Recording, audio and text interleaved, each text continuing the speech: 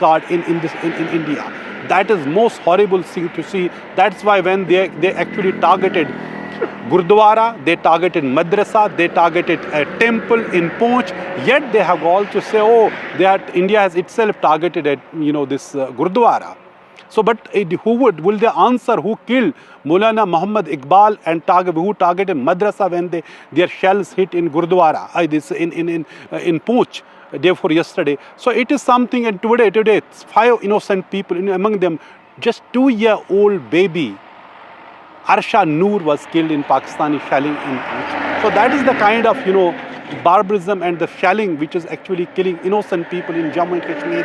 They continue to bear the brunt, but this time there's escalation, and the military targets, particularly the air bases from Pathankot right up to Srinagar, Avantipora, even in Leh, they have been targeted in last 24 hours.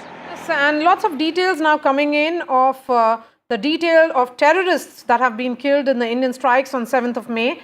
Remember, 7th of May is when Operation Sindoor began, and we have been saying that this is an ongoing operation. We'll be breaking those details in just a bit, but a word from Ghazali, who's joining us from Poonch. Ghazali, the district administration has issued advisories. What all does it include? See, both in Poonch, in Kathua, in Rajouri, from where I'm reporting, the district administration has issued advisories to people, generally because these 3 districts are in the firing line from shelling by the Pakistani side. So people have been advised to stay indoors. They have been advised, the lowest story buildings have been advised to put sandbags in front of on their windows, on their top of the rooftop, because most of these houses are taking the hit from the Pakistani side. And you see behind me all these vehicles moving. These are the people who are leaving the city area from Rajouri district and are moving to safer places in Jammu or even towards Punjab, the districts which are located far away from the either line of control or the international border. So right now, all the hospitals, all the other commercial establishments are closed across these 3 districts and other districts which are located near the LOC or near the international border, and people are migrating from here expecting that perhaps Pakistan will, or both sides will de-escalate, or the situation returns to normal. All right, Ghazali, since you're moving from one district to another and you're saying that schools are also shut, education institutions shut, shops shut, advisory is issued for the residents to move to safer places. Is there a sense that, as we have been asking other reporters also, that daytime ingress is continuing, that is only going up? What you saw 24 hours ago to now, earlier it was during the night or post sunset. Now it has started even during the daytime. See, Maria, the pattern keeps changing since 7th of May. When we visited Poonch, they were saying, the people over there said that perhaps heavy shelling happens after sunset in the dark hours.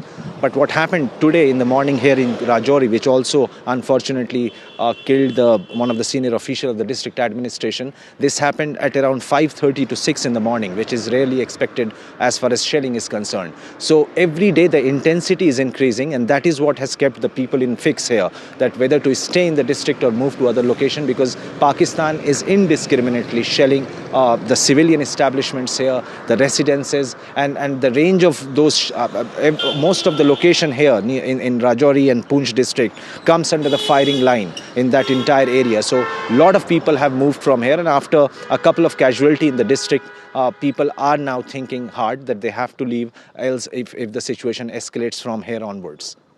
All right, Ghazali, thank you so much for joining us. In fact, government sources have now released a list of some of the terrorists who were killed in the Indian strikes on 7th of May.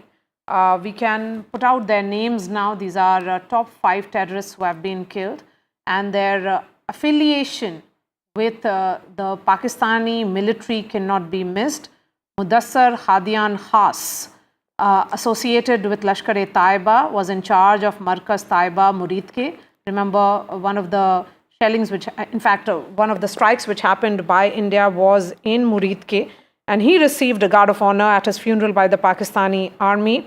A serving Lieutenant General of the Pak Army and the IG of Punjab Police, in fact, attended the prayer ceremony. So you cannot go higher than that. The Inspector General is the head of the civil police there, and the Lieutenant General obviously is the boss of the entire Pakistani army formation in the Punjab area. So that's the highest military and civil engagement with the funeral of a terrorist that the government sources are now indicating, clearly put out. In fact, on that, Indian Foreign Secretary actually had put out a picture showing the engagement of the Pakistani military and the police with such funerals. Now they have also given out details that we are now putting out for our viewers. These are very important details just to point out the fact that how closely Pakistani civil and military establishment is intertwined with organizations like Lashkar-e-Taiba. Remember, a globally proscribed UN-sanctioned terror organization, and some of the terror masterminds carry huge bounties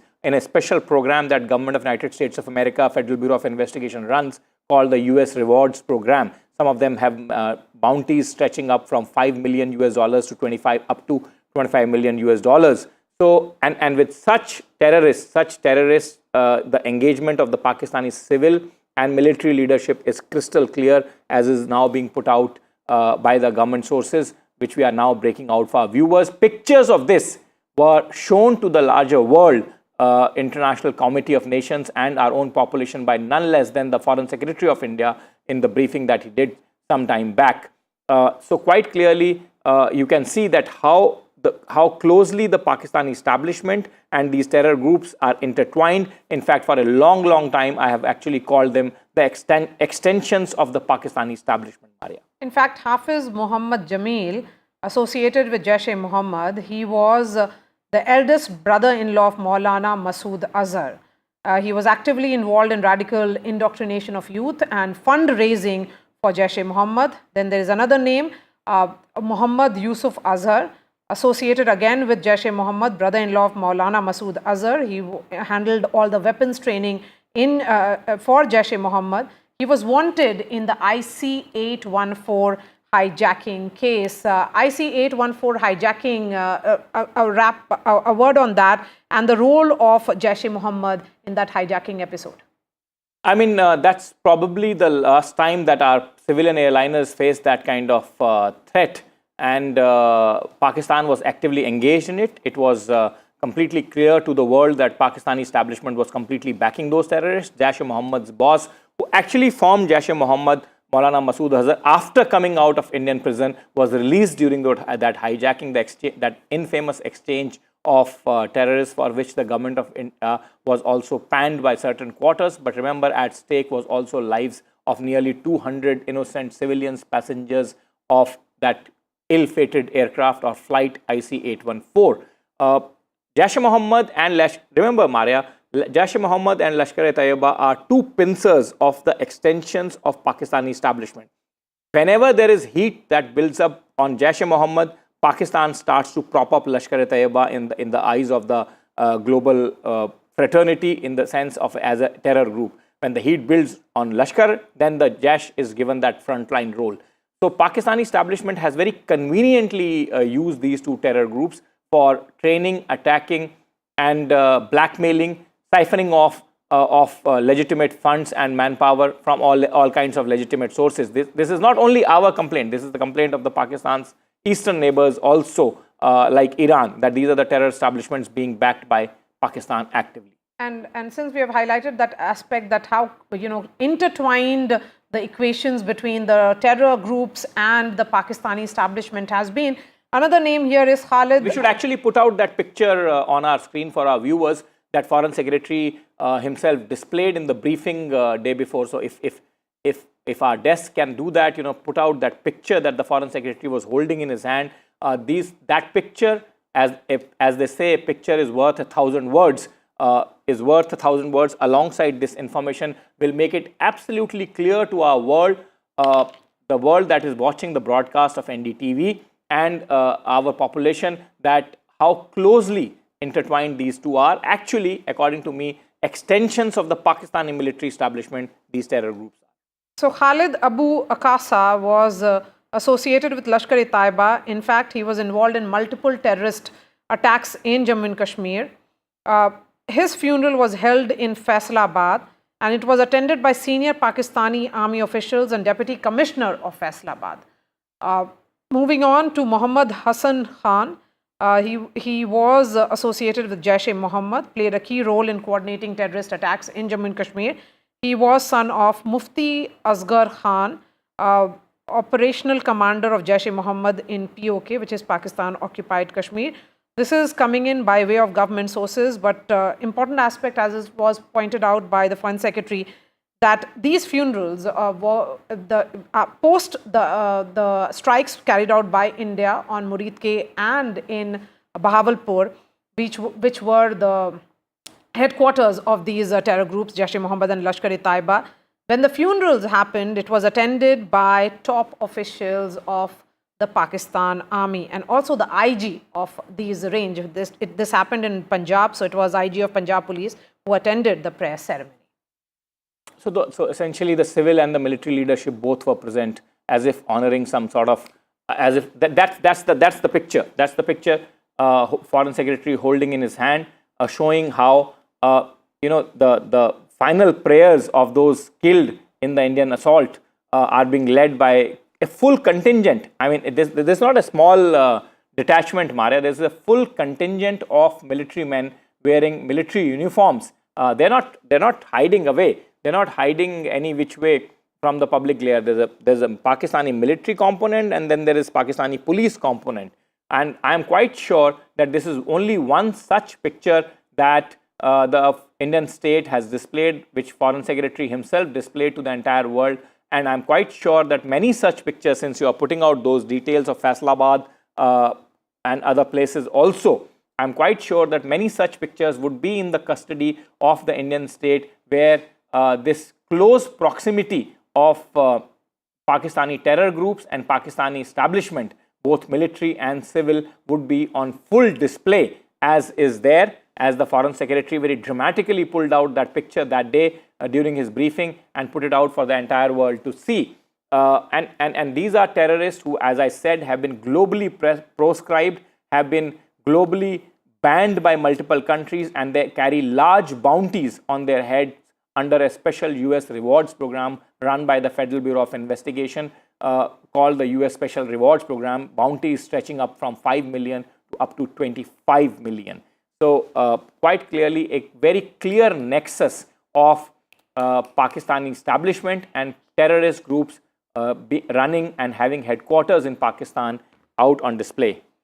Air Marshal Ahluwalia, former Chief of Western Air Command, is joining us. Air Marshal Ahluwalia, details coming in, and what is becoming increasingly clear, as Nikunj was saying, that these terror groups were essentially an extension of Pakistani military, and the fact that during their funeral, senior officials of generals and IGs are in attendance means a lot. I mean, as they say, a picture is worth 1,000 words. We are looking at those visuals as well. Yes, certainly. It is only a reaffirmation of what goes on in Pakistan. We all know, and it's an open secret, that the Pakistan deep state is actually running these terrorist organizations like JEM and LET. So therefore, this is once again reiterating and confirming what I think the world needs to know. And then what is happening now is they've led us into a situation where the two sides are in absolute, they're facing each other, ready to go into battle subsequently. We are at a very critical stage now, especially after the Pakistanis have hit, all our places, civilian organizations, civilian establishments, civilian residential areas, with these UAVs right across the LOC, and even places like Amritsar and places like Jammu, which have been very hardly hit. They've also tried to hit our bases. In some places, I don't think they have achieved any success, because the air defense setup that we've got has been very, very efficient in shooting down, I would say, these drones. These drones are not easy to shoot because they're very, very small. They hardly contain, I mean, they cannot cause very much damage, but they can be a nuisance value, like you see, in the Palestine conflict. But notwithstanding that, what do we do now? We have reached a stage where we are firing missiles at them. Missiles in the sense that we're firing missiles from the air, airborne platforms, and missiles from the ground, like BrahMos. Now, these are deadly weapons. So we've got into a situation as to who is going to blink first. And this is only going to go to the next step, to the next step, to the next step. And I only see the future here where we have to make sure that the Pakis bend their knees. Otherwise, the objective of teaching them a lesson as far as terrorism is concerned is going to be way off, because they're going to repeat it again and again and again. The Pakistani army Marshal and the deep Ahluwalia, state of Pakistan. let me ask you a question, which many people with non-military background, people like us and general population of the country, would be thinking about. We've seen a swarm of aerial ingress from Pakistan in the form of drones, sometimes in the form of fighter jets, sometimes in the form of other aerial objects. You can probably better classify each one of them. What is the objective? You are saying that they're not carrying too much of explosives. Are these swarms of aerial objects trying to test our defenses? Are they trying to unnerve the defenders of Indian borders? Are they preparing for something bigger? If you can explain for my viewer, if you can explain for our viewer, NDTV's viewers, as to what is the objective of this entire exercise. Is it to carry large-scale damage? Is it to demotivate the local populations? What is the principal objective? And if you can elaborate on that, sir. All this is basically a retaliation of what we did after 22nd April at Pahalgam. When we struck them, there's 5 terrorist launch pads across the POK, and 4 in the heartland of Pakistan. Now that was the starting point. Firstly, of course, the starting point was 22nd April, Pahalgam. But over here, we were able to use the kamikaze drones like the Heron and the Herpes, which actually delivered devastating damage to the infrastructure, the training areas, the habitats of all these terrorist organizations like the JEM and the LAT. Now they have to react to that because much of it is political. The very existence of the deep state of Pakistan vis-a-vis the Pakistan ISPR and the Pakistan army is based on anti-India stance. Now, if they do not react, then they're finished politically. They're not going to let this happen. So all this is nibbling at the moment. The question is, how far are they going to nibble and irritate? I think this is mostly, more than anything else, irritation. Notwithstanding, unfortunately, a few people on our side losing their lives. And what's more, they are actually breaking the rules of engagement by hitting civilian areas. Very unfortunate, especially those people who are living on the borders, on the line of or close to the LOC. They are suffering tremendously in terms of their infrastructure, their buildings, their habitats, but very importantly, their lives as well. So therefore, this has been a retaliation, which they had to do some sort of retaliation. Now the big question is, are they going to leave it at this? Are we going to leave it at this? Are we going to use our platforms, aircraft, to fire missiles with devastating effect? Or are we going to use our UAVs with devastating effect? And if this continues, if the Pakistani army gets into it, I don't think they'll do anything in the LOC because the terrain is terrible. the terrain is no good for offensive action. But down the plains of Punjab, onto the desert areas, it can be tricky. And if they get into that, then it will become an all-out war. And slowly, I think we have to be very careful. These guys, now they're putting out that they're ready to use the nukes if required, or they're still contemplating how to position the nukes. They had that meeting, or they announced that the meeting of their command center, the command committee that is in charge of pressing the trigger, they are meeting and they're going to decide. So notwithstanding all that, it's going to be murky as we go into the future. How far we go is, I think, nobody's guess. It's neither Pakistan nor India that will be able to dictate how far and what to do.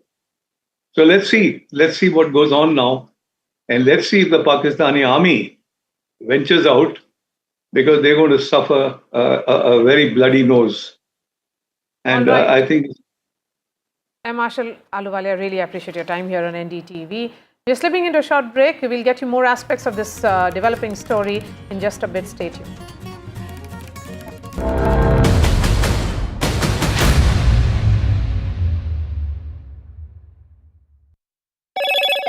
Hello, Moto. Motorola, India's leading AI smartphone brand.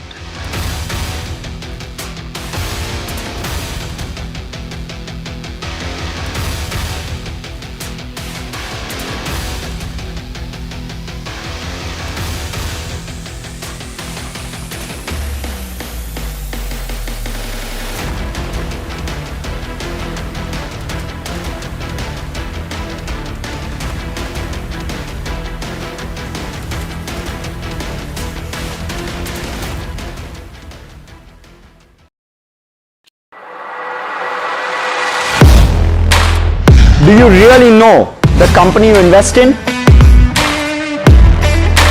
What is the real picture behind presentations and claims? Is the outlook as rosy as the company claims? Know Your Company, powered by NDTV Profit Research, shines a light on the biggest stock market movers.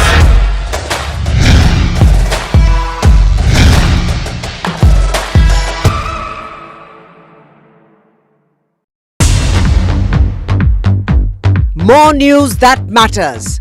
Big exclusive, Tulsi Gabbard gunned down by Pakistan-backed cowards. When you interact with people on ground, you're able to reflect their sentiments much better. More debates that shake the system. More exclusives you won't find anywhere else. Not just another prime time. It's a prime time that's unmissable. I've been reporting on all issues big and small from Andhra Pradesh, Telangana, rest of South India, bringing you all the action, all that you need to know, all that you want to know. The energy of maximum city is infectious. I'm bringing that energy in our news coverage from financial capital Mumbai. Covering from the southernmost part of India over the last 23 years. I bring in-depth and 360-degree coverage from the Dravidian heartland. The land of Mishti, also known for its bitter politics. I have seen much water flow under the Howrah Bridge, covering Bengal in all its vivid colors. India's IT capital is always bustling, a city full of startups, stories and surprises. And I keep you ahead on all the Bengaluru buzz.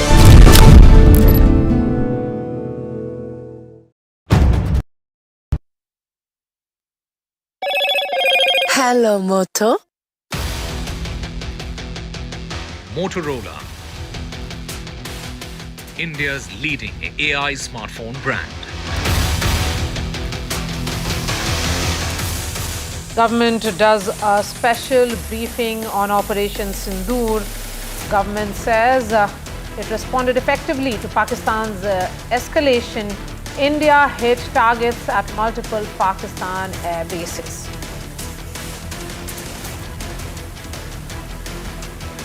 Government says Pakistan actions are provocative and escalatory in nature. It reiterates that that several multiple air bases were being targeted by Pakistan.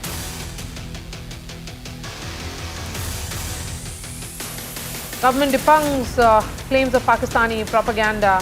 Pakistan attacked 26 locations. Time-stamped images of Indian air bases undamaged shown.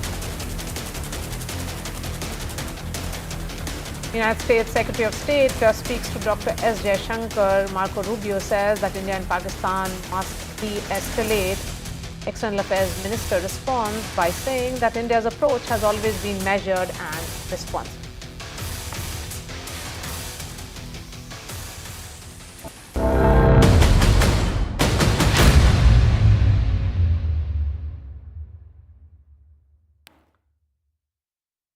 And our teams of reporters are on ground getting you all the highlights, all the details from ground zero in Jammu and Kashmir to Punjab and also in Rajasthan. Here's a report by Shivarur from Dal Lake. We're on Srinagar's famous Dal Lake because in an area just ahead of where we're sailing right now is where a Pakistani drone was intercepted and actually fell into the Dal Lake. Now, before you get worried, I have permission to be here. I've spoken to the agencies because the drone that was shot down in airspace over Srinagar and crashed into the Dal Lake has been recovered by the agencies and has gone for analysis. But I wanted to give our viewers here on NDTV tracking our ground coverage just a sense of how in the middle of a population center, Pakistan has been sending offensive weapons. Now, we are told it was some kind of a long-range loitering munition or a drone. While we were reporting this morning, we heard a series of loud explosions, and it's difficult to pinpoint, but at least one of those explosions must have been the interception of a drone somewhere in this airspace, finally landing near that brick bridge right here on the Dal Lake. There have been as many as 14 explosions, including 2 in the afternoon. Most of them in the morning. We are told that air defense systems have activated in and around Srinagar near the airport and beyond, bringing down a variety of drones, confirming once again that last night's drone strike attempts in Srinagar and several other places, we are told about 26 different places, is continuing today as well. We heard it with our own ears and it was captured on NDTV's cameras. What Pakistan does next will depend on how it handles the Indian airstrikes that have taken place as a retaliation on their military bases. Remember that phrase, military bases, viewer, because here in Srinagar, a highly populated city with lakhs of people living around the Dal Lake, Pakistan sent a loitering munition capable of killing lots of people right into a population center, signaling very, very clearly that it doesn't care for civilians and it doesn't differentiate between population centers and military targets. With Ashwini Mehra on the Dal Lake in Srinagar, Shiv Arur for NDTV. We're on Srinagar's famous...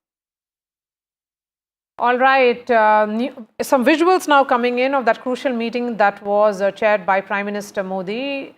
In fact, Rajnath Singh, Raksha Mantri and other heads of 3 forces were in attendance as well. We'll try and play those visuals right on your television screens. And Aishwarya will be joining us. The significance of these meetings, Nikunj, which are taking place in Delhi, Prime Minister Narendra Modi doing an overall assessment. Then you have Raksha Mantri meeting Tri-Services Chief, Home Minister Amit Shah meeting paramilitary forces. Well, Maria, now this is a very crucial stage of this entire conflict. Part of the meetings, of course, would be now to safeguard the civilian population in the border areas.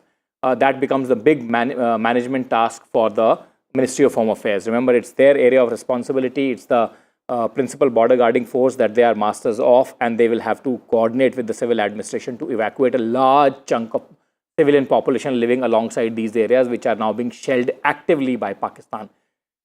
But what further steps we have to take now to bolster our defenses, be the offensive action against Pakistan from deterring them for any kind of mischief that they have been carrying out for last couple of days now, or in fact more. That is also now a very important part of the entire strategizing, and that is why Prime Minister himself at the superstructure of the political structure of the country, at the apex of the political structure of the country, meeting not only the service chiefs but also the civilian leadership, including the National Security Advisor and his top ministers, just to fine-tune and strategize each component of that strategy. Each minister will do the responsibility of his executive line ministry, the home, the defense, etc. And then at the level of the Prime Minister, the overarching strategy to deal with Pakistan, including the defensive action to safeguard the populations from the Pakistani action, would be decided. So, but it's a regular monitoring, regular assessment, because it's a dynamic situation, and the Prime Minister at the helm of the political structure of the country is very hands-on, is what is also becoming very clear. He has displayed that political will when Operation Sindoor was carried out. India has sent a message of a new security doctrine, which will be very different from what it was in pre-Modi era. Well, absolutely, that's fine, Maria, but this, as the chief executive of the government, cannot settle at any other level. This has to settle at the Prime Minister's level, because it's the Prime Minister who will have to congregate each one of them, various stakeholders, his top apex ministers of defense and home, and National Security Advisor, and the military brass. The least to say, who are all present here, at least in this meeting. So all of this, the entire whole of strategy here can only be solidified at the level of the Prime Minister, and his directions, like in any other case, would be final. As I said, multiple components now to it. The first and principal component is deterring Pakistan from carrying out further aggression, responding to Pakistani aggression, and then the third, equally important component, I would say, of safeguarding the interest of the civilian population, safeguarding the civilian populations actually now physically very much. So all these components of various line ministries' executive responsibility has to be fine-tuned at the level of the Prime Minister, and final direction issued to the people on the ground. All right, we are shifting from the story now to the call that has happened. In fact, multiple calls are taking place between India and US and Pakistan, certainly United States playing the role of the interlocutor now. United States Secretary of State Marco Rubio has spoken to Dr. S. Jaishankar, Foreign Affairs Minister, and he has said that India and Pakistan must de-escalate. In fact, there was a proposal that came in from the US that they will support in discussions if India and Pakistan were to agree to it. In fact, India's approach has always been measured, is a message that came in from External Affairs Minister, and Pakistan has also spoken to Saudi Foreign Minister. Rubio has dialed Pakistan Foreign Minister Ishaq Dar, and US has offered support in discussions, and all this happening at a time when Global Times, which is the mouthpiece of Beijing, has actually said that they believe that India and Pakistan must de-escalate as well. Vishal is joining us live. So Rubio has spoken to Pakistan Foreign Minister Ishaq Dar as well, after having spoken to General Munir. Yeah, after having spoken to General Munir, and then he spoke to S. Jaishankar, and he actually spoke to S. Jaishankar and Ishaq Dar almost at the same time, because both the releases from the US administration came in at the same time. And the wordings are almost the same in both the releases. They ask for de-escalation and ask both the countries to start communication lines which had been severed in the last 48 to 72 hours. The US administration wants both the countries to start speaking again so that there could be de-escalation. And as we've been reporting, there have been several nations in the Middle East, rest of the world, that have been trying really hard to de-escalate the situation. The Iranian foreign minister was visited both the countries in the last 3 days. Saudi Arabia's top official from the foreign ministry was also here and also visited Pakistan. That was almost like an unannounced visit. So there have been a lot of these meetings, these backdoor diplomacy meetings that are trying to allay tensions. But the ball is quite frankly in Pakistan's court, as we've been reporting that the escalation has always been from that side. India has proven that it has only targeted military installations, and that has also been only because of provocations from across the border. So that has been the gist of the story so far, but it also remains to be seen what Trump says now. All right, Vishal, thank you so much for joining us. That's all from me. News and updates will continue on the other side with Vishnu and Aarti.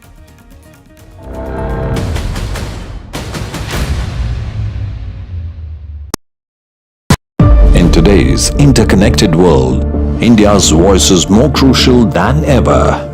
When India speaks, the world listens. At NDTV World, we are that voice, bringing you intelligent and insightful news from India and beyond. From geopolitics and diplomacy to economic shifts, migrations, tech disruptions, and the stories of our diaspora. We cover the news that shapes our global future. NDTV World, your new home for global news is here.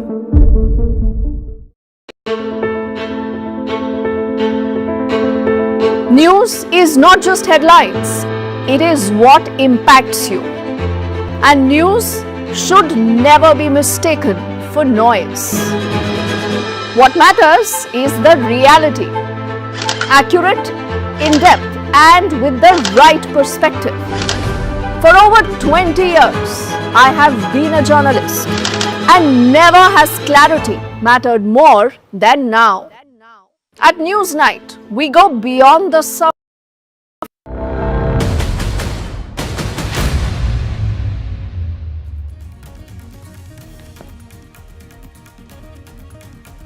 Government sources share details on terrorists killed by Indian forces. Sources say top terrorists have been killed, 3 Jaish-e-Mohammed and 2 Lashkar terrorists have been neutralized.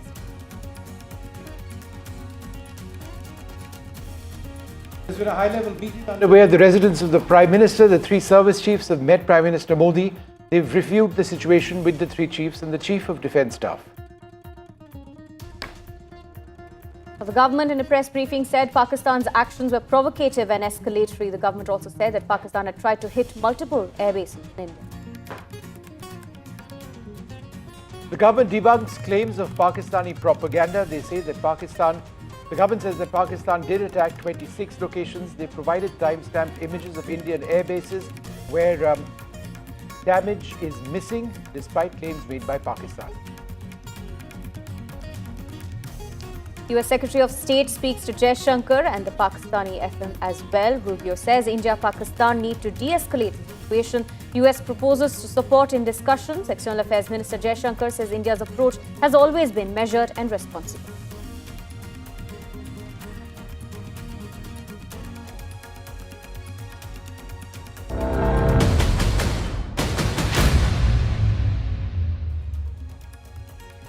Good afternoon. We continue to bring you our non-stop coverage of what is a warlike situation between India and Pakistan with multiple attacks which have been underway now for the last couple of days. That situation remains particularly difficult now, but as a result of all of what is happening, the Prime Minister is meeting the 3 service chiefs, the Air Force, Army and Navy chief, also the Chief of Defence Staff, and they are reviewing the situation on the ground. Joined now by my colleague Aishwarya Jain, who's been tracking this particular meeting. Aishwarya, this is one of several meetings which have been going on since the morning, right? Well, that's right. Multiple meetings have taken place since morning. We have reported that it was a long-hour meeting that went on at Defence Minister Rajnath Singh's residence, first in which he was briefed by National Security Advisor Ajit Doval. It was CDS who also went on to meet Defence Minister, a separate meeting in a huddle of the 3 service chiefs at South Block that went on for almost 2 hours. And after those briefings, it was all who have now arrived at 7 Lok Kalyan Marg, which is Prime Minister's residence. Let me quickly show you these visuals of Prime Minister's residence over here, where a high-level meeting is still underway as far as Defence Minister Rajnath Singh, CDS Ajit Doval, CDS Anil Chauhan, NSA Ajit Doval, and all the 3 service chiefs all are present inside 7 Lok Kalyan Marg, and there we can see the visuals as well of the meeting. Prime Minister is currently chairing on the ongoing tensions between India and Pakistan. Of course, there are certain actions that the Indian armed forces are regularly, doing, and they had been updating on a regular basis as far as the visual proofs or how there has been attempt of infiltration bid and how Pakistani forces are indulged in hitting Indian civilians. And it is India's stand that is very clear that India is just retaliating to what Pakistan is doing. They are hitting our civilians, and we are defending our territory and standing instructions from the Prime Minister. Of course, the sources earlier stated that Prime Minister has stated that it is Indian armed forces which are being given complete free hand. Prime Minister believes in the professional capabilities of the Indian armed forces, and certainly the final lot comes from the top dispensation, the top leadership of the country. But of course, after those briefings, Prime Minister currently chairing this high-level meeting, which has started almost half an hour ago. That's right, Aishwarya, and this meeting also comes at a crucial time because we've seen that in the past couple of days there's been a lot of escalation, especially this morning, and we've also had an unprecedented briefing from the government in the morning as well, talking about how India's action in Pakistan. Well, Pakistan launched coordinated attacks from drones and missiles on the Indian territory. It was interjected by the air defense systems, and the most important thing to note is on a daily basis, as we are witnessing these ceasefire violations, the artillery gunfires across the line of control and international border, and how Pakistani army is up to attack the Indian civilians as well. And because of these ceasefire violations, there have been several casualties that have been reported since the engagements had begun between India and Pakistan. There has been visual proofs that had come out, and on a daily basis, it is, of course, the Indian army which is releasing these visual evidences of how Pakistani troops are indulged in hitting the Indian territory. So, it is, of course, the top leadership in the government which has also stated that, the Indian armed forces are taking every action possible, but the top leadership, Prime Minister, Home Minister and Defense Minister, very, very closely monitoring every situation day and night. All right, half a second, Aishwarya. We're going to move on now to the other big story that we are tracking today. The government has released details of terrorists killed in Indian operations. Why is this significant? Because remember, all of what we are seeing right now is because of Pakistan's terror attack in Pahalgam. Now, after that, India did attack Pakistan. We attacked Murid, we attacked Bahawalpur, several other areas where top terrorists of the Pakistani terrorist groups, the Lashkar-e-Toiba and the Jaish-e-Mohammed, have been trained. These were particular sites which facilitated attacks, including 26/11 against India. We now have details on who the terrorists were who have been eliminated as a result of India's actions. This is critical because ultimately all of this is post that Indian operation to get rid of terrorists. My colleague Maria Shakil with us at this stage. Maria, would you like to run us through some of the key names which have now emerged? Yes. So let's start with this list, and Vishnu, we have been saying that, and that's what the Indian establishment here also has been emphasizing on, that the terrorists who have been killed are linked to Jaish-e-Mohammed and Lashkar-e-Taiba. These terror outfits have been carrying out attacks on Indian soil not once but multiple occasions in the past. Remember, IC-814 hijack which happened. In fact, someone who carried out that hijack was wanted in that case, has also been killed, Muhammad Yusuf Azhar. He is brother-in-law of Maulana Masood Azhar. He handled, in fact, weapons training for Jaish-e-Mohammed and was responsible for multiple terrorist attacks which took place in Jammu and Kashmir. Besides that, other names which includes Mudassar Khadian Khas, who was in charge of the Mazkar Taiba in Murid Ke. His funeral, as was pointed out by Foreign Secretary, was attended by the serving Lieutenant General of Pakistani Army and also the IG of Punjab Police in Pakistan. So the emphasis being made here by the government sources, Vishnu, is that they have worked closely with the Pakistani military military and the entire Pakistani establishment in carrying out those terror attacks on Indian soil from across the border. It was cross-border terrorism and the planning and was carried out, it was done on the Pakistani soil.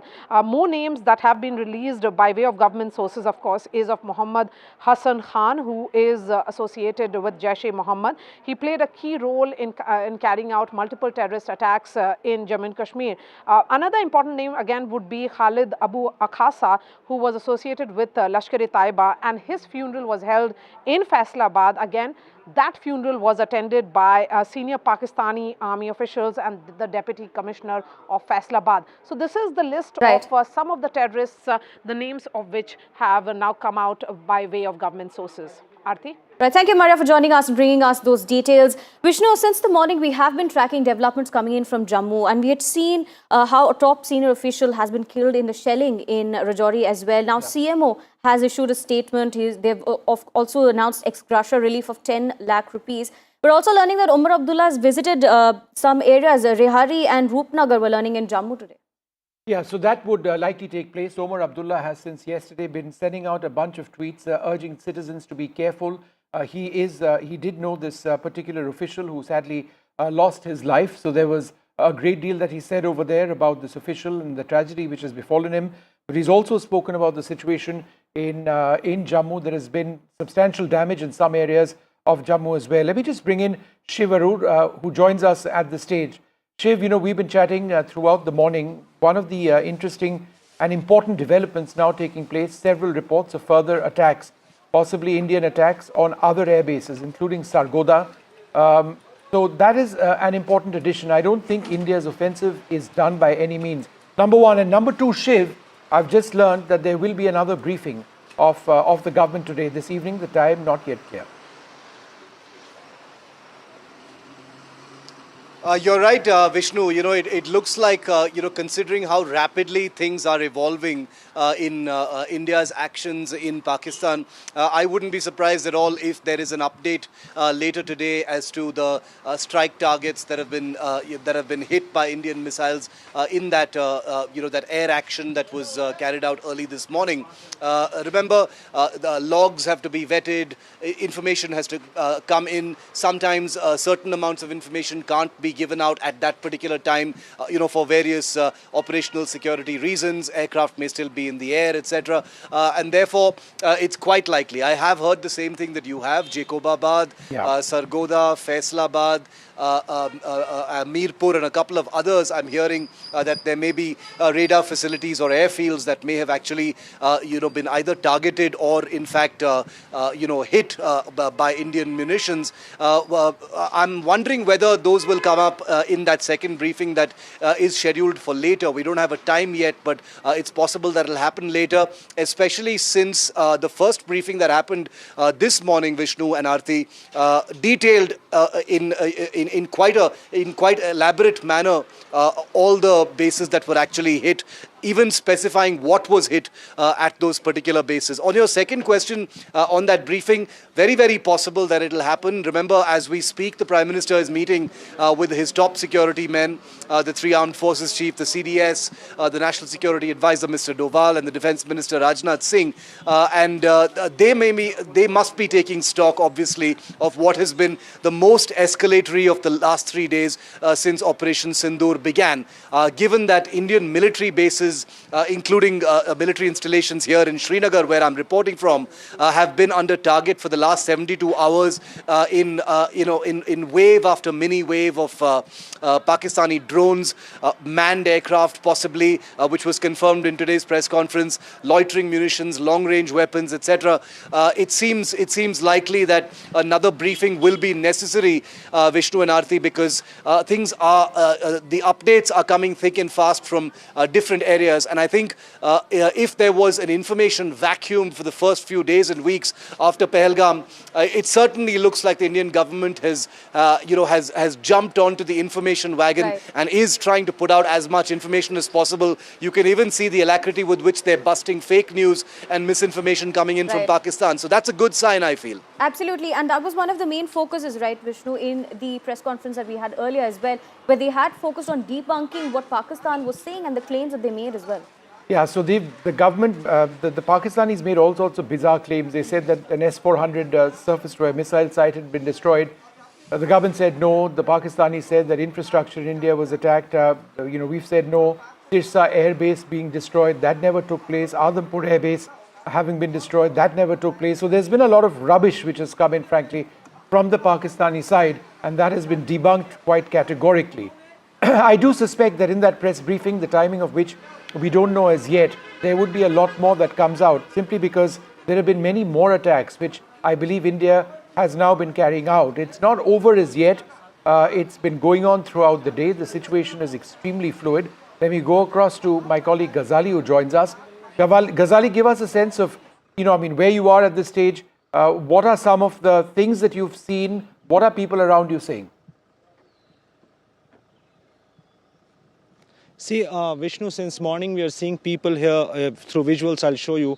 A lot of people are just moving from here, migrating to other safer locations. There are cars behind me which are coming from higher areas, from the higher altitude areas of Rajouri district. And every car is coming with people who are moving with lock, stock and barrel from this particular area, because they're uncertain that by when Pakistan will stop the shelling near the line of control, because all these villages towards this hilltop are closely located to the line of control, and for the last 4 days, at least since 7th of May, there has been heavy shelling by Pakistan, and the pattern keeps changing. Earlier it was expected that it will only be after sunset or in the evening hours, dark hours, but today with the death of one of the senior officials who was killed in shelling early morning at around 5:30 to 6 has certainly created a kind of panic among the residents here who are moving towards the safer areas. The Deputy Commissioner and the administration of Kathua district, Rajouri district and Punch, which is closer to the line of control,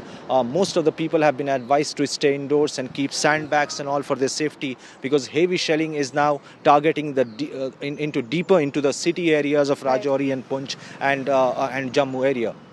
That's right, Ghazali. Rajouri, Poonch and Jammu were perhaps the worst hit this morning, at least when it comes to Pakistani shelling. Our colleague Gurpreet also joins us. Gurpreet, now from Firozpur, we're also saying, like Ghazali was mentioning, there are people who have now started to leave the area.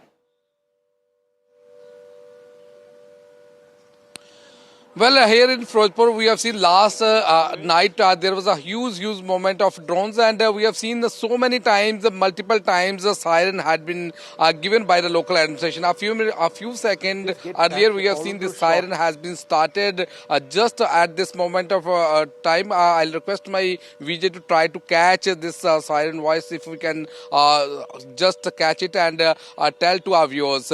What we have learned, this whole border area, whether it's a district of Firozpur, Gurdaspur, Amritsar, even Pathankot as well as Fazilka.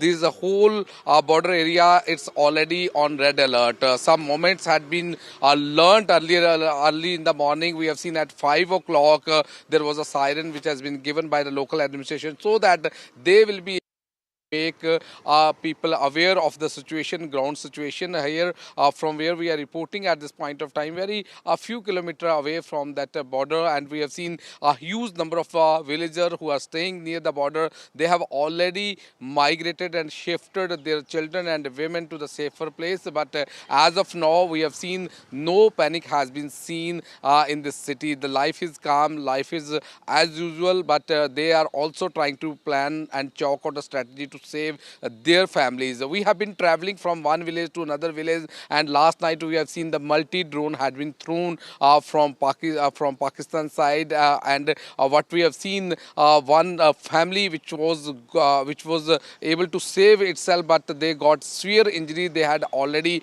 been admitted in the hospital. They are already getting the treatment, and what we have learned, one woman was... Gurpreet, sound down for a moment. We've got breaking news now. That entire meeting which was being held with the Prime Minister, the Chief of Defence Staff, the Armed Forces Chiefs, that is now over. We're joined by NDTV's Aishwarya Jain. Aishwarya, any details that you can share? How long was this meeting? Well, the meeting lasted for almost an hour. It was Prime Minister who was briefed about the ongoing operations along with the line of control and international border of the Indian Armed Forces. It was, of course, all three tri-service chiefs along with the CDS, NSA and Defence Minister Rajnath Singh, all were present in this meeting. Almost 1 hour was something that the meeting took place. It was, of course, a louder message that had come out that entire country is together with our armed forces, and as the message has been given loud and clear by Prime Minister time and again that free hand has been given to the Indian Armed Forces. The next step and the next sort of action, if there is a possible attack from the Pakistani side on Indian civilians, and what sort of action Indian armed forces can take are some of the crucial points certainly would be discussed. These are strategic and very secretive meetings in nature, and therefore, much details do not come out. But of course, Prime Minister yet again chairing within 12 hours another meeting with the top officials, the top security officials of the country. Right, Ashwarya, stay on with us. We're also being joined by our colleague Nazir as well.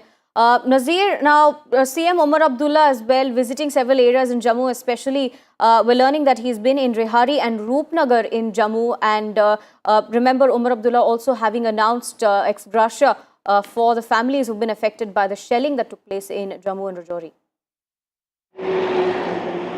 Well, it's again a tough time for the elected government to reach out to the people, and perhaps same thing is being done by Omar Abdullah. He's trying to reach out to people. Therefore, yesterday when there was huge, projectiles were fired towards Jammu city, he reached there early in the morning, Jammu, and since then he has been meeting people, affected people, particularly those who have either been hit by Pakistani shelling or those who have been displaced are living in the shelter camps which have been set up by the government. And many other ministers have gone to different areas, whether it is North Kashmir or other places, or Poonch, Rajouri as well. And it is the duty of the government to reach out to people and ensure they get shelter, they get food, and they get basic facilities in these trying times. Because it's not they're doing, Pakistan is shelling innocent, people, villages. Innocent people are getting killed, their houses are being destroyed. I have seen several such houses which have been damaged in Pakistani shelling. So it is the administration's responsibility to reach out to those people. In fact, one officer lost his life in the line of duty, Rajkumar Thapa. He was in additional deputy commissioner, Rajouri. He died after Pakistani shell from Pakistan hit his official residence. So that is the officials, people in the government. They're trying their best, and actually even that he paid a price with his life, but did not abandon his duty. And I could see pictures also, Chief Minister visiting his family also in Jammu. Right. And also this ex gratia relief, this compensation, some compensation has also been announced for the victim families by the government. But having said that, it's a very, very tough time. Nazir, half a second. We just need to quickly, move on with all of these developments. Let's just go back to some of the footage that we've been playing out in the last little while. Now, this is some of the first footage which was released earlier on this morning, showing the Indian Army carrying out its attacks. So let's play out that footage of the Indian Army carrying out. This is the footage. Let's have that up full screen if we can. And let me describe this. This is across the line of control in parts of Jammu and Kashmir, where, as you will see over here, several Pakistani terrorist camps have been taken out.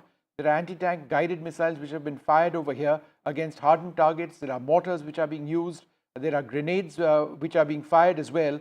That is an anti-tank guided missile, 2 of them in fact, which home into a certain target, which, as you can see over there, these buildings being completely demolished. There have been several rounds which have been fired over here, and a lot of this video has been showcased by the Army earlier today in that press conference. There was other footage as well. We'll try and have that out on nighttime strikes. If we can pull out that earlier footage a little while later on and show that as well in a while from now. But this is some of the most clear footage of a huge fire strike by the Indian Army on posts right across the line of control, which have inflicted a substantial hit on Pakistani infrastructure. What you see on that right-hand side of your screen briefly was a grenade launcher. Now, this is footage which was shown earlier on today. This was at night, infrared vision, again showing hits on Pakistani bases. It's unclear what weapon system was used, but again, these are Pakistani posts which have been taken out. There's a third bit of footage as well which has emerged of a particular site where drones were being launched by the Pakistani army. That particular site across the Jammu front in Pakistan was also taken out by the army quite clearly. So these are small examples of the army carrying out attacks. Now these are the quote-unquote the relatively smaller attacks, important nonetheless. The big ones have taken place on the air bases in Pakistan, which we've been talking about. We'll keep doing that in a little while from now. But let's listen into some of the key points mentioned by the spokesperson of the Indian Air Force, Wing Commander Vyomika Singh, on the attacks which were carried out by India and what India has had to endure as well. Pakistan military continued with its provocations, carrying out aggressive actions employing multiple threat vectors all along the western border. Pakistan employed UCAV, drones, long-range weapons, loitering munitions and fighter aircrafts to target civilian areas and military infrastructure. Pakistan military also resorted to air intrusions using drones and firing of heavy caliber weapons along the line of control. Along the international border and the line of controls, air intrusion and several harassment attacks were also attempted from Srinagar till Nalia at more than 26 locations. Indian Armed Forces successfully neutralized these threats and majority of the vectors. However, limited damage was sustained to equipment and personnel at Indian Air Force stations at Udhampur, Pathankot, Adampur and Bhuj. There were also several high-speed missile attacks noticed subsequently after 0140 hours in the night at several air bases in Punjab. In a deplorable cowardly act, targeting of civilian infrastructure also had taken place, where Pakistan attacked the Medicare center and school premises at the air bases of Srinagar, Avantipur and Udhampur, yet again displaying irresponsible targeting of our civilian infrastructure. In a swift and calibrated response, Indian Armed Forces carried out precision attacks only on identified military targets. These included technical infrastructure, command and control centers, radar sites and weapon storage areas. Pakistan military targets at Rafiqi, Murid, Chaklala, Rahim Yar Khan, Sukur and Chunya were engaged using air-launched precision weapons from our fighter aircraft. Radar site at Pasroor and Sialkot Aviation Base were also targeted using precision munitions. While carrying out these responses, India ensured minimum collateral damage.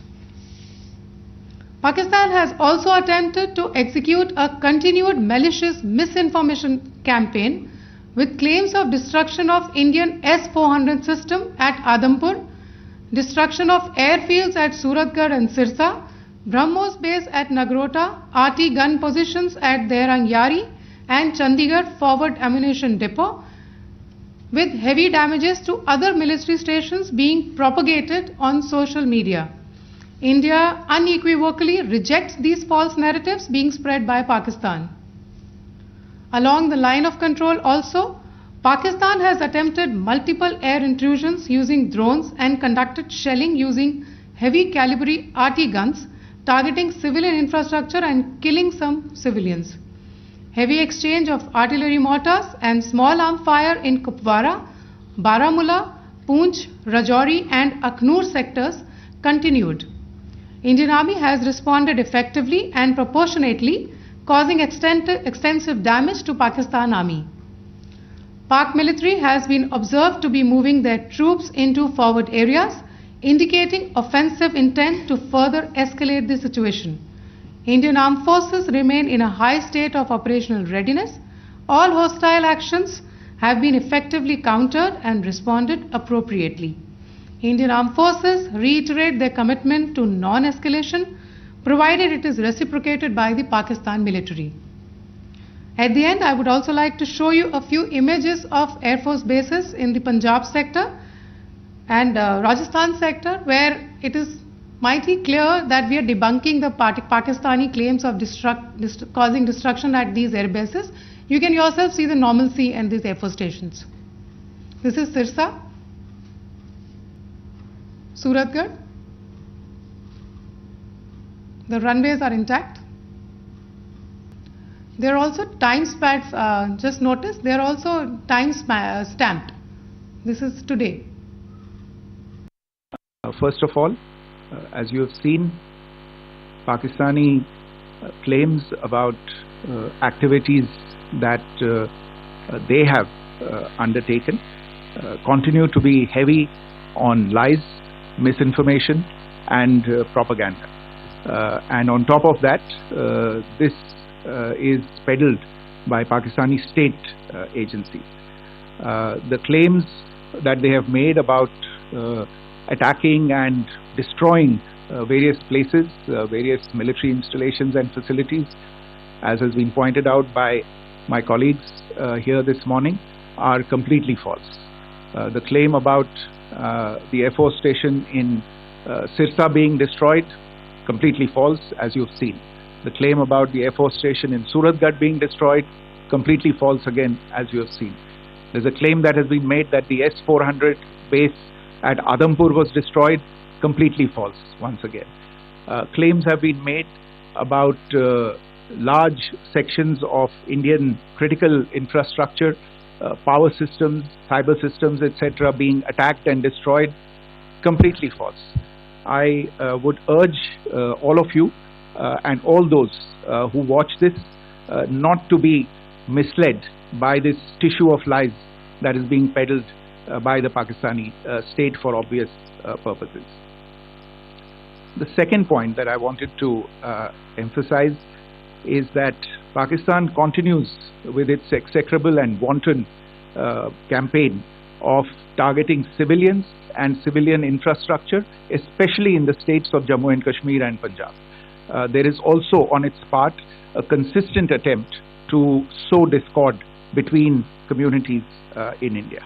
As I said, there has been a particular focus in its targeting of civilian infrastructure and the population in Jammu and Kashmir and Punjab.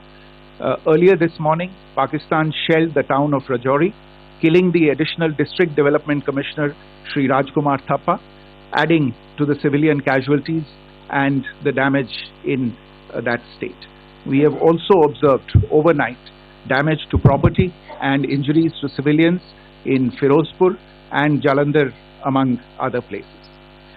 Finally, as I said, Pakistani officials also continue to make ludicrous claims about India firing missiles towards Sri Amritsar Sahib. As I said, these lame attempts to divide India are doomed to failure.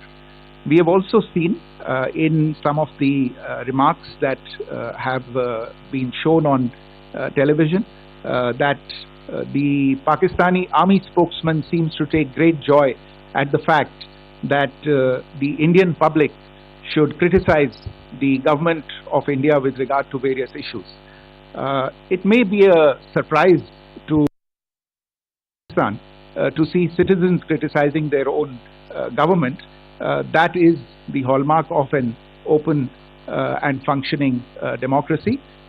Pakistan's unfamiliarity with that, again, should not be surprising. And finally, there is this yet again completely ludicrous claim that Indian missiles have hit Afghanistan. Totally frivolous allegation, and I only want to point out that Afghan people don't need to be reminded about which country it is that has on multiple occasions in just the last 1.5 years targeted civilian populations and civilian infrastructure in Afghanistan.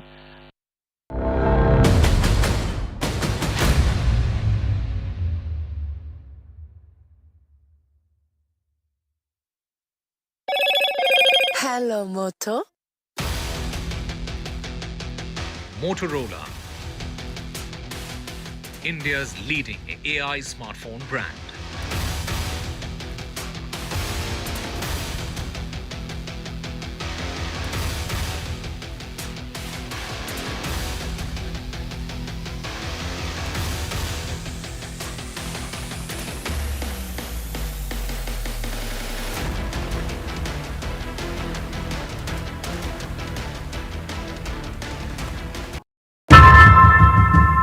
often have you turned away from debates that descend into endless fights?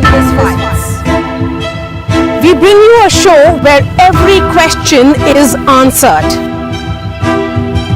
where every debate finds its resolution, where every story finds its conclusion, where opinions collide but facts prevail,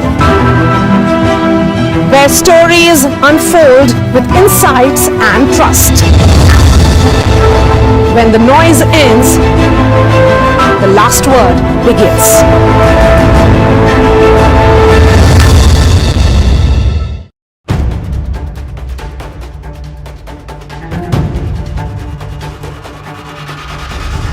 If it matters to you, if it matters to you, if it matters to you,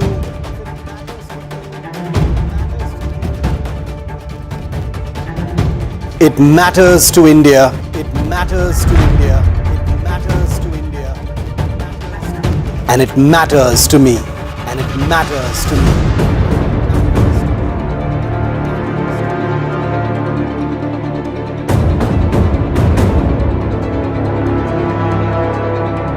India Matters with Shivaru, only on NDTV 24/7.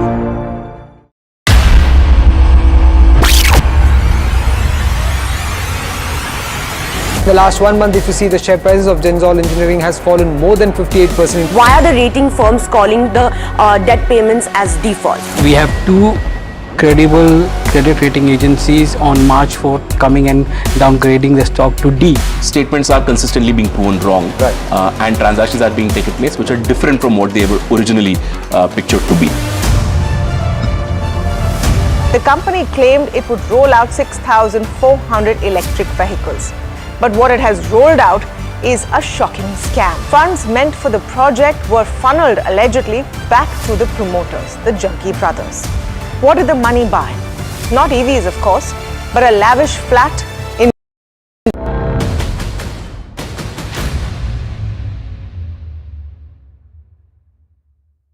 Welcome back. What happens next? It's been a day of intense military activity across the line of control and the international border. Pakistani air attacks continue. India hitting back at Pakistan very, very hard indeed.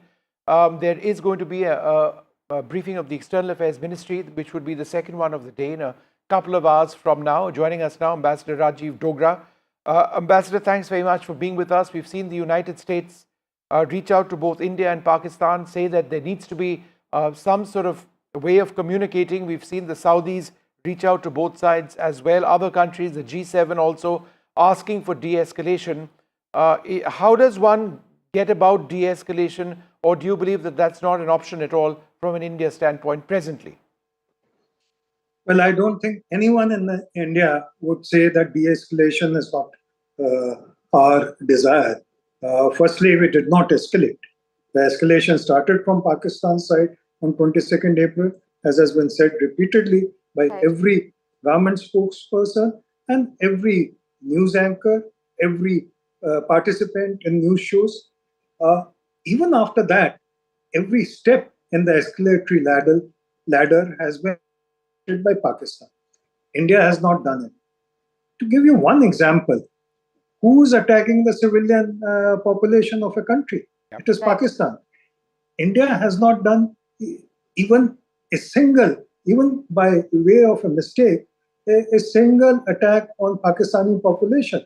It has erred on the side of caution in ensuring that no one in Pakistan who's a civilian is injured by our missiles, drones, or shells or bullets. So, but coming back to your question about whether escalation is desirable or de-escalation is necessary, let me ask you and Pakistan, through you, Pakistan, a question.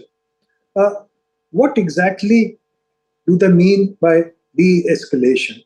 Do they mean that they will call off their terror agencies? Does it mean that they will dismantle institutions that exist at Muridke and other places?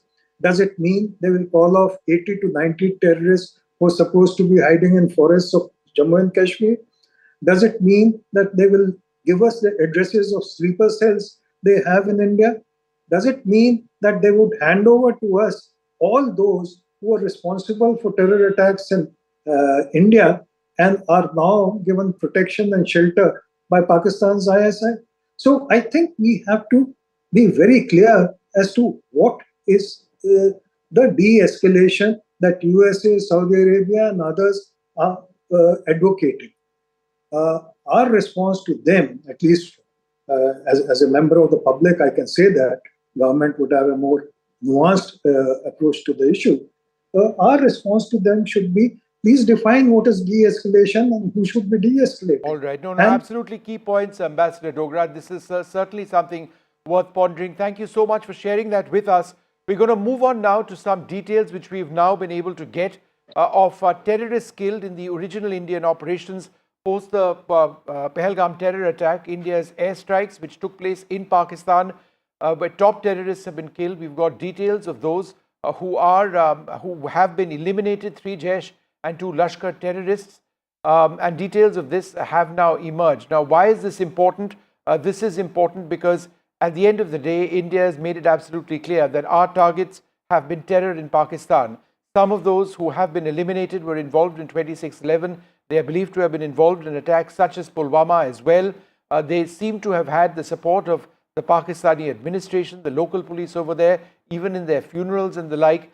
There is a real sense that India has achieved a great deal in taking out these terrorists. Of course, Pakistan has retaliated with military force, which is being resisted extensively by India presently, with even more reports coming in of further Indian military strikes on Pakistani bases, even this afternoon.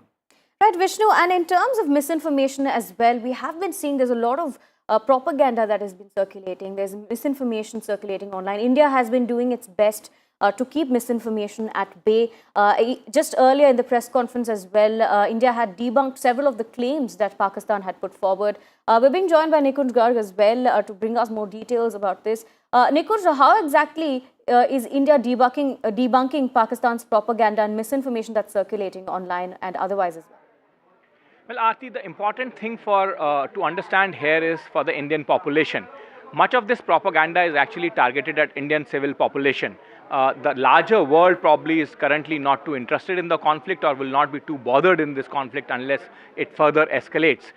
Pakistan is basically trying to demotivate through a large online campaign, particularly the population that it is targeting, and send out a message that Government of India or the Government of India's other wings are somehow failing to act upon the responsibility entrusted upon them. Pakistan obviously is a past master of misusing social media elements or even propaganda on the mainline platforms. They have activated their complete machinery at this moment also, as is expected in a near war-like situation that we are in currently. Obviously, Pakistani side will leave no stone unturned, knowing their weaknesses, knowing chinks in their armor, and would try to impress upon a larger section of population, both in India and Pakistan back home also, that they have been able to inflict large-scale damage. Government of India, as you have seen, that the Press Information Bureau has set up a fact-check unit. They have been constantly debunking any kind of propaganda that is being pushed by the Pakistani handles.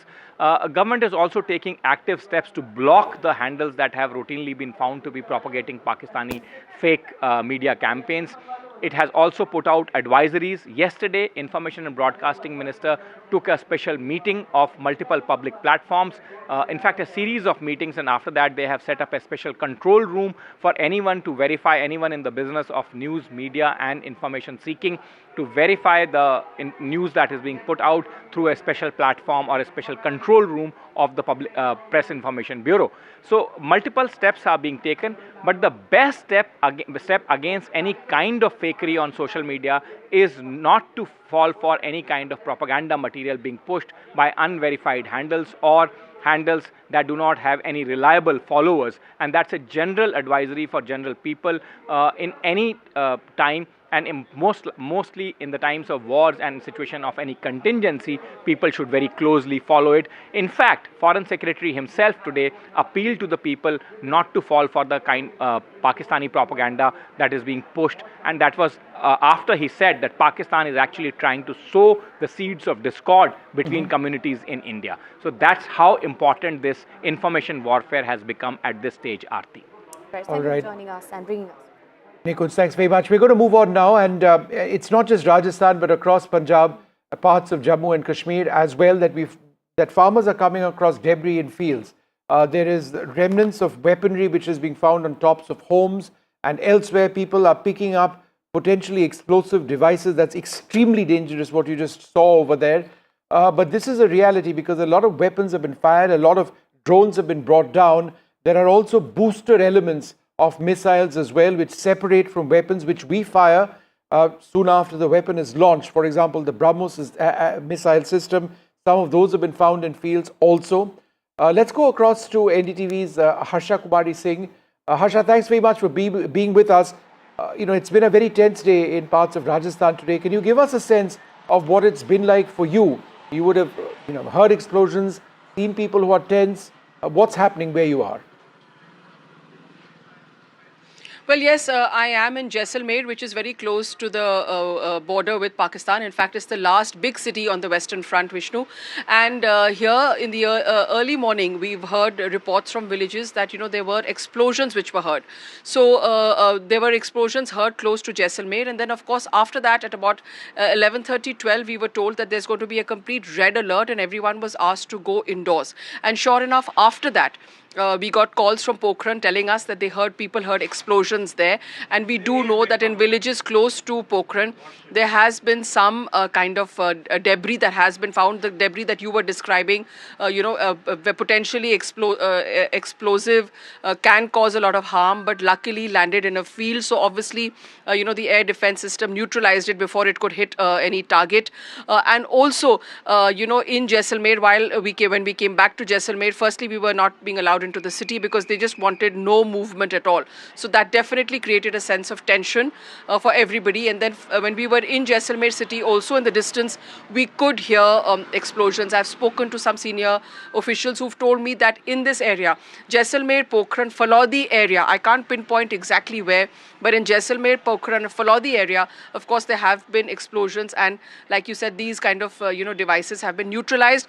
But where I did go this morning, and it was astonishing that there was such a big crater that has been created in the ground by one of these devices that was neutralized just about 30-40 kilometers from Jaisalmer. So let's see that report.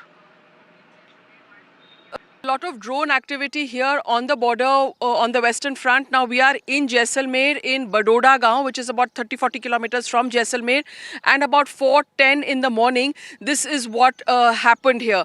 So you can see that this kind of a crater that has come up here. Now at about 4:10 in the morning, the village people here, they saw a missile-like object landing here, and then it went ahead. And if you can see, it created a crater, and then it went through that tree in front of me, throwing sort of debris all along. It went there and then it landed another 500 meters to the other side. So it's got a huge range from here till about another 500 meters. Now I have some people here with me who were of course witness to all this. भैया आपका नाम बताइए. उदय सिंह. हाँ, उदय सिंह, आप लोग यहाँ पर रात को सो रहे थे, घर में क्या देखा आपने? खेत है हमारा, वहाँ पर सो रहे थे. क्या देखा आपने? हमने तो 4:40 पर धमाका हुआ, 3 धमाका, जोरदार धमाका हुआ. उसमें अपने आग पूरा प्रकाश हो गया 3 किलोमीटर में, प्रकाश से प्रकाश. और फिर क्या देखा, यहाँ पे क्या हुआ? यहाँ पर गड्ढा, ये मिसाइल फूट को अलग गई, 2 किलोमीटर में अलग गई यहाँ. ठीक है. आपने क्या देखा, आप यहीं पे थे? हमने वही देखा, ब्लास्ट हुआ है और चिंगारी निकली है 4-4:30 के आसपास, और फिर धमाके अलग अलग जगह धमाके भी हुए हैं. और ये जो यहाँ पे आया था, ये लगता है चीरता हुआ यहाँ से गया है. बिल्कुल. यहाँ से गिरने से सीधा, ये झाड़ है इसके अंदर से गिरने से सीधा यहाँ से 1.5 किलोमीटर आगे इसका जो टुकड़ा है वो आगे गिरा है. और जो हमारे घर थे उसके ऊपर भी गिरे हैं और घर के अंदर भी आए हैं, फिर नुकसान कुछ नहीं हुआ. इसीलिए क्या है कि गिरने से थोड़ा अफसोस भी हुआ है घर वालों को, इसीलिए वो सीधा आगे निकल गया. जो इसका टुकड़ा है ना, वो आगे गिर गया है बाकी छोटे छोटे पार्ट्स हैं वो हमारे घर में गिरे हैं, उधर खेत में भी गए हैं। तो आर्मी ने आके यहाँ से सारे पार्ट्स इकट्ठा कर लिए? बिल्कुल, पार्ट्स सभी इकट्ठे कर लिए। आर्मी आ गई है, पुलिस प्रशासन भी आ गए हैं, सब यहाँ पर आ गए हैं, इसीलिए वो सब इकट्ठा करके एक जगह कर लिया है। ले गए.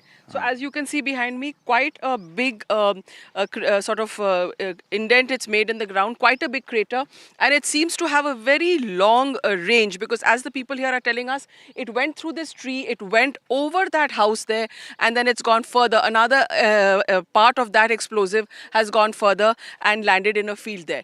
So in Jaisalmer and Barmer, in these areas, early in the morning, these kind of attacks are coming from across the border, and of course, luckily so far, no harm or damage has been caused.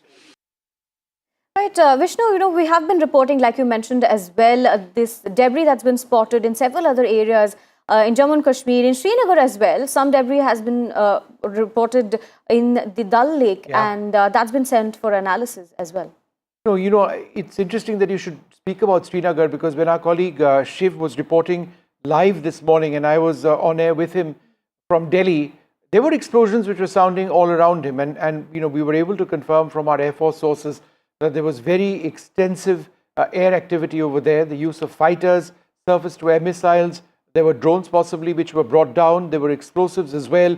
This was an area that the Pakistanis targeted, and it does appear that there was some either weapons or debris which fell into the Dal Lake area. Shiv has this report from there. We're on Srinagar's famous Dal Lake because in an area just ahead of where we're sailing right now is where a Pakistani drone was intercepted and actually fell into the Dal Lake. Now, before you get worried, I have permission to be here. I've spoken to the agencies because the drone that was shot down in airspace over Srinagar and crashed into the Dal Lake has been recovered by the agencies and has gone for analysis. But I wanted to give our viewers here on NDTV tracking our ground coverage just a sense of how in the middle of a population center, Pakistan has been sending offensive weapons. Now, we are told it was some kind of a long-range loitering munition or a drone. While we were reporting this morning, we heard a series of loud explosions, and it's difficult to pinpoint, but at least one of those explosions must have been the interception of a drone somewhere in this airspace, finally landing near that brick bridge right here on the Dal Lake. There have been as many as 14 explosions, including 2 in the afternoon, most of them in the morning. We are told that air defense systems have activated in and around Srinagar near the airport and beyond, bringing down a variety of drones, confirming once again that last night's drone strike attempts in Srinagar and several other places, we are told about 26 different places, is continuing today as well. We heard it with our own ears and it was captured on NDTV's cameras. What Pakistan does next will depend on how it handles the Indian airstrikes that have taken place as a retaliation on their military bases. Remember that phrase, military bases, viewer, because here in Srinagar, a highly populated city with lakhs of people living around the Dal Lake, Pakistan sent a loitering munition capable of killing lots of people right into a population center, signaling very, very clearly that it doesn't care for civilians and it doesn't differentiate between population centers and military targets. With Ashwini Mehra on the Dal Lake in Srinagar, Shiv Arur for NDTV. We'll continue tracking the story for you. For now, let's take it.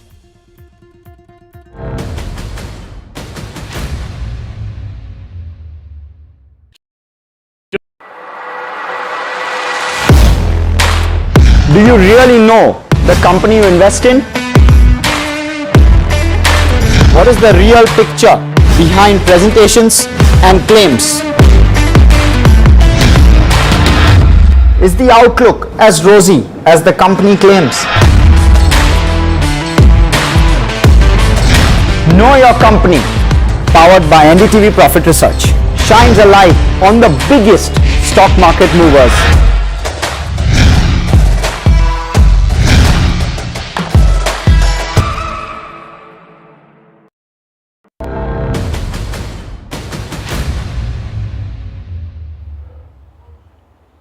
Well, as we go through this incredible tension in the subcontinent, there is the gaze of countries around the world on India and on Pakistan. The US Secretary of State, Marco Rubio, has spoken to our External Affairs Minister, Dr. S. Jayashankar, just one of several leaders who are calling for de-escalation. But how is that going to take place? Is India communicating at Pakistan at all? Should we be doing that, considering how it is Pakistan that's escalating? These are important questions. It's something that my colleague Vishal has been tracking throughout the day. Vishal, there was that one very interesting interview given by Pakistan's foreign minister where he seemed to suggest that if India were to sort of not do anything further, they could consider de-escalation. Could you tell us about that statement, number one, and what about this conversation between America and India? Yeah, to start off with your first question, Vishnu, there was some buzz in the local media in Pakistan which suggested that the foreign minister, the defense minister of Pakistan, the foreign minister of Pakistan had actually spoken to the local media there and said that Pakistan is ready to de-escalate if India stops its aggression. That's exactly what he said on local media there, but that statement itself is quite questionable, because the escalation has clearly been from the other side of the border, from Pakistan, because India has only retaliated to what Pakistan has done so far from the word go. So that statement itself is quite false. And to move on to the second question of yours, which talked about Marco Rubio's interaction with leaders of both the countries. So Marco Rubio spoke with the foreign ministers of India and Pakistan, S. Jayashankar and Ishaq Dar, and he almost said the same thing to both the leaders. The wordings of the press release is almost the same. They say that there needs to be a formal communication between India and Pakistan, which had been severed in the last 48 hours. So US wants India and Pakistan to be again on the table talking to each other, so that there is no miscalculation, because the tensions are running high, the escalations are going to next levels each day. So that is what US is saying, and also that US is ready to step in and help in any kind of help in any way that it can, so that the tensions are allayed and this situation is brought under control as soon as possible. That is what the US has been saying. But so far, when it comes to the top leader, Donald Trump, he has been relatively mum on the matter. He has had some statements from the White House released, but when it comes to really talking about the matter, he has had some few comments here and there, but he is yet to really take up the matter quite seriously. Right. Probably only then we'll have some concrete answer from the US. Right, Vishal, thank you for joining us and bringing us those details. The situation, of course, is still escalating, quite tense, Vishnu, and what we're looking forward to now is the External Affairs Ministry's next briefing that we're expecting in a couple of hours. We don't have a time for that as yet, but there should be one which comes up. If indeed it does, then it would perhaps reflect on how India has been carrying out, or perhaps carrying out more strikes in Pakistan, and the situation over our airspace as fluid as ever. We will take a short break, come back with more.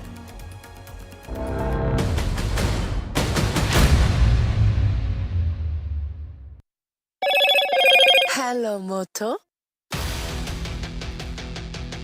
Motorola, India's leading AI smartphone brand.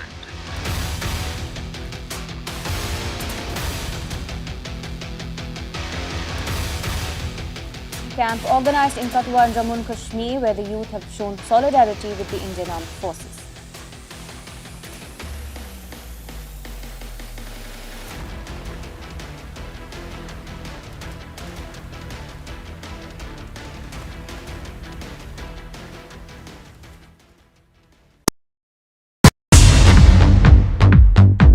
More news that matters.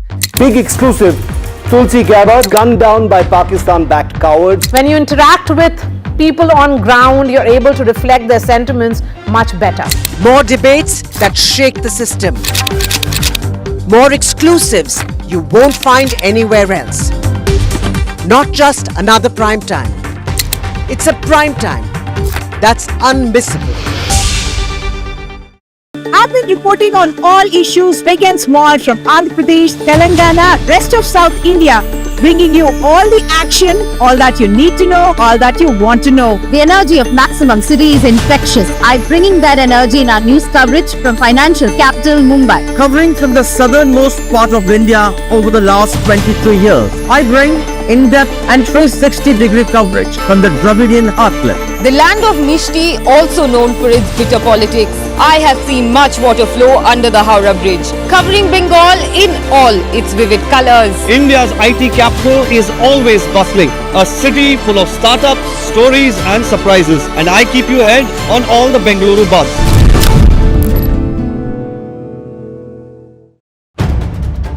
If it matters to you, if it matters to you, if it matters to you, it matters to India. It matters to India. And it matters to me. And it matters to me. India Matters with Shivaru. Only on NDTV 24/7. In today's interconnected world, India's voice is more crucial than ever. When India speaks, the world listens. At NDTV World, we are that voice, bringing you intelligent and insightful news from India and beyond. From geopolitics and diplomacy to economic shifts, migrations, tech disruptions, and the stories of our diaspora. We cover the news that shapes our global future. NDTV World, your new home for global news is here.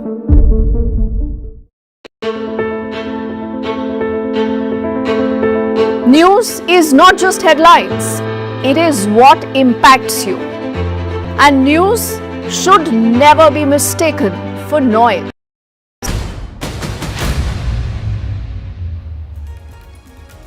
Ladies and gentlemen, 5 terrorists have been neutralized by our forces. This as Pakistan continues to wanting to escalate the situation.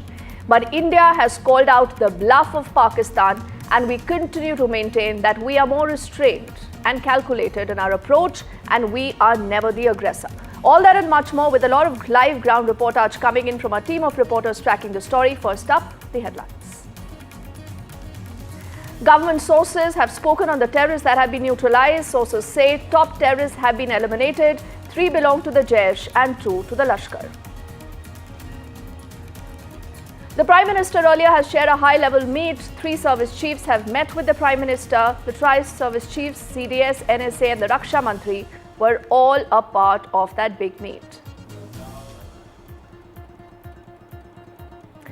The government is calling out the bluff of Pakistan. They say Pak actions are provocative and escalatory, and it is Pakistan that tried to hit multiple air bases. The government also debunking claims of a Pak propaganda. The government says it is Pakistan that has attacked 26 of our locations. Timestamp images of the Indian air bases undamaged is also out. The US Secretary of State has spoken to the External Affairs Minister. Also, the Pakistani Minister Rubio also says that India and Pak need to de-escalate now. The US is proposing support in discussions. The External Affairs Minister very blunt in his reply, and he says India's approach always has been measured and responsible.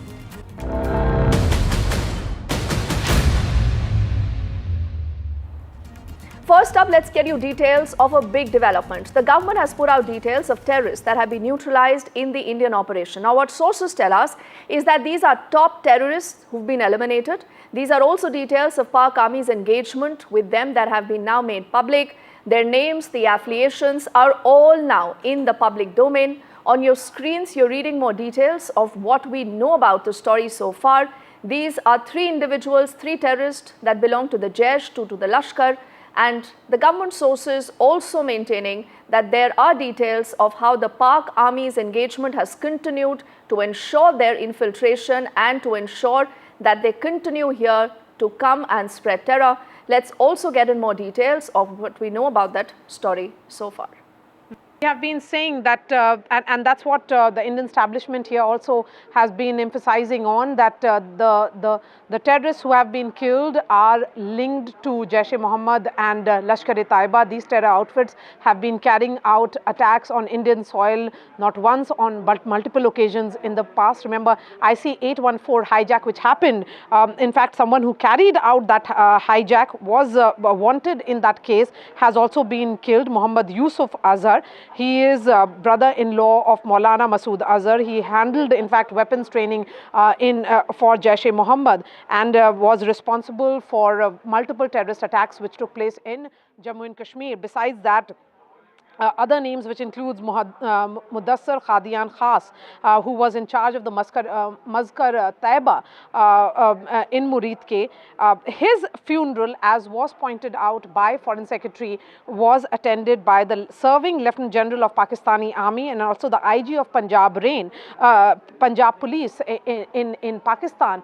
So the emphasis being made here by the government sources, Vishnu, is that they have worked closely with the Pakistani military and the entire Pakistani establishment in carrying out those terror attacks on Indian soil from across the border. It was cross-border terrorism and the planning and was carried out, it was done on the Pakistani soil. More names that have been released by way of government sources, of course, is of Muhammad Hassan Khan, who is associated with Jaish-e-Mohammed. He played a key role in carrying out multiple terrorist attacks in Jammu and Kashmir.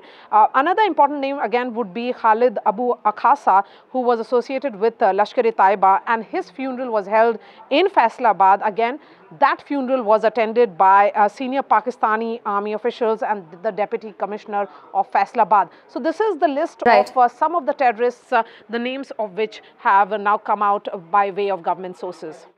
So those, remember, are also big details of Operation Sindoor now that have been made public. But let's take this story ahead, tell you more about the all-important meetings that we have seen. On your screens, we'll put our images of Prime Minister earlier chairing that high-level meet where you had the Tri-Services Chief along with the CDS, the NSA and the Raksha Mantri all present as the current situation was being deliberated upon. Aishwarya is live with us and he's been tracking all developments. Aishwarya, absolutely any word on what possibly, our agencies, the Prime Minister right now is mulling, because clearly what you see from Pakistan is not a de-escalation, whether in their intent or whether in their action.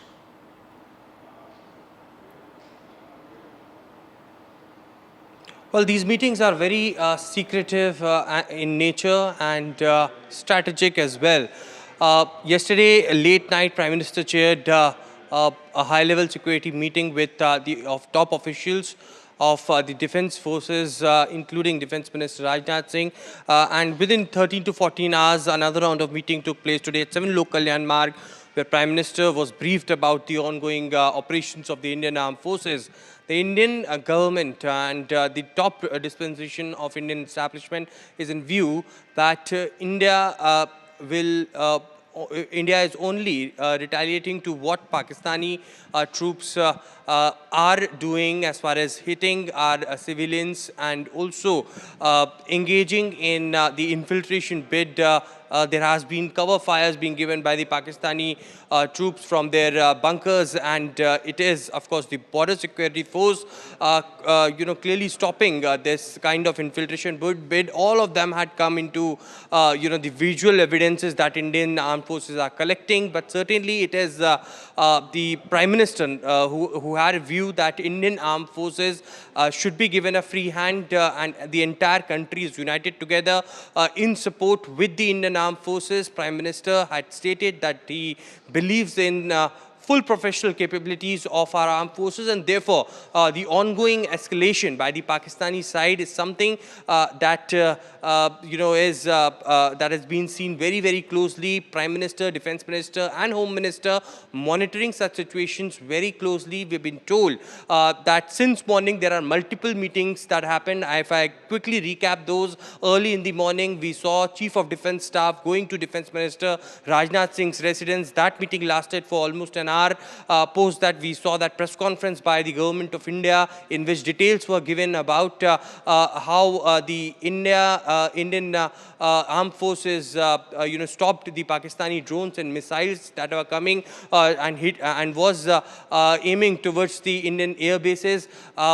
Post that we saw NSA Ajit Doval going towards 7 LKM, and that meeting lasted for almost an hour, and then this very important meeting that Prime Minister chaired with Defence Minister Rajnath Singh, CDS, NSA and tri-service chiefs present. That meeting lasted for an hour, and a separate one-on-one meeting after that with NSA Ajit Doval and Prime Minister. So Prime Minister very, very closely monitoring each and every situation. Of course, the nod is being given by Prime Minister for the armed forces, but the armed forces have been given clear free hand for their operations. Absolutely. Aishwarya, only for the moment, thank you so much for filling us in on those details. We'll quickly keep this story moving and get you more details of another aspect of how government is out there to debunk a lot of this Pakistani propaganda. Remember, what is absolutely clear and what has irked Pakistan is that you have India's defense might on display. And clearly, Pakistan is no match when it comes to this. Now, what the government is making unequivocally clear is that it is Pakistan that targeted our civilian areas, unlike us, who targeted the terror camps. The government also says that it is Pakistan that attacked 26 locations with clearly an intent to cause damage, something that India was not interested in. We only want to flush out all the terror elements. There has been Pak shelling in the Rajouri sector, where the government has also confirmed that Pakistani air bases have been hit. They also say that it is Pakistan that is trying to divide the country, also reiterating that it is Pakistan that is making false claims. In fact, Colonel Sophia Qureshi and Wing Commander Vyomika Singh have also spoken more about how civilians, the infrastructure was the real target in Jammu and Kashmir in Punjab. And do remember, Pakistan and a lot of their media outlets have been claiming that there were attacks on Sirsa and the Adhampur air base, but all this is absolutely false, and we shouldn't be surprised because that is the modus operandi of Pakistan. And it is Pakistan that also in fact hit medical center and school. So clearly you understand that there is a lot more information right now that is also being put out by Pakistan that is completely false, which is not true. But how India is dealing with the entire situation is manifold, because we are putting out such images. These images don't lie. They will tell you more of what Pakistan really is doing, of the kind of destruction that Pakistan itself has seen, and the remnants of these missiles, the munitions, that actually bears the Pakistani mark, the hallmark of Pakistan and its rogue state. And that is the image of the Pakistan targeting civilian areas. In fact, late last night, there were reports that even in Firozpur, you had seen those drones that went awry, and the reason why there was a fire after which about 3 individuals, remember, did sustain injuries. So it is important to uncover that story bit by bit. We'll do it with our team of reporters. Nazir is just going to join us in a moment, and Shiv, I'm told, is already live with us. Shiv, where about you at this point in time? And you know, the story is being played at multiple levels, but what is very clear right now is that the rules of engagement, Shiv, have completely changed. You couldn't have put it better, Deepti. The fact that the last 12 to 14 hours have seen a complete shift in how India is approaching this entire battlefield has, in my view, not only changed the rules of engagement, but completely shrunk Pakistan's, response window. And that's the reason why you're seeing Pakistan respond with drones for the first time during daytime. Usually the attacks happen at night. Now they're happening during the day because they can't wait anymore for the sun to set before actually conducting these strikes against India. So that's one thing that has put a huge amount of pressure on them. Point number 2, which is the big elephant in the room, after 2 days of targeting terrorist camps, terror infrastructure in Pakistan, hitting some posts at the line of control, the Indian Air Force and the Indian military has unleashed direct targeting of large prominent Pakistan Air Force and Pakistan military bases, from Chaklala in Rawalpindi to Murid, to Rafiki, to Jacobabad we hear, possibly even Sargodha. Vishnu was confirming that a little earlier. This is, just short of describing this as war, this is a war-like situation where you've got your adversary targeting as many as 26 cities or 15 cities and 26 targets, population centers, including where I'm reporting from in Srinagar here. And in return, India is responding by hitting military bases in Pakistan. If this isn't war, I don't quite know what war is. But let's go with war-like situation for the moment. The Prime Minister has held a meeting with the three armed forces chiefs, the Defence Minister, the NSA, the CDS, etc. And we're expecting the most important update we have is that there's going to be another briefing later today. It'll be the first time we've got two briefings in a day. Because so many things have happened during the day, and those updates need to be provided to the media and the public as well. So I'm guessing that there will be an update of at least two more Pakistan Air Force bases that will have been confirmed hit by the Indian Air Force once that briefing happens. Right, Shiv, why don't you stay with us? I'm told Nazir is also with us and he's joining us from Kupwara. We'll also figure out what's the latest that he can add to what we do know, Nazir. What is your sense? So what possibly, the next few hours could entail? We are looking at a lot of pressure right now in Pakistan, but then this is Pakistan. Well, if you see, Pakistan, once India decided to, suspend Indus Water Treaty, they said, look, we'll hit back. It is an act of war. And all those who know Pakistan, they would know that what they can do, and they have been trying to do that. But India has hit back and hit very hard. And their air bases, their military installations, since they started targeting our military installations and our air bases in Srinagar, in less than 24 hours, there have been 3 attempts, 3 targets. They targeted 3 times. And even schools and medical facilities at the Srinagar Air Base and Awantipura Air Base have been damaged in their attacks, in their targets, after they were targeted. So the situation looks like very tense. In the borders, we have seen for last 3-4 days heavy artillery shelling going on. No hope if it's going to stop anytime soon, unless there's some really strong back channel or diplomatic push which will make Pakistan to change its behavior. India has already given it an indication. If Pakistan will not further escalate, we will not escalate. But provided Pakistan should not escalate it further. India has made its point when it wanted to hit the terror sites, which Pakistan said, and whether it was Bahawalpur, Jaish-e-Mohammed sites, or it was Murdiki, Lashkar-e-Taiba or other places. But Pakistan was in denial mode, and they said all of them, they were civilians and attended the funeral prayers of all those who have been killed. So they were terrorists here and they made them civilians there. So they are actually brazen, they try to brazen it out and tell the world, look, civilians have been killed. Then they targeted the military establishments here, and we have seen, as I said, 3 times there was an attempt, or these air bases were targeted in Srinagar and Awantipura, also Jammu Air Base, they tried to target it.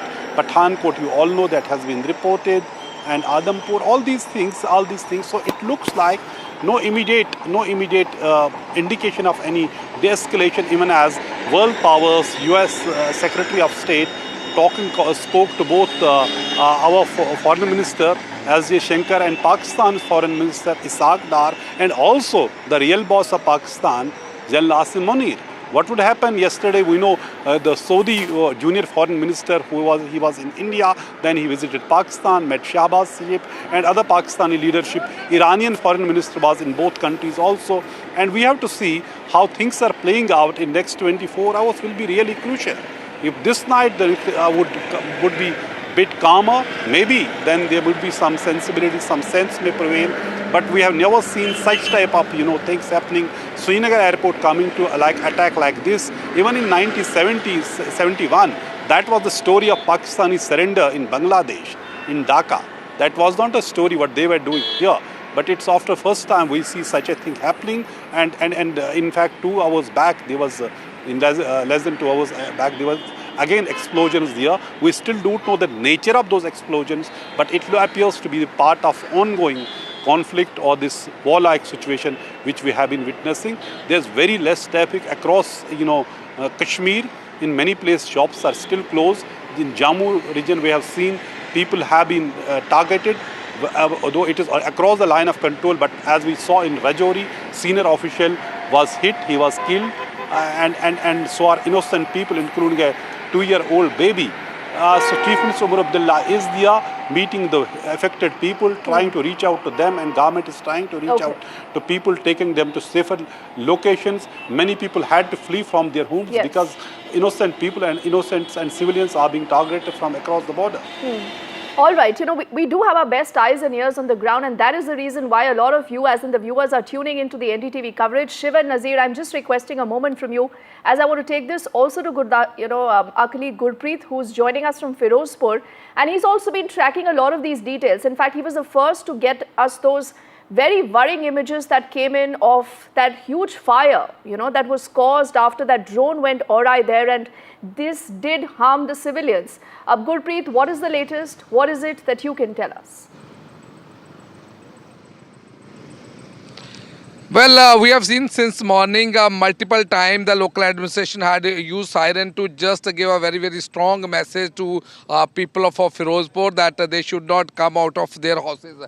As of now, we have come to one place that is a few kilometers away from this border, where we have seen the people, they have started shifting their domestic animals to a nearby place. The way we have seen, they are very, very motivating, but they say the women's as well as the old people, they are going to be shifted. कौन सा गाँव है आप?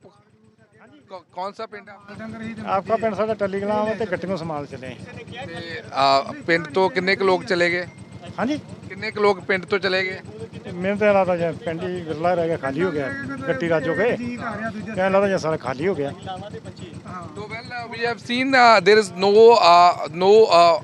even what we have seen, administration has not given any notice to anyone, but these people, they are just shifting their women as well as the children along with these domestic animals, so that if there will be war-like situation, they will not face a lot of problem. But if we can talk about this border area, we have seen most of the border area in Punjab, they have already been on red alert, whether it's Gurdaspur, Amritsar or Firozpur or Pathankot or Fazilka. We have seen the multiple precautions are being taken, and since morning, if we can talk about Firozpur, specifically this border, we were able to move from one village to another village. The people have seen a lot of drone movement.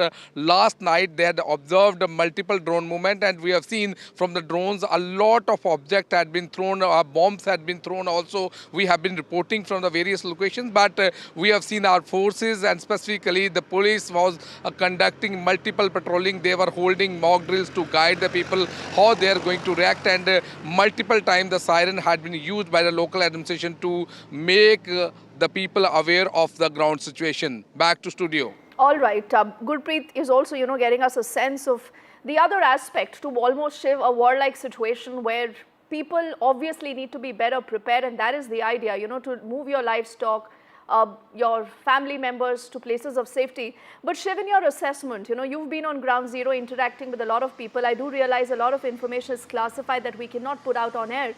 But the point is, how far is Pakistan willing to go this time, and how far would India go to ensure that never again we have a Pahalgam-like situation? Two very good questions, Deepthi. I think the first question is that, India and Pakistan are not even closely the same kind of country. Pakistan is a sponsor of terror. It's a country that is run by a general who sees nothing in issuing international communal rants and dog whistling communally before ordering terrorist attacks against innocent civilians. So we are not dealing with an equal nation. This is a country that cannot be trusted in terms of the uncertainties. We have to live with the fact that it is a nuclear armed country that is also helped by China and does China's bidding. And putting all those geopolitical realities in place, it is very, very clear that there's India has options of punitive actions against Pakistan, but at the end of the day, the escalations that India conducts have to be calibrated in a way that can only be seen as not pushing that nuclear threshold. It's always there, it's always on the horizon, and this is not a country that is seen to be equal. Could you remind me of your second question? I'm sorry, Deepthi. Yes, Shiv, I wanted to know how far is India going to go this time, because we clearly need to ensure that what has happened post, the attack does not repeat itself, because we've given multiple, I think, windows to Pakistan to move Your out. question was about deterrence, and I think that's a very, very good question on deterrence, because, I have the same sentiment as you when you ask that question, Deepthi, which is that, how many more times are we going to see the cycle of violence? A terror attack, then, large-scale actions that continue for a few weeks, and then a few years pass, and we think that the deterrent has happened, and then another terror attack happens. You're right. Whatever needs to happen, it needs to happen this time, considering that the government, the country is nationally galvanized, even more so than during Pulwama and Uri, I suspect. And this time, something has fundamentally changed in everyone's minds, and they're all thinking exactly what you're saying. I think, I had a conversation with General Bikram Singh, a former chief of the army staff, on my show yesterday, Deepthi, and he said something very telling, which completely goes against, what the Indian government is currently saying in terms of, restraint and, not being escalatory, etc. He says, what's stopping us from setting those rules of engagement?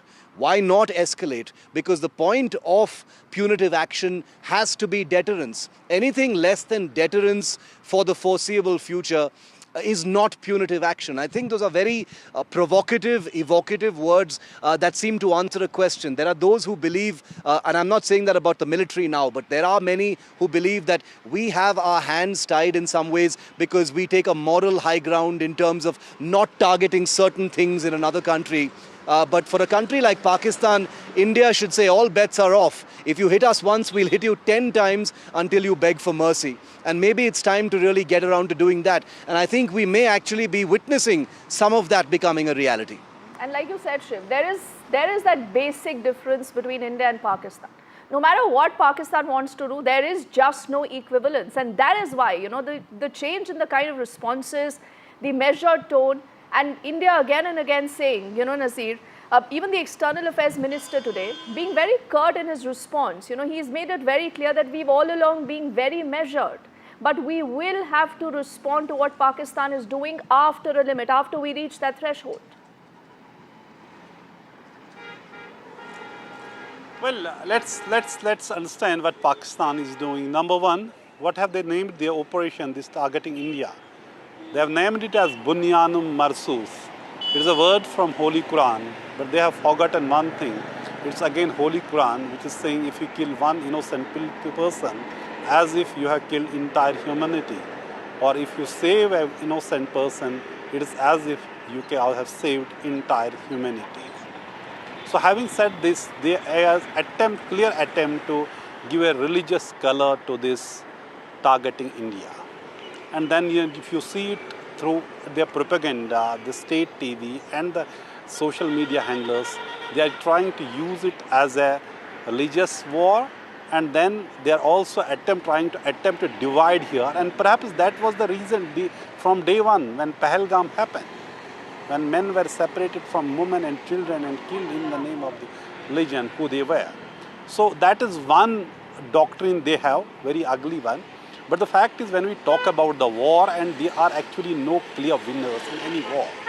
The way which have seen things playing out, it is sometime it has to end. It can't remain like it all the times. But who would actually send that message? The other side would not. Other side would not dare to do it again. And militancy, when it comes to militancy, it is a complex issue. Yes, Pakistan, origin is in Pakistan, problem is still in Kashmir. So that people had given a resounding their view after Pahalgam massacre that it is not acceptable, we don't want this thing, and that also needs to be built where we fight Pakistan and ensure that it doesn't emanate from there. So people's mood here is also very important when it comes and people's participation in this sport to ending terrorism. But this time if it is not officially declared war, as she was talking about, it is essentially, when we call it war-like situation, that is terminology that we should use careful what we talk. But the way it is happening, military establishments are being targeted, air bases are being targeted, there is damage to the infrastructure, and also soldiers, which in the briefing today government said there's also casualties also. They said they're damaged, men also, and there have been injuries also. Camps have been targeted. There is a damage, nobody is denying that, but there's greater damage to Pakistani side also. But that would be also gauged with one thing: what would be the now future response if the targets again emanate from those same bases, which would again show the extent of damage they may have suffered. Well, Pakistan has been in a denial mode that they have not suffered much, but clearly India has hit where it hurts the most. It has hit very, very hard. So it is an evolving situation, but spare a thought for the people living near the borders. For last 4 days, a night has been a nightmare. Many people I saw in last 3 days in Kupara have not been able to sleep because of the fear, because of the gun battle, because of the bombs falling, and nobody knows where it will fall next time, next minute. So it is a tough situation. War may look beautiful from a distance, but when you see from close and see the people who suffer, you feel the pain, you feel what it means actually on the ground. But clearly the things, how it has started, what India clearly said, the real and the original escalation was Pahalgam massacre, and what started is the follow-up that to end that, and it should never happen again.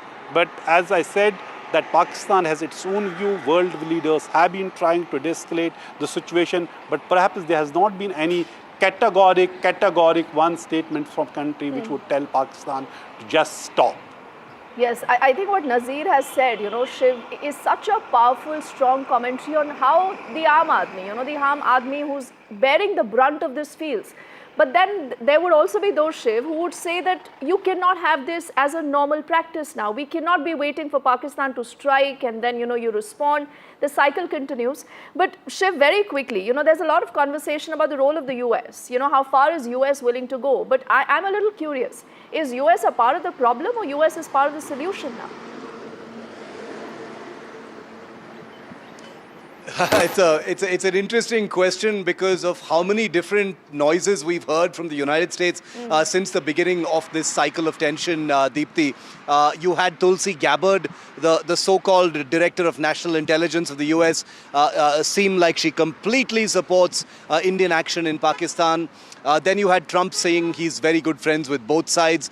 Then you had J.D. Vance come to India and shortly after say Pakistan should cooperate to the extent that it is responsible. Now you've got Marco Rubio, who's actually very, very pro-India, similarly playing that kind of equidistant, both of you should calm down kind of role. Going back to the earlier point that you and I were chatting about, Deepthi, about India and Pakistan not being equal, this kind of equidistance, talking about India and Pakistan in the same breath, saying both of you should cooperate and calm down and restrain yourselves, as if it was India who played a part in this tension, is of great annoyance to India diplomatically. India doesn't appreciate and deeply resents any diplomatic messaging, especially from the United States, where India and Pakistan are projected as hyphenated or having some kind of an equal part to play in this huge escalation that has taken place between them. There are very few who have actually acknowledged that it is Pakistan that is, as a terror state, directly triggered what has happened here. So the reality of it, of course, is that we need to go beyond the optics, stop chest beating about not having optical or cosmetic support from growing allies like the United States, and get used to and live with the fact that ultimately when it comes to big measures that are in our self-interest, it's very, very lonely. It's going to be lonely geopolitically, diplomatically, and otherwise. We will always have our friends who will stand by and watch us do our work. But ultimately, when India needs to up the ante, set the rules of engagement as far as Pakistan is concerned, hit them 10 times when they hit us once, it's going to have to be without anyone's validation. That's the bitter reality of what's happened post-Pahalgam. And sometimes I think you need to swallow a bitter pill, you know. We might agree to disagree, Shiv, but there is a larger sentiment that encompasses what Nazir has said, what you've been saying. But yes, we as a country, again and again reiterate, we are never the aggressor. Only for the moment, Shiv, I'm just letting you go, but do stay safe and continue to get us all that ground reportage. As I'm requesting Nazir to stay with us, because we'll also get you details of the other aspect of this story. There are reports of a Jammu and Kashmir official who's lost his life in shelling. The Chief Minister Omar Abdullah and the LG earlier have also shared their condolences. An ex gratia has also been announced and 10 lakh for the families of those who are deceased. The Chief Minister earlier has met with the late Thapa's family. The ADC Rajkumar Thapa actually lost his life in Rajouri and he was accompanying the Deputy Chief Minister. And do remember, this is where civilians were targeted by Pakistan.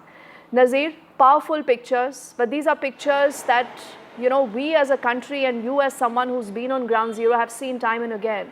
And clearly, these are not pictures that, you know, should be normalized or should be acceptable for us as a country.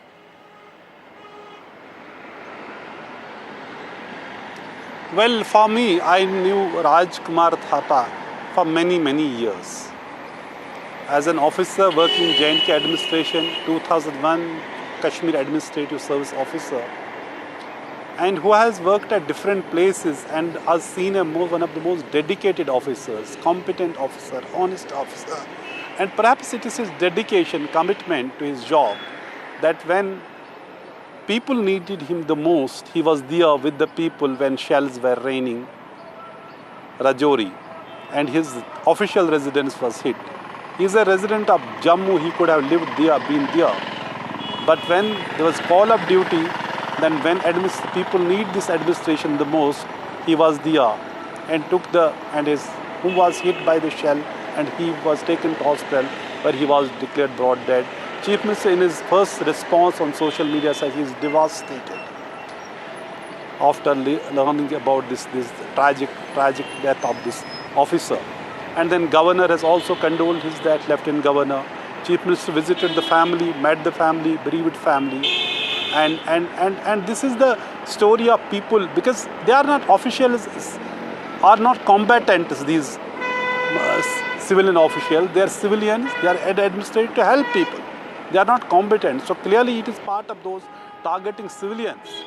When we see the 2-year-old baby also being killed in Pakistani shelling, they are also claiming so many civilians have been targeted in Indian shelling. But India has made it very clear we only target this military installation, or earlier we targeted terror sites only. That has been India's stated position.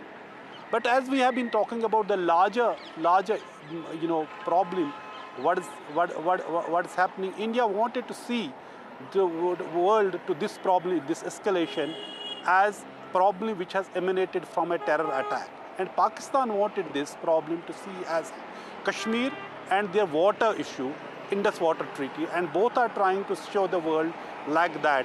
And that's what we have been dealing with when we say diplomatic pressure or diplomatic, intervention. India has always said there cannot be a third-party intervention, even on now bilateral issue, since the abrogation of Article 370 and J&K making as a union territory. Even that bilateral thing is also ended, and Kashmir, India has now since then made it clear that Kashmir is now a closed chapter. But Pakistan, after this situation, is trying to make Kashmir again as a flashpoint, and also water as their survival thing. And they say they cannot rest in peace till the time this problem with their water share through Indus Water Treaty, what they say, which has been suspended by India after Pahalgam terror attack. Yes, and Nazir, that is why maybe they say that when it comes to Pakistan, the more things change, the more they remain the same. That is the irony. I thank you just for the moment for getting us the latest. You also please take very good care of yourself. And we also extend our condolences, our thoughts right now with the families that are grieving. But clearly, there needs to be a larger message that needs to be sent out.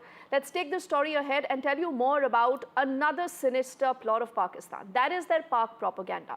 Putting out information that is completely false, targeting people, and creating a new narrative of yourself, which no one is wanting to believe. Now, do remember the Indian Army, for the longest time, has been trying to shoot down Pakistani lies. What they are doing is that they are countering all this Pak fiction, all these Pak lies with facts, only plain simple facts. And the Pak fake news of the Indian Army damages, in fact, has also been called out, and the government makes it very, very clear that we are keeping a record of every action and every proof of Pakistan's treachery. And again that propaganda is being called out. Our colleague Nikunj is adding more to what we know about this story. Much of this propaganda is actually targeted at Indian civil population. The larger world probably is currently not too interested in the conflict or will not be too bothered in this conflict unless it further escalates. Pakistan is basically trying to demotivate through a large online campaign, particularly the population that it is targeting, and send out a message that Government of India or the Government of India's other wings are somehow failing to act upon the responsibility entrusted upon them. Pakistan obviously is a past master of misusing social media elements or even propaganda on the mainline platforms. They have activated their complete machinery at this moment also, as is expected in a near war-like situation that we are in currently. Obviously, Pakistani side will leave no stone unturned, knowing their weaknesses, knowing chinks in their armor, and would try to impress upon a larger section of population, both in India and Pakistan back home also, that they have been able to inflict large-scale damage. Government of India, as you have seen, that the Press Information Bureau has set up a fact-check unit. They have been constantly debunking any kind of propaganda that is being pushed by the Pakistani handles. Government is also taking active steps to block the handles that have routinely been found to be propagating Pakistani fake media campaigns. It has also put out advisories. Yesterday, Information and Broadcasting Minister took a special meeting of multiple public platforms.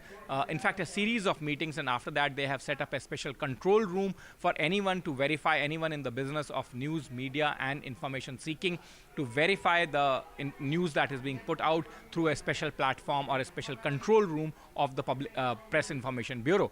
So multiple steps are being taken, but the best step against any kind of fakery on social media is not to fall for any kind of propaganda material being pushed by unverified handles or handles that do not have any reliable followers. And that's a general advisory for general people in any time. And mostly in the times of wars and situation of any contingency, people should very closely follow it. In fact, Foreign Secretary himself today appealed to the people not to fall for the kind Pakistani propaganda that is being pushed. And that was after he said that Pakistan is actually trying to sow the seeds of discord between communities in India. So like you just heard Nikunj mentioning, there have been multiple news points of this briefing that we have seen being led by the Foreign Secretary Vikram Misri, where he's also taking down the Pak army and their false propaganda, and also putting out details of the kind of action that India has initiated vis-a-vis Pakistan. Sit back and watch the highlights. Pakistan military continued with its provocations, carrying out aggressive actions employing multiple threat vectors all along the western border. Pakistan employed UCAV, drones, long-range weapons, loitering munitions and fighter aircrafts to target civilian areas and military infrastructure. Pakistan military also resorted to air intrusions using drones and firing of heavy caliber weapons along the line of control. Along the international border and the line of controls, air intrusion and several harassment attacks were also attempted from Srinagar till Nalia at more than 26 locations. Indian Armed Forces successfully neutralized these threats and majority of the vectors. However, limited damage was sustained to equipment and personnel at Indian Air Force stations at Udhampur, Pathankot, Adhampur and Bhuj. There were also several high-speed missile attacks noticed subsequently after 0140 hours in the night at several air bases in Punjab. In a deplorable cowardly act, targeting of civilian infrastructure also had taken place, where Pakistan attacked the Medicare center and school premises at the air bases of Srinagar, Avantipur and Udhampur, yet again displaying irresponsible targeting of our civilian infrastructure. In a swift and calibrated response, Indian Armed Forces carried out precision attacks only on identified military targets. These included technical infrastructure, command and control centers, radar sites and weapon storage areas. Pakistan military targets at Rafiqi, Murid, Chaklala, Rahim Yar Khan, Sukur and Chunya were engaged using air-launched precision weapons from our fighter aircraft. Radar site at Pasroor and Sialkot Aviation Base were also targeted using precision munitions. While carrying out these responses, India ensured minimum collateral damage. Pakistan has also attempted to execute a continued malicious misinformation campaign with claims of destruction of Indian S-400 system at Adampur, destruction of airfields at Suratgarh and Sirsa, BrahMos base at Nagrota, RT gun positions at Derang Yari and Chandigarh forward ammunition depot, with heavy damages to other military stations being propagated on social media. India unequivocally rejects these false narratives being spread by Pakistan. Along the line of control also, Pakistan has attempted multiple air intrusions using drones and conducted shelling using heavy caliber RT guns, targeting civilian infrastructure and killing some civilians. Heavy exchange of artillery mortars and small arm fire in Kupwara, Baramulla, Poonch, Rajouri and Akhnur sectors continued. Indian Army has responded effectively and proportionately, causing extensive damage to Pakistan Army. Pak military has been observed to be moving their troops into forward areas, indicating offensive intent to further escalate the situation. Indian Armed Forces remain in a high state of operational readiness. All hostile actions have been effectively countered and responded appropriately. Indian Armed Forces reiterate their commitment to non-escalation, provided it is reciprocated by the Pakistan military. At the end, I would also like to show you a few images of Air Force bases in the Punjab sector and Rajasthan sector, where it is mighty clear that we are debunking the Pakistani claims of causing destruction at these air bases. You can yourself see the normalcy in these Air Force stations. This is Sirsa, Suratgarh. The runways are intact. There are also time stamped. Just notice they are also time stamped. This is today.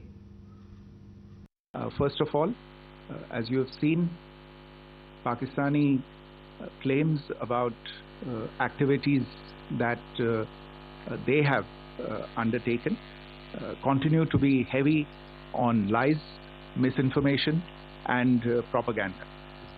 And on top of that, this is peddled by Pakistani state agencies. The claims that they have made about attacking and destroying various places, various military installations and facilities, as has been pointed out by my colleagues here this morning, are completely false. The claim about the Air Force station in Sirsa being destroyed, completely false, as you've seen. The claim about the Air Force station in Suratgarh being destroyed, completely false again, as you have seen. There's a claim that has been made that the S-400 base at Adampur was destroyed, completely false once again. Claims have been made about large sections of Indian critical infrastructure, power systems, cyber systems, etc. being attacked and destroyed, completely false.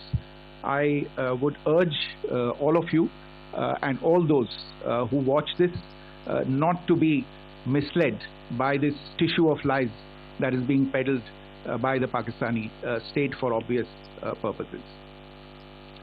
The second point that I wanted to emphasize is that Pakistan continues with its execrable and wanton campaign of targeting civilians and civilian infrastructure, especially in the states of Jammu and Kashmir and Punjab. There is also on its part a consistent attempt to sow discord between communities in India. As I said, there has been a particular focus in its targeting of civilian infrastructure and the population in Jammu and Kashmir and Punjab. Earlier this morning, Pakistan shelled the town of Rajouri, killing the additional District Development Commissioner Shri Rajkumar Thappa, adding to the civilian casualties and the damage in that state. We have also observed overnight damage to property and injuries to civilians in Firozpur and Jalandhar, among other places. Finally, as I said, Pakistani officials also continue to make ludicrous claims about India firing missiles towards Sri Amritsar Sahib. As I said, these lame attempts to divide India are doomed to failure. We have also seen in some of the remarks that have been shown on television that the Pakistani army spokesman seems to take great joy at the fact that the Indian public should criticize the government of India with regard to various issues. It may be a surprise to Pakistan to see citizens criticizing their own government. That is the hallmark of an open and functioning democracy. Pakistan's unfamiliarity with that, again, should not be surprising. And finally, there is this yet again completely ludicrous claim that Indian missiles have hit Afghanistan. Totally frivolous allegation. And I only want to point out that Afghan people don't need to be reminded about which country it is that has, on multiple occasions, in just the last 1.5 years, targeted civilian populations and civilian infrastructure in Afghanistan.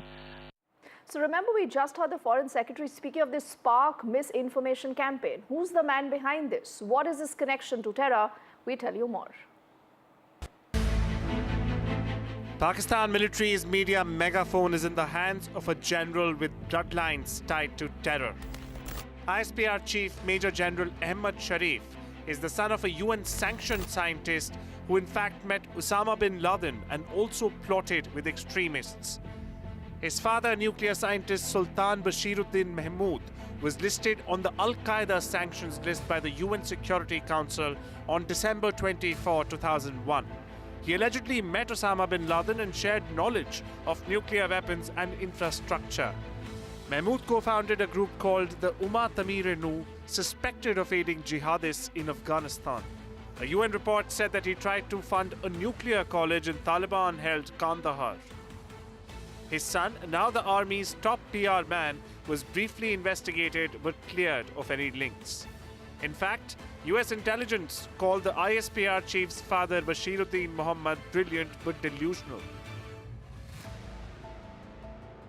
Terror ties, fringe science and nuclear dreams. The ISPR's voice carries the shadow of a legacy once tied to bin Laden himself. A legacy of the general, the scientist, and the shadow of terror.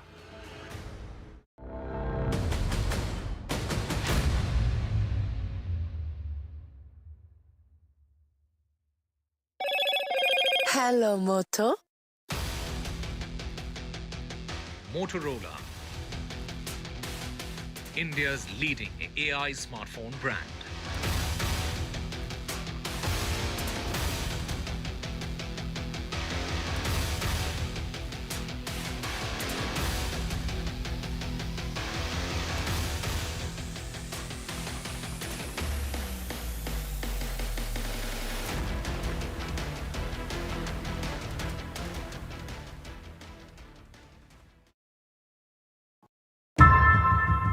How often have you turned away from debates that descend into endless fights?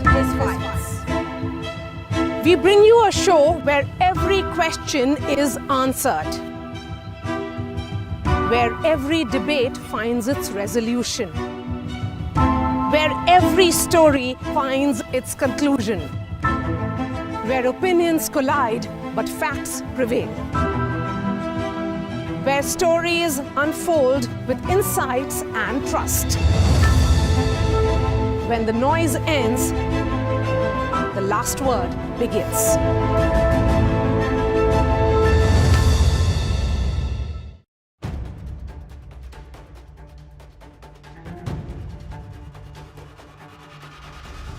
If it matters to you, if it matters to you, if it matters to you,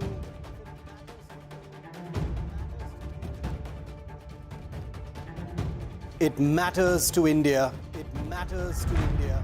It matters to India. And it matters to me. And it matters to me.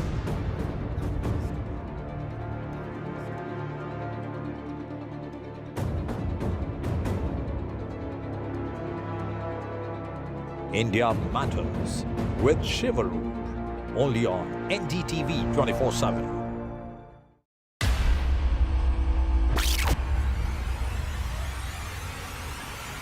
The last 1 month, if you see, the share prices of Genzol Engineering has fallen more than 58%. Why are the rating firms calling the debt payments as default? We have two credible credit rating agencies on March 4th coming and downgrading the stock to D. Statements are consistently being proven wrong, and transactions are being taken place which are different from what they were originally pictured to be. The company claimed it would roll out 6,400 electric vehicles. But what it has rolled out is a shocking scam. Funds meant for the project were funneled allegedly back to the promoters, the Junkie brothers. What did the money buy? Not EVs, of course, but a lavish flat in Gurgaon's luxurious DLF Carmelias.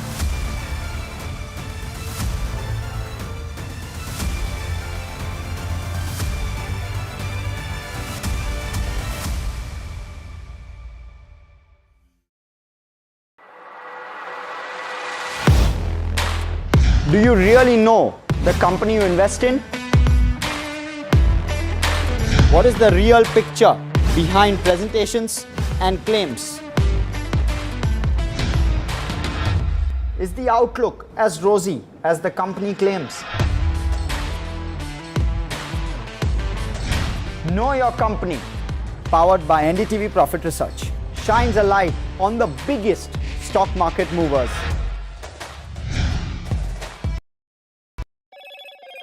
Hello, Moto. Motorola, India's leading AI smartphone brand.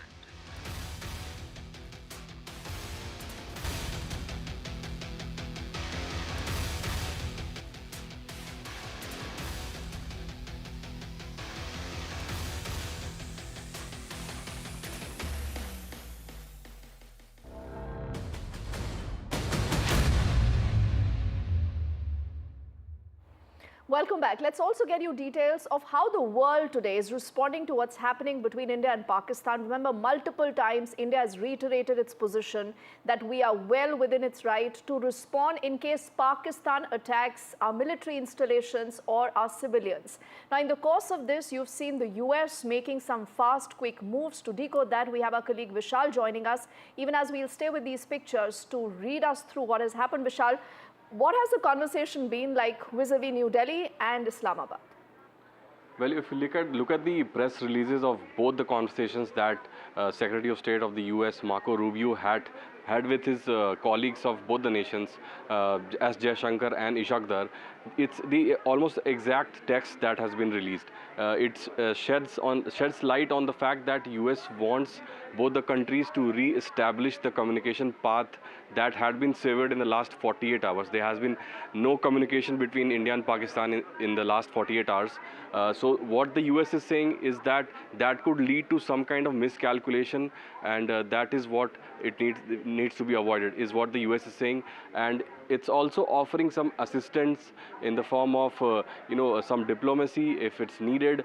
So it's sort of saying to both the nations that there needs to be a de-escalation, and at the same time there have been other examples as well that nations have come to India, such as the foreign ministers of such as top officials of the foreign ministries of Iran and Saudi Arabia both visited India in the last 48 to 72 hours and asked both the countries to de-escalate. But the ball actually lies in the court of Pakistan, because that is the aggressor, the main aggressor, and that is where the fire has been coming from. India is just responding to that aggression. So the ball lies in Pakistan's court, but all eyes are also on US President Donald Trump. He has commented on the conflict in the recent 3-4 days, but it's not been, to an extended comment. So that will have to be seen. All right, so would that call make any difference, or will Pakistan continue to be what it is? Vishal, that is what the world today wants to see. For the moment, thank you for decoding that big story for us. With this is also time for us to quickly wrap things in this edition of the news. On the other side, Gauri joins you with more updates.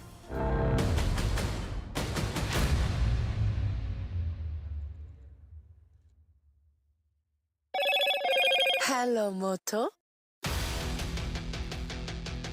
Motorola,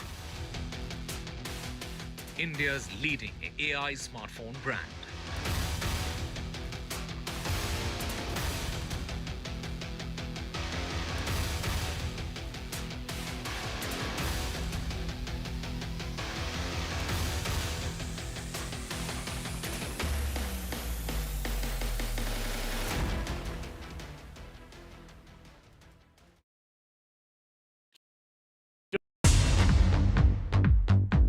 More news that matters. Big exclusive. Tulsi Gabbard gunned down by Pakistan-backed cowards. When you interact with people on ground, you're able to reflect their sentiments much better. More debates that shake the system. More exclusives you won't find anywhere else. Not just another prime time. It's a prime time that's unmissable.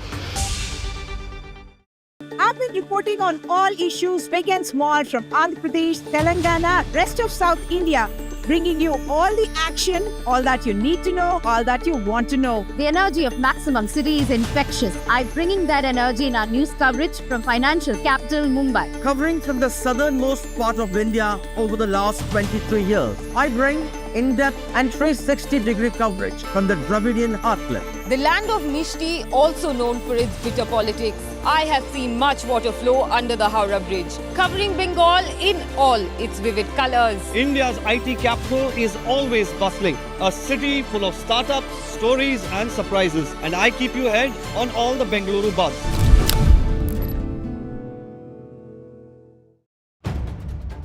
If it matters to you, if it matters to you, if it matters to you,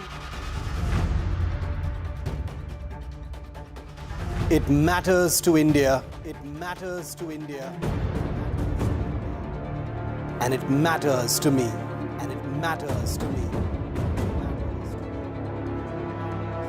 India Matters with Shivaru. Only on NDTV 24/7. In today's interconnected world, India's voice is more crucial than ever. When India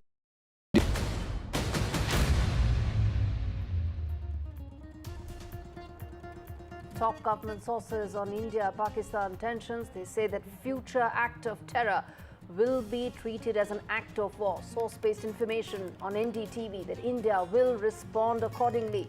India has decided that any future act of terror will be considered an act of war. Government sources on the terrorists that have been killed. Source-based information on NDTV, top terrorists have been killed. 3 Jaish-e-Mohammed and 2 Lashkar-e-Taiba terrorists have been killed by India. Prime Minister Modi chairs high-level meeting. 3 services chiefs meet Prime Minister Modi. Tri-services chiefs, CDS, National Security Advisor and Defence Minister attempt the high-level meeting. Government says Pakistan actions have been provocative and escalatory. Government says that Pakistan tried to hit multiple air bases of India. US Secretary of State and Acting National Security Advisor Marco Rubio speaks to Jaishankar. External Affairs Minister Dr. Jaishankar and Marco Rubio spoke. And Rubio says that there is a need to de-escalate. US also proposes support in discussion. Dr. Jaishankar says that India's approach has always been measured and responsible.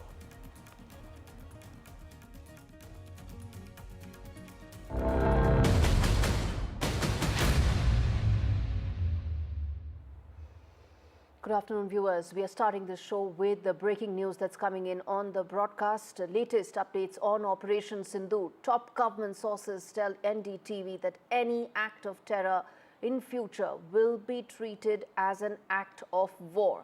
That's the way now the government has set the red line going forward. And let me get in my colleague Aishwarya Jain to really fill us in with the details on this. Is a very important posturing and view that has been taken by the government, isn't it, Aishwarya, in terms of how future terror attacks, if any, the government will view them as an act of war?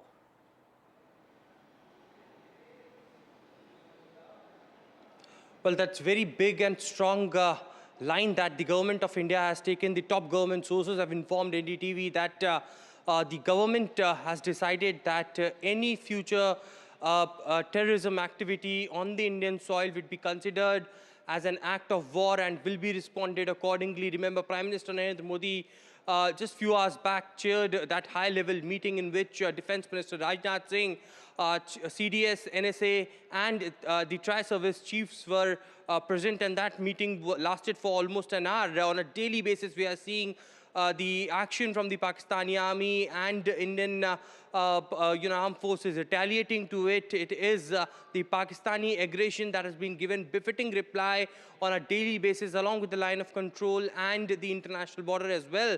But certainly now the government of India has drawn a line. That's a red line that if any future terrorism activity will be taking place in the country or in the Indian territory, then it will be considered as an act of war, and that will be responded accordingly. Is the bigger message coming in from the sources. The top government sources had drawn the line. It is a direct message from the Prime Minister's office. The sources in the Prime Minister's office now clearly telling us that it is Prime Minister's state message to the armed forces as well to respond accordingly. Remember, India has already drawn the line of what retaliation Indian armed forces had been doing as far as Pakistan's aggression, the coordinated attacks as far as the drones and missiles are concerned on different Indian cities, the Indian military bases, and how India has reacted to it very strongly. There has been occasions when we have seen that be it the Samba sector in Jammu and Kashmir or the Rajouri or Poonch sector, it is Pakistani cover fire that was given, and an infiltration bid was foiled by the border security force as well. And this is, the chance that the Pakistani army, wanted to take it. They have been exposed time and again by the Indian dispensation, by the Indian armed forces, by providing evidences, visual evidences as well. And now it is, on the sidelines of that, we have seen there were alerts and intelligence sources also stated earlier that there could be an infiltration bid in the Indian territory, but that has all been foiled up. But now the government has made it clear that no terrorist activity would be barred. It will be a clear red line that any sort of terrorism activity in the future will be considered as an act of war, and Indian dispensation will be acting accordingly. Government's very tough, very direct warning to Pakistan coming in. As Aishwarya was saying, that high-profile meeting that took place, high-level meeting between Prime Minister Modi, Tri-Services Chief, National Security Advisor, Defence Minister, all those meetings that have taken place after this direct posturing by the government sets a very clear message to Pakistan. Aishwarya Jain, really appreciate you joining us live to give us that update.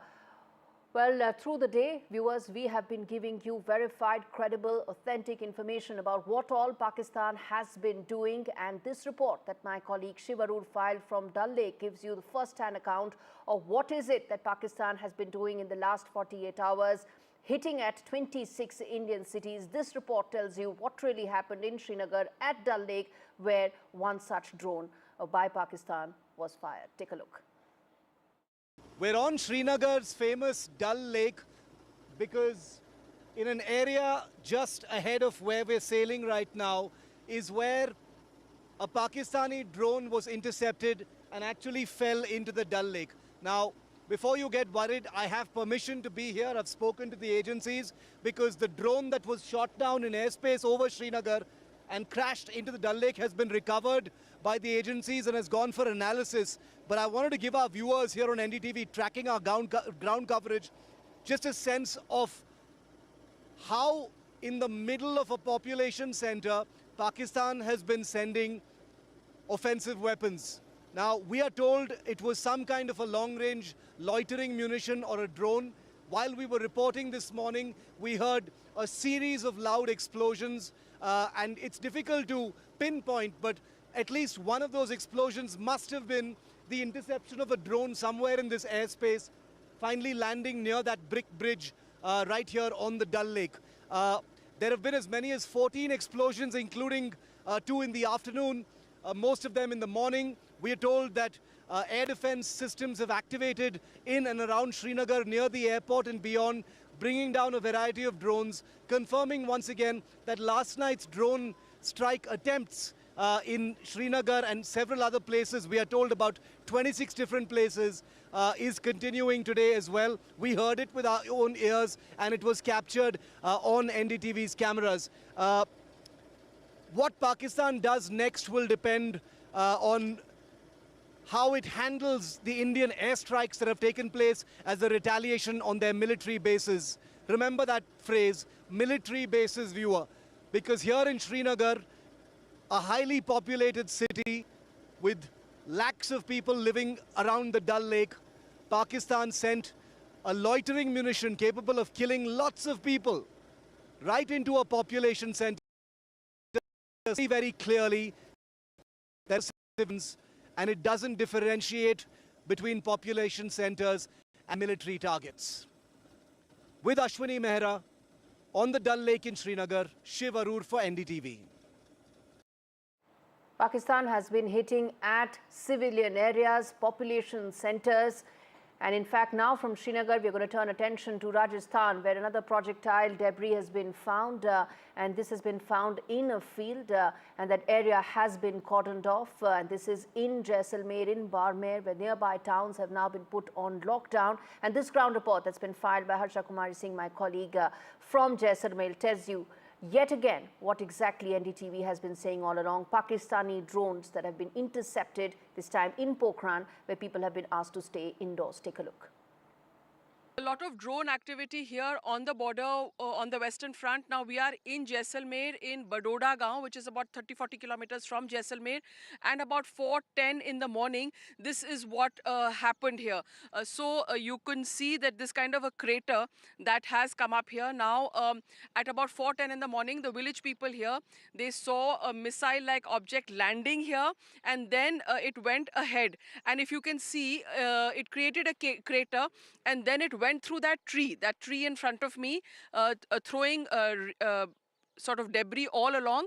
It went there and then it landed another 500 meters to the other side. So it's got a huge range from here till about another 500 meters. Now I have some people here with me who were of course witness to all this. भैया आपका नाम बताइए. उदय सिंह. हाँ, उदय सिंह, आप लोग यहाँ पर रात को सो रहे थे, घर में क्या देखा आपने? खेत है हमारा, वहाँ पर सो रहे थे. क्या देखा आपने? हमने तो 4:40 पर धमाका हुआ, 3 धमाका, जोरदार धमाका हुआ. उसमें अपने आग पूरा प्रकाश हो गया 3 किलोमीटर में, प्रकाश से प्रकाश. और फिर क्या देखा, यहाँ पे क्या हुआ? यहाँ पर गड्ढा, ये मिसाइल फूट को अलग गई, 2 किलोमीटर में अलग गई यहाँ. ठीक है. आपने क्या देखा, आप यहीं पे थे? हमने वही देखा, ब्लास्ट हुआ है और चिंगारियाँ निकली है 4-4:30 के आसपास, और फिर धमाके, अलग अलग जगह धमाके भी हुए हैं. और ये जो यहाँ पे आया था, ये लगता है चीरता हुआ यहाँ से गया है. बिल्कुल. यहाँ से गिरने से सीधा, ये झाड़ है, इसके अंदर से गिरने से सीधा यहाँ से 1.5 किलोमीटर आगे इसका जो टुकड़ा है वो आगे गिरा है. और जो हमारे घर थे उसके ऊपर भी गिरे हैं और घर के अंदर भी आए हैं, फिर नुकसान कुछ नहीं हुआ. इसीलिए क्या है कि गिरने से थोड़ा अफसोस भी हुआ है घर वालों को, इसीलिए वो सीधा आगे निकल गया. जो इसका टुकड़ा है ना, वो आगे गिर गया है. बाकी छोटे छोटे पार्ट्स हैं वो हमारे घर में गिरे हैं, उधर खेत में भी गए हैं. तो आर्मी ने आके यहाँ से सारे पार्ट्स इकट्ठा कर लिए? बिल्कुल, पार्ट्स सभी इकट्ठे कर लिए हैं. आर्मी आ गई है, पुलिस प्रशासन भी आ गए हैं, सब यहाँ पर आ गए हैं, इसीलिए वो सब इकट्ठा करके एक जगह कर लिया है. ले गए. So as you can see behind me, quite a big sort of indent it's made in the ground, quite a big crater, and it seems to have a very long range, because as the people here are telling us, it went through this tree, it went over that house there, and then it's gone further. Another part of that explosive has gone further and landed in a field there. So in Jaisalmer and Barmer, in these areas, early in the morning, these kind of attacks are coming from across the border. And of course, luckily, so far, no harm or damage has been caused. All right.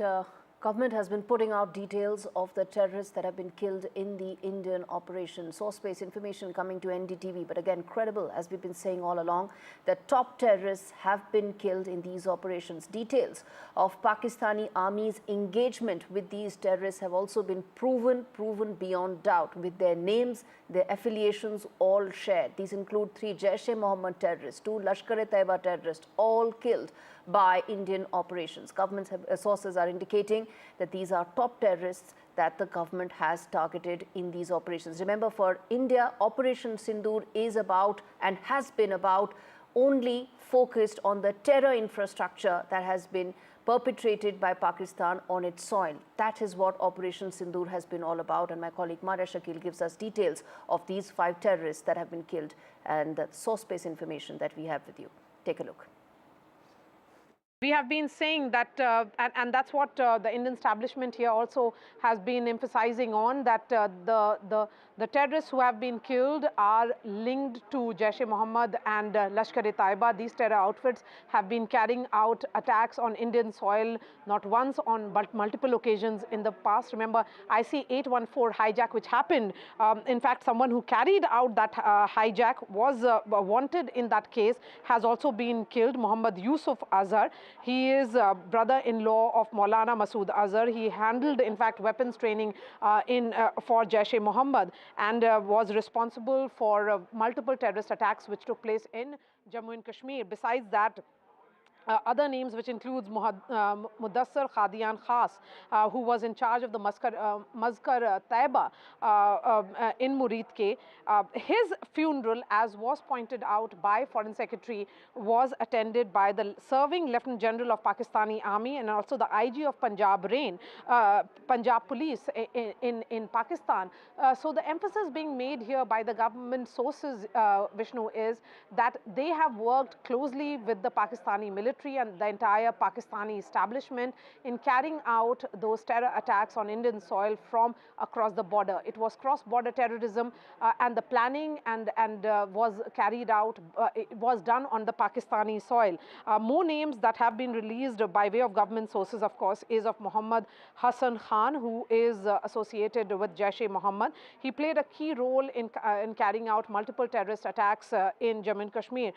Another important name again would be Khalid Abu Akhasa, who was associated with Lashkar-e-Taiba, and his funeral was held in Faisalabad. Again, that funeral was attended by senior Pakistani army officials and the deputy commissioner of Faisalabad. So this is the list of some of the terrorists, the names of which have now come out by way of government sources. Operation Sindoor started, viewers. The one thing that Pakistan has been doing again and again is coming out with a misinformation campaign, a propaganda that India has been busting again and again. Indian army shooting down Pakistan lies, and we've been telling all those details right here because it's important to counter the fiction that Pakistan has been coming out with exact facts. The fake news that Pakistan has been coming out in terms of whether it's the Indian army, supposed perpetrated damages, all coming out by the Pakistan misinformation factory is being busted right here. And my colleague Nikunj Garg gives you all those details. Much of this propaganda is actually targeted at Indian civil population. The larger world probably is currently not too interested in the conflict or will not be too bothered in this conflict unless it further escalates. Pakistan is basically trying to demotivate through a large online campaign, particularly the population that it is targeting, and send out a message that Government of India or the Government of India's other wings are somehow failing to act upon the responsibility entrusted upon them. Pakistan obviously is a past master of misusing social media elements or even propaganda on the mainline platforms. They have activated their complete machinery at this moment also, as is expected in a near war-like situation that we are in currently. Obviously, Pakistani side will leave no stone unturned, knowing their weaknesses, knowing chinks in their armor, and would try to impress upon a larger section of population, both in India and Pakistan back home also, that they have been able to inflict large-scale damage. Government of India, as you have seen, that the Press Information Bureau has set up a fact check unit. They have been constantly debunking any kind of propaganda that is being pushed by the Pakistani handles. Government is also taking active steps to block the handles that have routinely been found to be propagating Pakistani fake media campaigns. It has also put out advisories. Yesterday, Information and Broadcasting Minister took a special meeting of multiple public platforms. In fact, a series of meetings, and after that, they have set up a special control room for anyone to verify, anyone in the business of news, media, and information seeking, to verify the news that is being put out through a special platform or a special control room of the Press Information Bureau. So multiple steps are being taken, but the best step against any kind of fakery on social media is not to fall for any kind of propaganda material being pushed by unverified handles or handles that do not have any reliable followers. And that's a general advisory for general people in any time. And mostly in the times of wars and situation of any contingency, people should very closely follow it. In fact, Foreign Secretary himself today appealed to the people not to fall for the kind Pakistani propaganda that is being pushed. And that was after he said that Pakistan is actually trying to sow the seeds of discord between communities in India. Viewers, I'm going to now play out sound bites of the two women who are essentially now the face of India in Operation Sindoor, both in India and around the world. That is Wing Commander Voimika Singh and Colonel Sophia Qureshi. Take a look. Pakistan military continued with its provocations, carrying out aggressive actions employing multiple threat vectors all along the western border. Pakistan employed UCAV, drones, long-range weapons, loitering munitions and fighter aircrafts to target civilian areas and military infrastructure. Pakistan military also resorted to air intrusions using drones and firing of heavy caliber weapons along the line of control. Along the international border and the line of controls, air intrusion and several harassment attacks were also attempted from Srinagar till Nalia at more than 26 locations. Indian Armed Forces successfully neutralized these threats and majority of the vectors. However, limited damage was sustained to equipment and personnel at Indian Air Force stations at Udhampur, Pathankot, Adhampur and Bhuj. There were also several high-speed missile attacks noticed subsequently after 0140 hours in the night at several air bases in Punjab. In a deplorable cowardly act, targeting of civilian infrastructure also had taken place, where Pakistan attacked the Medicare Center and school premises at the air bases of Srinagar, Avantipur and Udhampur, yet again displaying irresponsible targeting of our civilian infrastructure. In a swift and calibrated response, Indian Armed Forces carried out precision attacks only on identified military targets. These included technical infrastructure, command and control centers, radar sites and weapon storage areas. Pakistan military targets at Rafiqi, Murid, Chaklala, Rahim Yar Khan, Sukur and Chunya were engaged using air-launched precision weapons from our fighter aircraft. Radar site at Pasroor and Sialkot Aviation Base were also targeted using precision munitions. While carrying out these responses, India ensured minimum collateral damage. Pakistan has also attempted to execute a continued malicious misinformation campaign with claims of destruction of Indian S-400 system at Adhampur, destruction of airfields at Suratgarh and Sirsa, BrahMos base at Nagrota, RT gun positions at Derang Yari and Chandigarh forward ammunition depot, with heavy damages to other military stations being propagated on social media. India unequivocally rejects these false narratives being spread by Pakistan. Along the line of control also, Pakistan has attempted multiple air intrusions using drones and conducted shelling using heavy caliber RT guns, targeting civilian infrastructure and killing some civilians. Heavy exchange of artillery mortars and small arm fire in Kupwara, Baramulla, Poonch, Rajouri and Akhnur sectors continued. Indian Army has responded effectively and proportionately, causing extensive damage to Pakistan Army. Pak military has been observed to be moving their troops into forward areas, indicating offensive intent to further escalate the situation. Indian Armed Forces remain in a high state of operational readiness. All hostile actions have been effectively countered and responded appropriately. Indian Armed Forces reiterate their commitment to non-escalation, provided it is reciprocated by the Pakistan military. At the end, I would also like to show you a few images of Air Force bases in the Punjab sector and Rajasthan sector, where it is mighty clear that we are debunking the Pakistani claims of causing destruction at these air bases. You can yourself see the normalcy in these Air Force stations. This is Sirsa, Suratgarh. The runways are intact. There are also time stamped, just notice, they are also time stamped. This is today. First of all, as you have seen, Pakistani claims about activities that they have undertaken continue to be heavy on lies, misinformation and propaganda.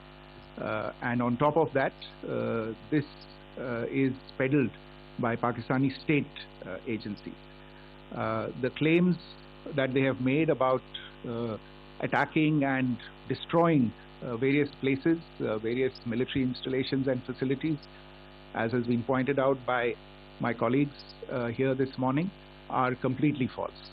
The claim about the Air Force station in Sirsa being destroyed, completely false, as you've seen. The claim about the Air Force station in Suratgarh being destroyed, completely false again, as you have seen. There's a claim that has been made that the S-400 base at Adampur was destroyed, completely false once again. Claims have been made about large sections of Indian critical infrastructure, power systems, cyber systems, etc. being attacked and destroyed, completely false.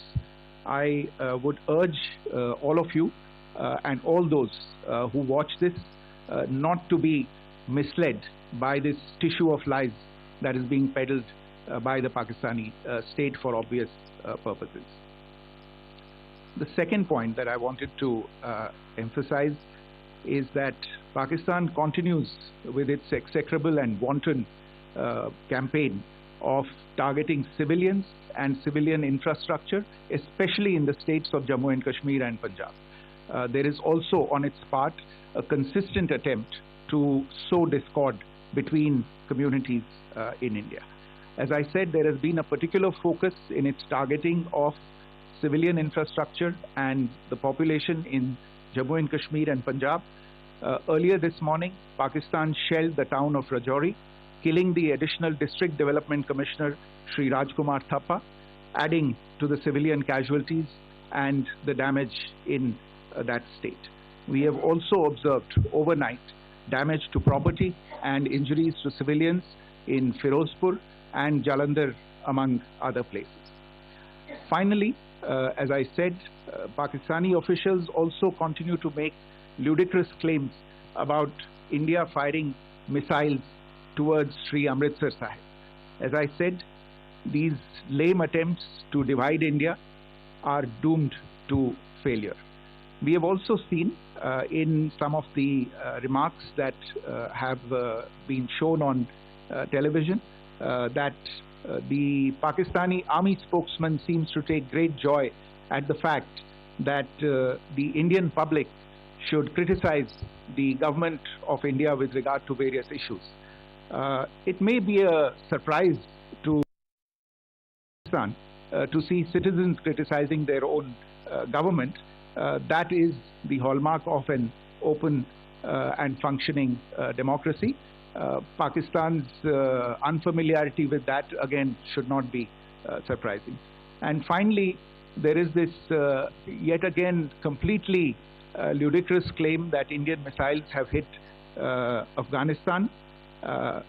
Totally frivolous allegation, and I only want to point out that Afghan people don't need to be reminded about which country it is that has, on multiple occasions, in just the last 1.5 years, targeted civilian populations and civilian infrastructure in Afghanistan. All right, Major General Asif Pardi joins me more to talk more on this story that continues to develop. So thank you so much for joining me on NDTV today. We talk at a time when the government has been busting Pakistan's lies and fiction that it has been coming out with through the day actively. All narratives that Pakistan is trying to build are being very actively busted, and it has been doing so not just in India, around the world as well. And that, I think, is an extremely important aspect of Operation Sindoor, isn't it? Yes, Pakistan USP is always telling lies. Initially they said that Osama bin Laden is not there, and subsequently even US found out that Osama bin Laden was staying in Pakistan. So propaganda, telling lies is the hallmark of Pakistan governance, and because they are weak militarily, so they've been doing all this kind of propaganda work. And also, we also understand that the propaganda war and selling, spreading false news, fake news is part of the information warfare games. But we are also equally competent, and we have got enough measures to check all those fake news and factories. And that is what we have been also doing. Everything, whatever is coming in the social media is being monitored. The TV channels, they are behaving very responsibly. They're telling the correct information to the public. And the public in India are also quite well aware. And very rightly, our Foreign Secretary has pointed out that India is a mature democracy in which criticism to the government is acceptable. Whereas in Pakistan, there is no democracy and nobody can criticize the government. So basically, whatever comes, it is from the government sources. But in India, everything is very transparent. So that is why once the transparency is there, so there is no way we can be misled by the misinformation.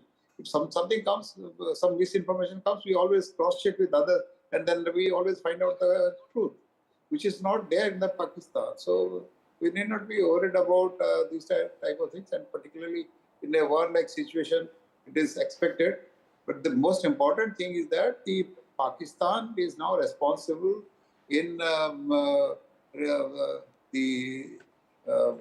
the responses which they are doing and the escalation of the conflict. So now they have attacked some of our military installations. They're attacking our religious structures like temples, your churches, gurudwaras, which is not acceptable. Casualties. Absolutely. Absolutely. And in fact, the response that has come in from the Indian side also very measured, but at the same time, very clear in terms of the fact that if Pakistan moves up the escalation matrix, if it moves up the escalation ladder, India will respond proportionately. And at this beginning, when the conflict is at the initial stage, they're talking about utilizing their nuclear resources. So immature is the Pakistan governance. That means they have got no will to fight. They just want to terrorize the whole world. They want to threat the whole world that, okay, you use the nuclear weapon system, and that is why you come and ensure that the India government buckles out and they don't escalate. But escalation is from the Pakistan side. And we have been very clear in our mind that we have to destroy the terrorist infrastructure which is there in the Pakistan. And the Pakistan army and the terrorists, they train together. That is the main source. The terrorism comes from the Pakistan army. So terrorists and terrorism, these three things are the integral part of the Pakistan military. So we have only, so far, we could destroy some of the terrorist infrastructure, but in the long run, definitely, we are going to dismantle the entire whole thing, and that the terrorism concept in Pakistan, that also has to be erased. And terrorism is not only against India. They have terrorized the Talibanis, they have terrorized the Baluchistanis. So within the country also, they have terrorized their own people. And so terrorism is a scourge, it's a global scourge. That is what it is. That is something that is very clear, and that's one of the reasons, core reasons why the world is backing India all along. Ever since the Pahalgam terror attack, the dastardly Pahalgam terror attack took place, the Committee of Nations have stood very strongly and firmly behind India. I want to quickly now get in Commodore G.J. Singh also to talk more about Operation Sindoor in its present state right now, where we are, the information that has been coming in. And sir, at NDTV, we've been very clear and very focused about only bringing credible, authentic information, even if it means late. That is not the point. Authenticity is most important in these times, in these challenging times for us. And here we've been putting out all those verified information which tells you what all Pakistan has done in terms of climbing up the escalation ladder and proportionate retaliatory action that has come in from India's side. Where do you see this now, sir, the next 12 to 24 hours, given all that has happened and what all the government has informed India today about? Thank you for having me on your show, and I must congratulate you that you are only giving what is, I call it verified news, because you make sure that there is all authentic news. Coming back to the subject is that at the moment we are in the mode where the escalatory ladder is going up. It is going in a upward spiral because the kind of weapons which Pakistan has used this morning, like the high-speed hypersonic missile, that Fateh 2, is a very dangerous point where we should be worried about, because they were probably targeting our capital, and we have to be careful about it, because this was not expected. It is not a proportionate, calibrated, Is or targeting civilian population. In fact, whether it is in Dal Lake, whether it is in Jaisalmer, we've been putting out those ground reports. Our colleagues have been covering every aspect of this, and everywhere Pakistan is trying to, of course, hit civilian population. Yeah, that's what I was coming to, that they have been hitting or sort of striking on a civilian population all along the IB border as well as on the LOC. So they have just no ethics or the principles of fighting. They are now in a provocatory move. They want to provocate us, whereas we are very restrained, we are balanced, we are proportionate. Whatever they are doing, we are only hitting those targets with the very precise strikes without any collateral damage or any hitting any populated areas. But the kind of answer that we are getting from Pakistan is not the same. It is not expected of a professional army or a professional air force. So therefore, I see it as a provocation. I see that we are going up on the escalator ladder, because lately we have also heard that they have started mobilizing their armed corps and armed divisions, their infantry, their in fact, this is artillery. something, this is extremely important, and I wanted to get in General Padi as well on this, that how do you read and in fact this information that came in from the press conference earlier in the day on what Commodore G.J. Singh is saying, that Pakistan is moving some of its army and soldiers to the border areas, the movement of troops that's taking place. I agree with what Commodore Singh has said, but I would like to tell you that because they don't have any targeted targets in India, because we don't have any terrorist infrastructure. So, and the initial stages, when we demonstrated that we have got a much better integrated air defense system, and we could do anything inside that territory, and we could hit our target very accurately, precisely. So now they are in a state of panic. So they want to escalate. So in escalation, if they move their ground forces or do any kinetic action, so the thing is that they are probably want to get into inside India, and they will definitely get killed, because we are fully prepared to for any challenges which is coming, or any hostile activities from the Pakistan side, whether it is from the air or from the ground or at sea. All the three services are fully active, and we have got enough resources, enough measures, operational plans, everything is there. So those activities, maybe they're trying to threaten that, okay, we'll escalate to the next level. So we are ready for that. Any level of escalation, it will be responded precisely and with responsibly, because we are very clear that our objectives are to dismantle the terrorist infrastructure, and we don't want to go for any collateral damage. We don't want to do any damage to the civilian population.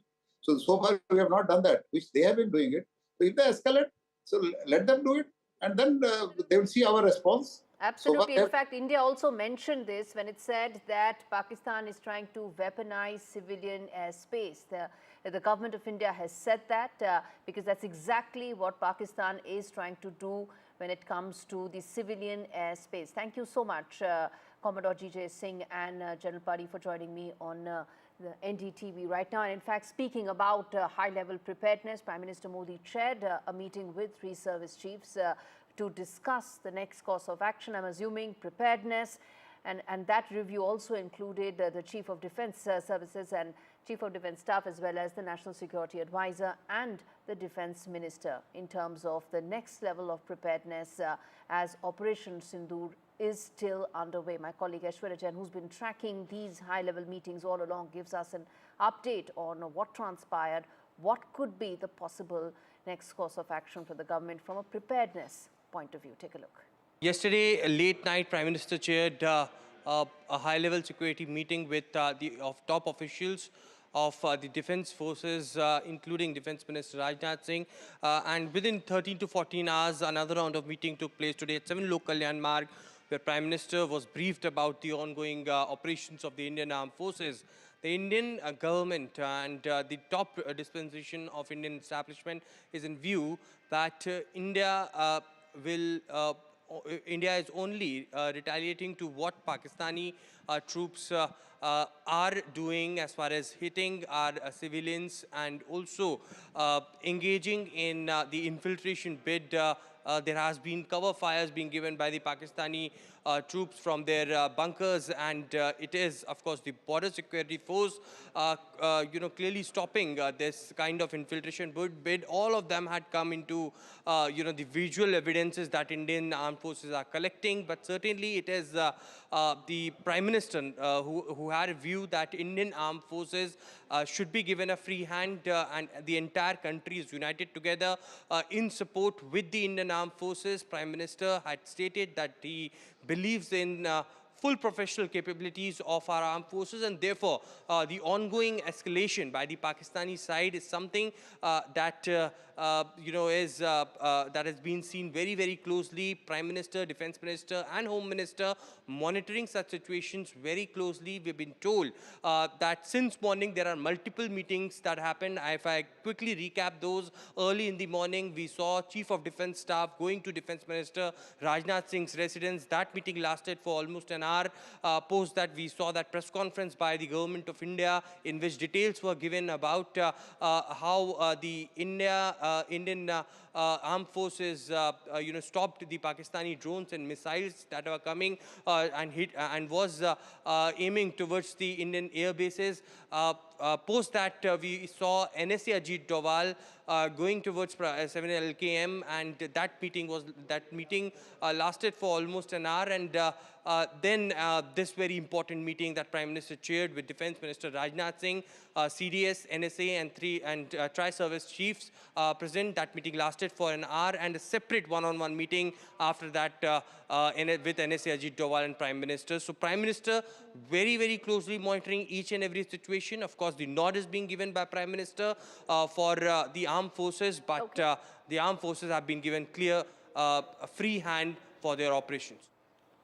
All right, shifting focus now to Delhi, where Chief Minister Rekha Gupta has chaired a key meeting and held a meeting with key ministers in terms of the level of preparedness for the state of Delhi, and that also includes the health department. I want to quickly first play out the soundbite of the Chief Minister, and then I get my colleague Shreya Ghosh to talk more on that. Panic नहीं है, बिल्कुल निश्चिंत होकर के जनता relax हो सकती है। सरकार मुस्तैद है, प्रशासन दुरुस्त है और सेनाएं अपना काम कर रही हैं। हम सबको बस अवेयर रहना है और किसी भी स्थिति से निपटने के लिए तैयार रहना है, इतनी सी बात है। और किसी भी प्रकार की इससे आगे की चिंता नहीं करनी है। पर इस परिस्थिति में पूरा देश एकजुट है, ये जरूर संदेश पूरे शहर का है, पूरी राष्ट्रीय राजधानी का है। All right, Shreya Ghosh joins us live to talk more about this. Shreya, it's of course a meeting aimed to ensure that there is a complete level of preparedness. But talk to us about what all were the highlights of this meeting.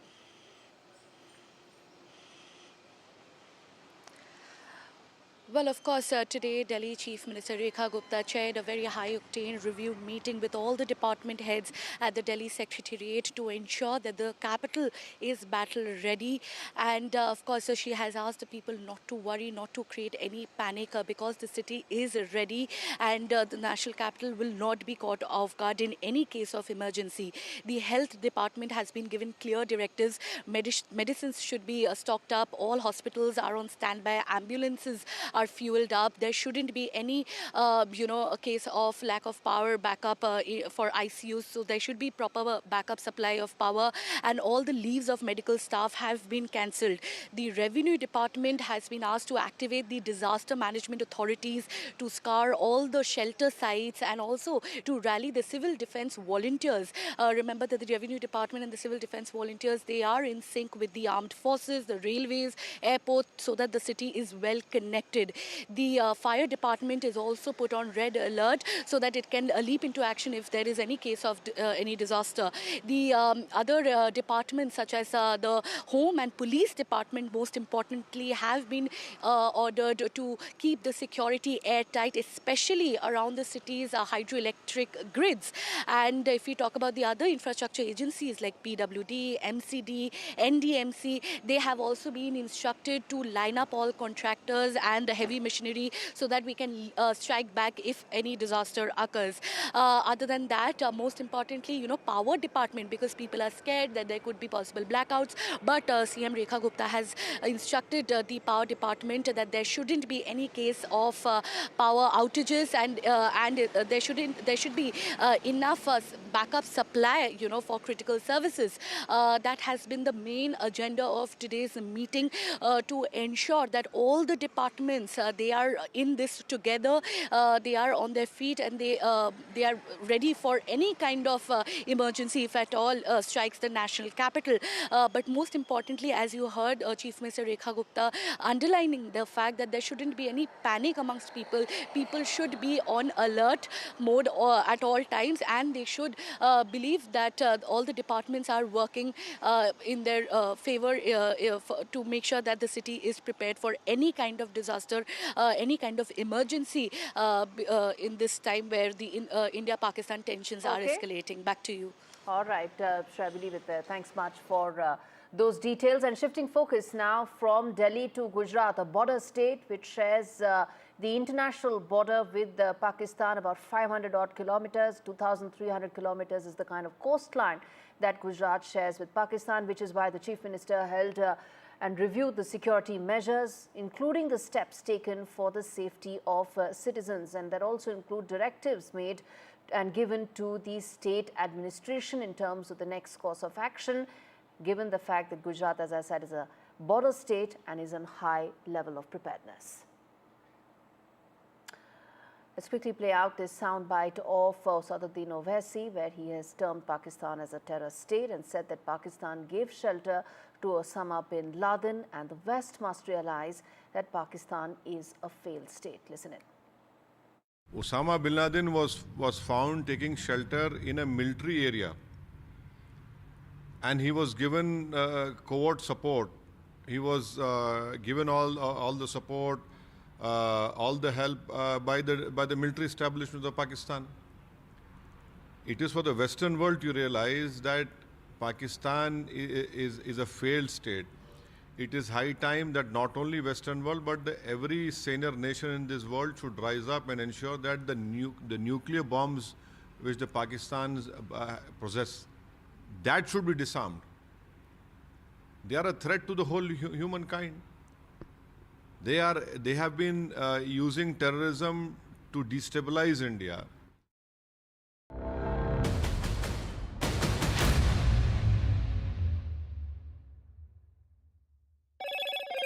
Hello, Moto. Motorola, India's leading AI smartphone brand. Government sources on terrorists killed in Operation Sindoor. Top terrorists have been killed. That includes 3 Jaish-e-Mohammed and 2 Lashkar-e-Taiba terrorists. Prime Minister Modi chairs high-level meeting with 3 services chiefs and reviews the situation along with CDS. Government says that Pakistani actions have been provocative and escalatory. Government says that Pakistan has tried to hit multiple air bases. U.S. Secretary of State speaks to External Affairs Minister Dr. Jaishankar. Marco Rubio says India and Pakistan need to de-escalate. U.S. proposes support in any possible discussions. External Affairs Minister says India's approach has always been measured and responsible.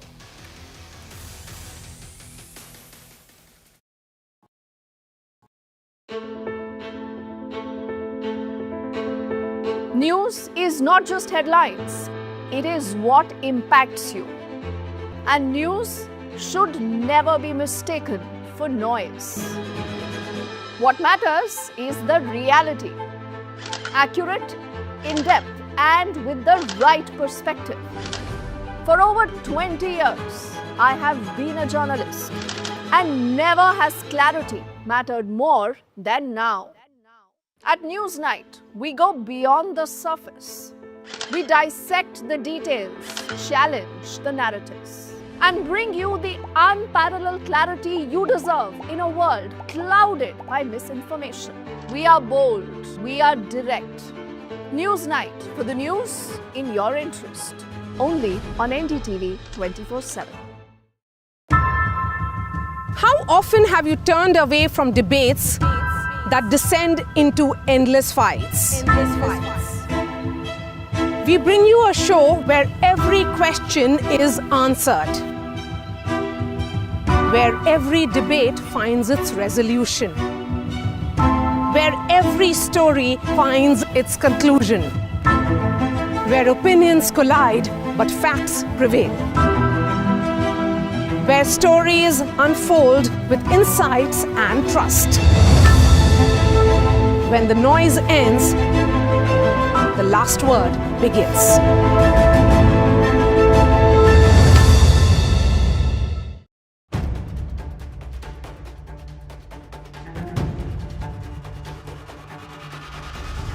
If it matters to you, if it matters to you, if it matters to you,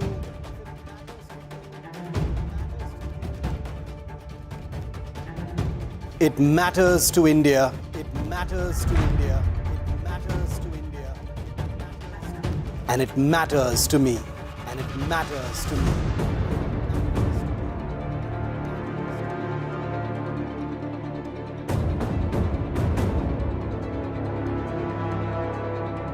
India Matters with Shivaru, only on NDTV 24/7.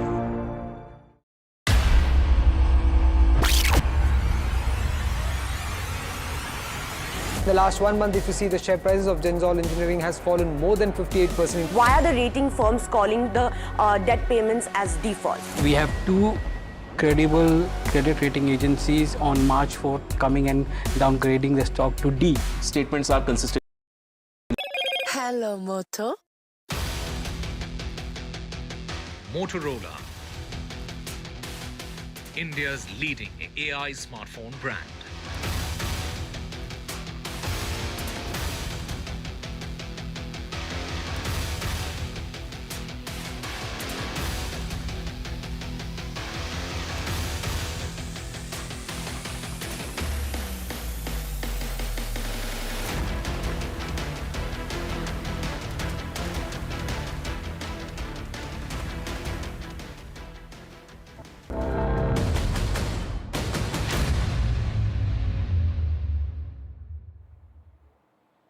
Viewers, it's now time to turn attention to Punjab, another border state, and we've got you this ground report from Firozpur village, which is on high alert.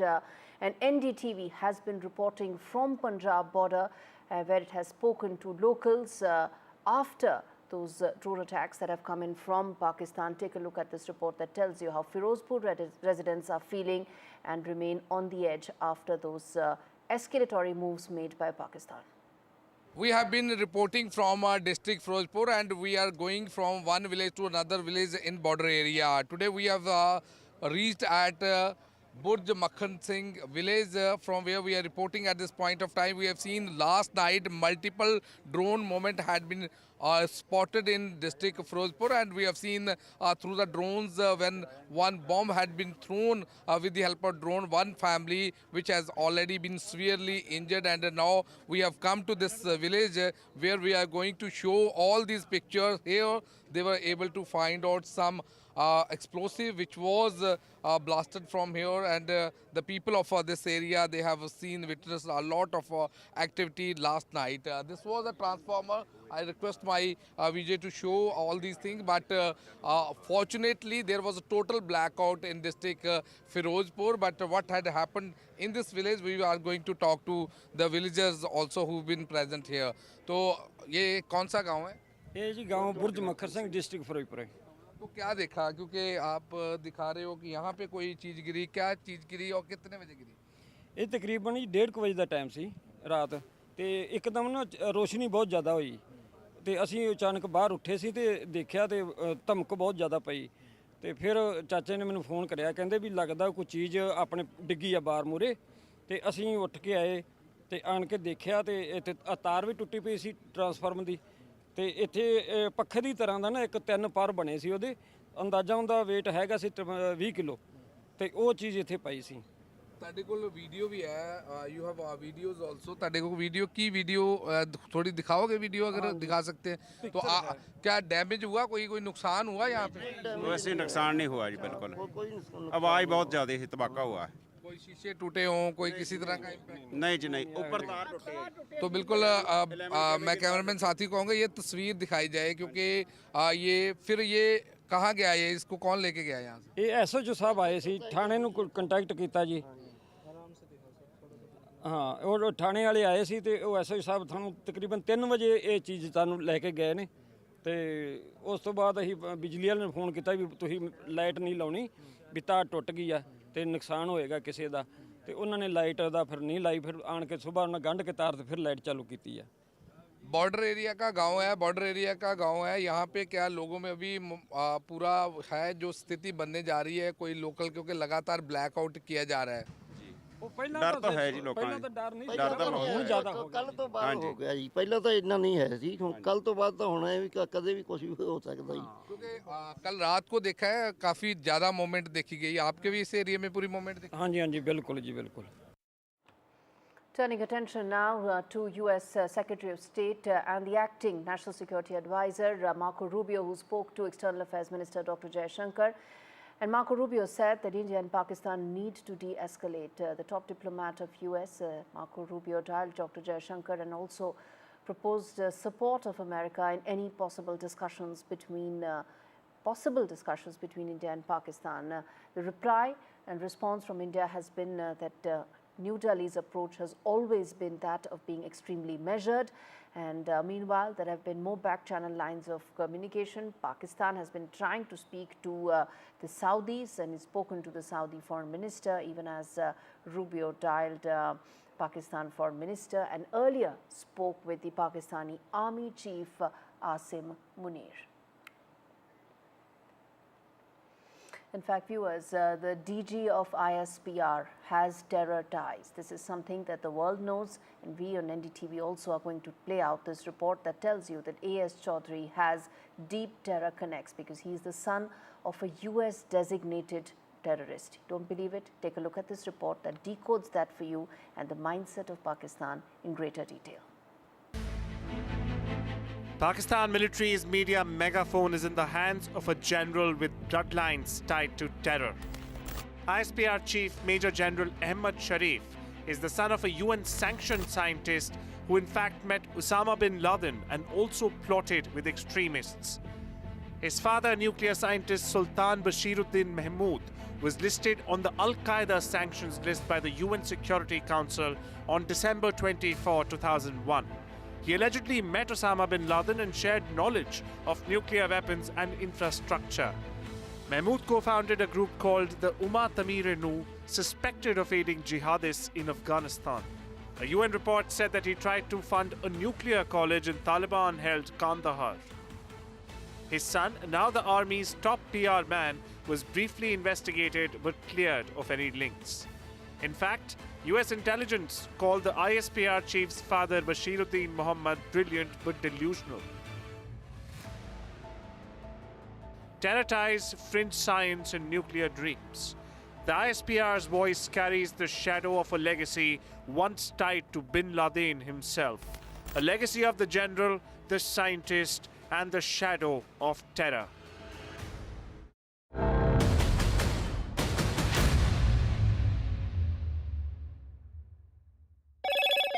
Hello, Moto. Motorola, India's leading AI smartphone brand.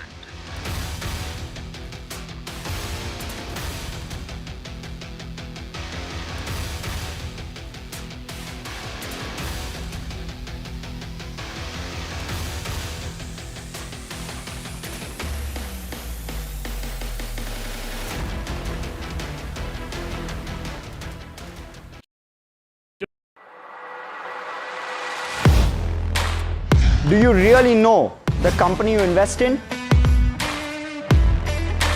What is the real picture behind presentations and claims? Is the outlook as rosy as the company claims? Know Your Company, powered by NDTV Profit Research, shines a light on the biggest stock market movers.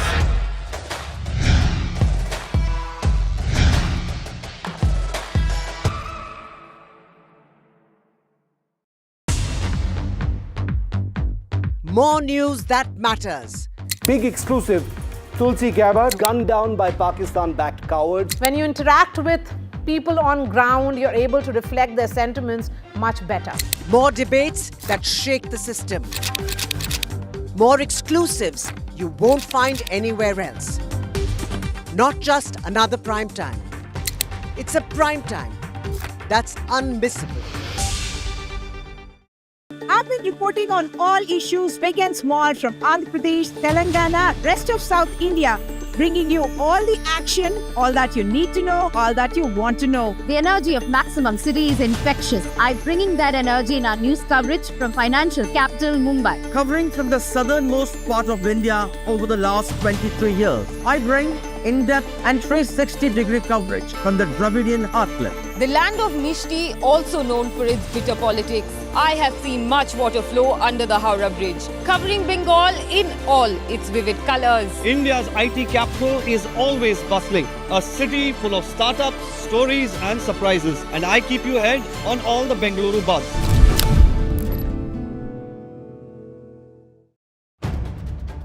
If it matters to you, if it matters to you, if it matters to you,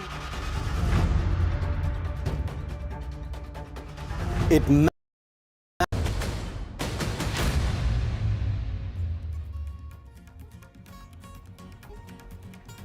Gujarat Chief Minister chairs a security review meeting. On the agenda is the safety of citizens in Gujarat. Ensuring availability of all essential items is a priority in the review meeting.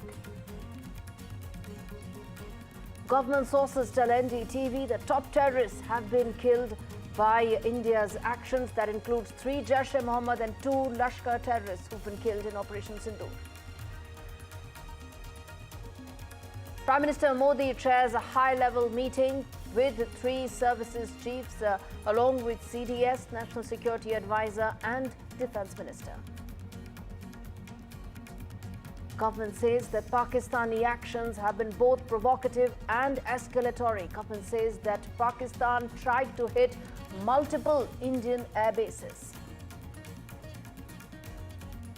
U.S. Secretary of State Marco Rubio speaks to External Affairs Minister Dr. Jaishankar. Rubio says that India and Pakistan need to de-escalate and proposes support in any possible discussions. External Affairs Minister says that India's approach has always been that of being measured and responsible.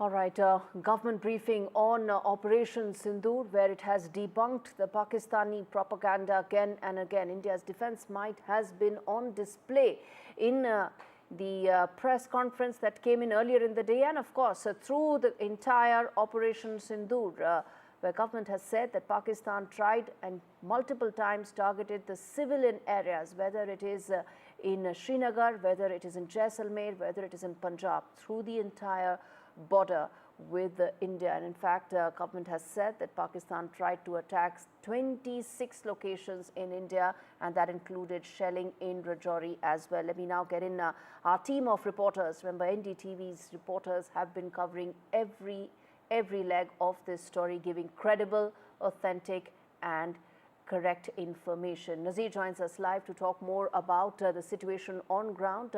Nazir, you've been bringing us all details, all updates, minute by minute. Talk to us about what's happening right now on ground.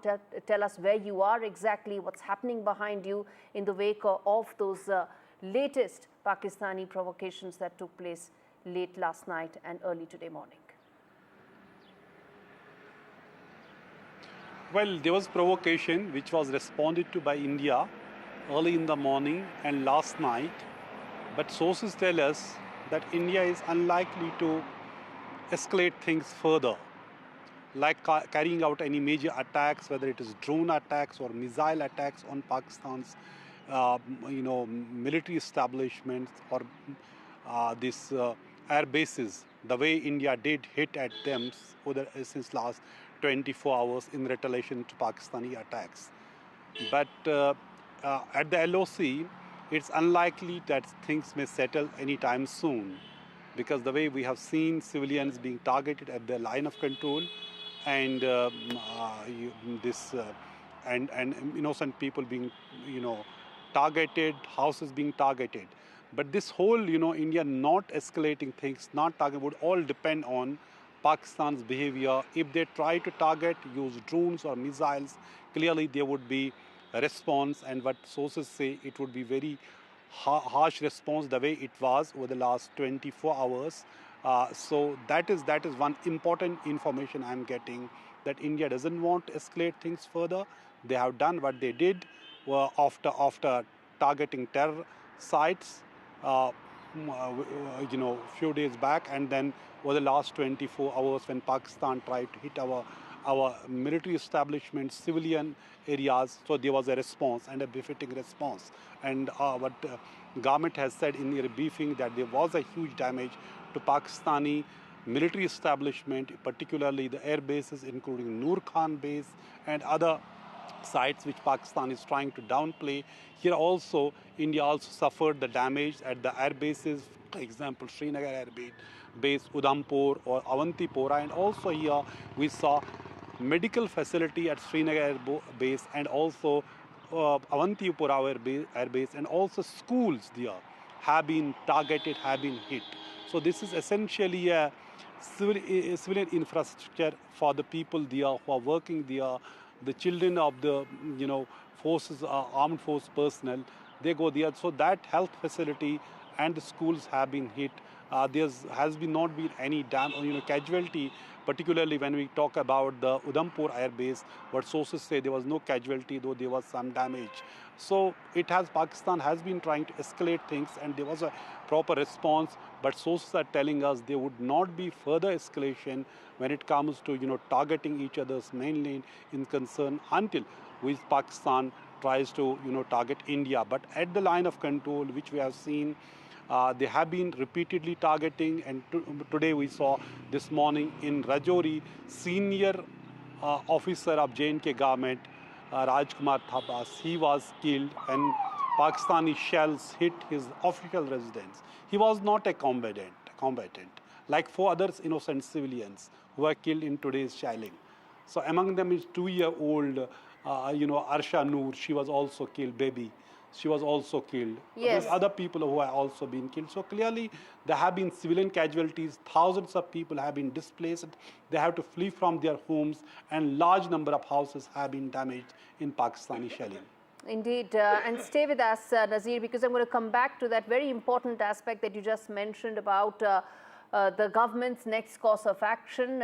It will climb up the, and in fact, it's because Pakistan climbed up the escalation matrix that India responded both in a measured and responsible manner. Let me now get in Harsha Kumari Singh, my colleague, joining us from Jaisalmer. We played out your ground reports, Harsha, a while back, which talked about the kind of shelling that took place from the Pakistani side in Jaisalmer, in Barmer. Talk to us about what it's like right now. You've been speaking to local population there through the course of the day. Talk to us about what it's like right now at this moment, how things are unfolding. Well, yes, in Jaisalmer, Barmer, and in this area, Pokhran, where we are actually in Jaisalmer city. But on the western border, there is a sense of tension, definitely, because, you know, so far the attacks were happening only at night, but then they started off this morning also. So we showed you that ground report from the village close to Jaisalmer, where that explosive had fallen. Then similar instance reported, one from Balotra in Barmer early in the morning, and then later today, it's been reported from near Pokhran. So there is a sense of uneasy calm. In fact, you know, everything has shut down now in Jaisalmer. There are hardly any cars on the road. Everybody's been asked to go home and stay indoors. So even outside, there is very little movement except for government vehicles. People are prepared. People are quite resilient. People are quite sturdy, because remember, the border from here is just about 100 and some kilometers, you know, as the crow flies. They've faced a lot of sort of incursions in the past also. There have been 2 wars with Pakistan, 65, 71. They've been at the front lines. They've been at the receiving end in many ways. So in that sense, they are quite sturdy, calm. But and there's a lot of cooperation, actually, because as soon as at about 11 o'clock, they said they need to shut down the city because they were anticipating this kind of activity from across the border. They immediately, people moved out, and it's absolutely quiet in Jaisalmer now. Also, the state of Rajasthan on a high alertness. Of course, the cities of Barmer and Jaisalmer are what comes under red alert, but other cities also on a state of heightened alertness. Bikaner and Ganganagar are under green alert, and this means that medical and emergency services will continue, but everything else is closed down. They've moved extra doctors into the border districts. They've also moved extra RAC platoons here, and generally there's an overall sense of preparedness here on the border.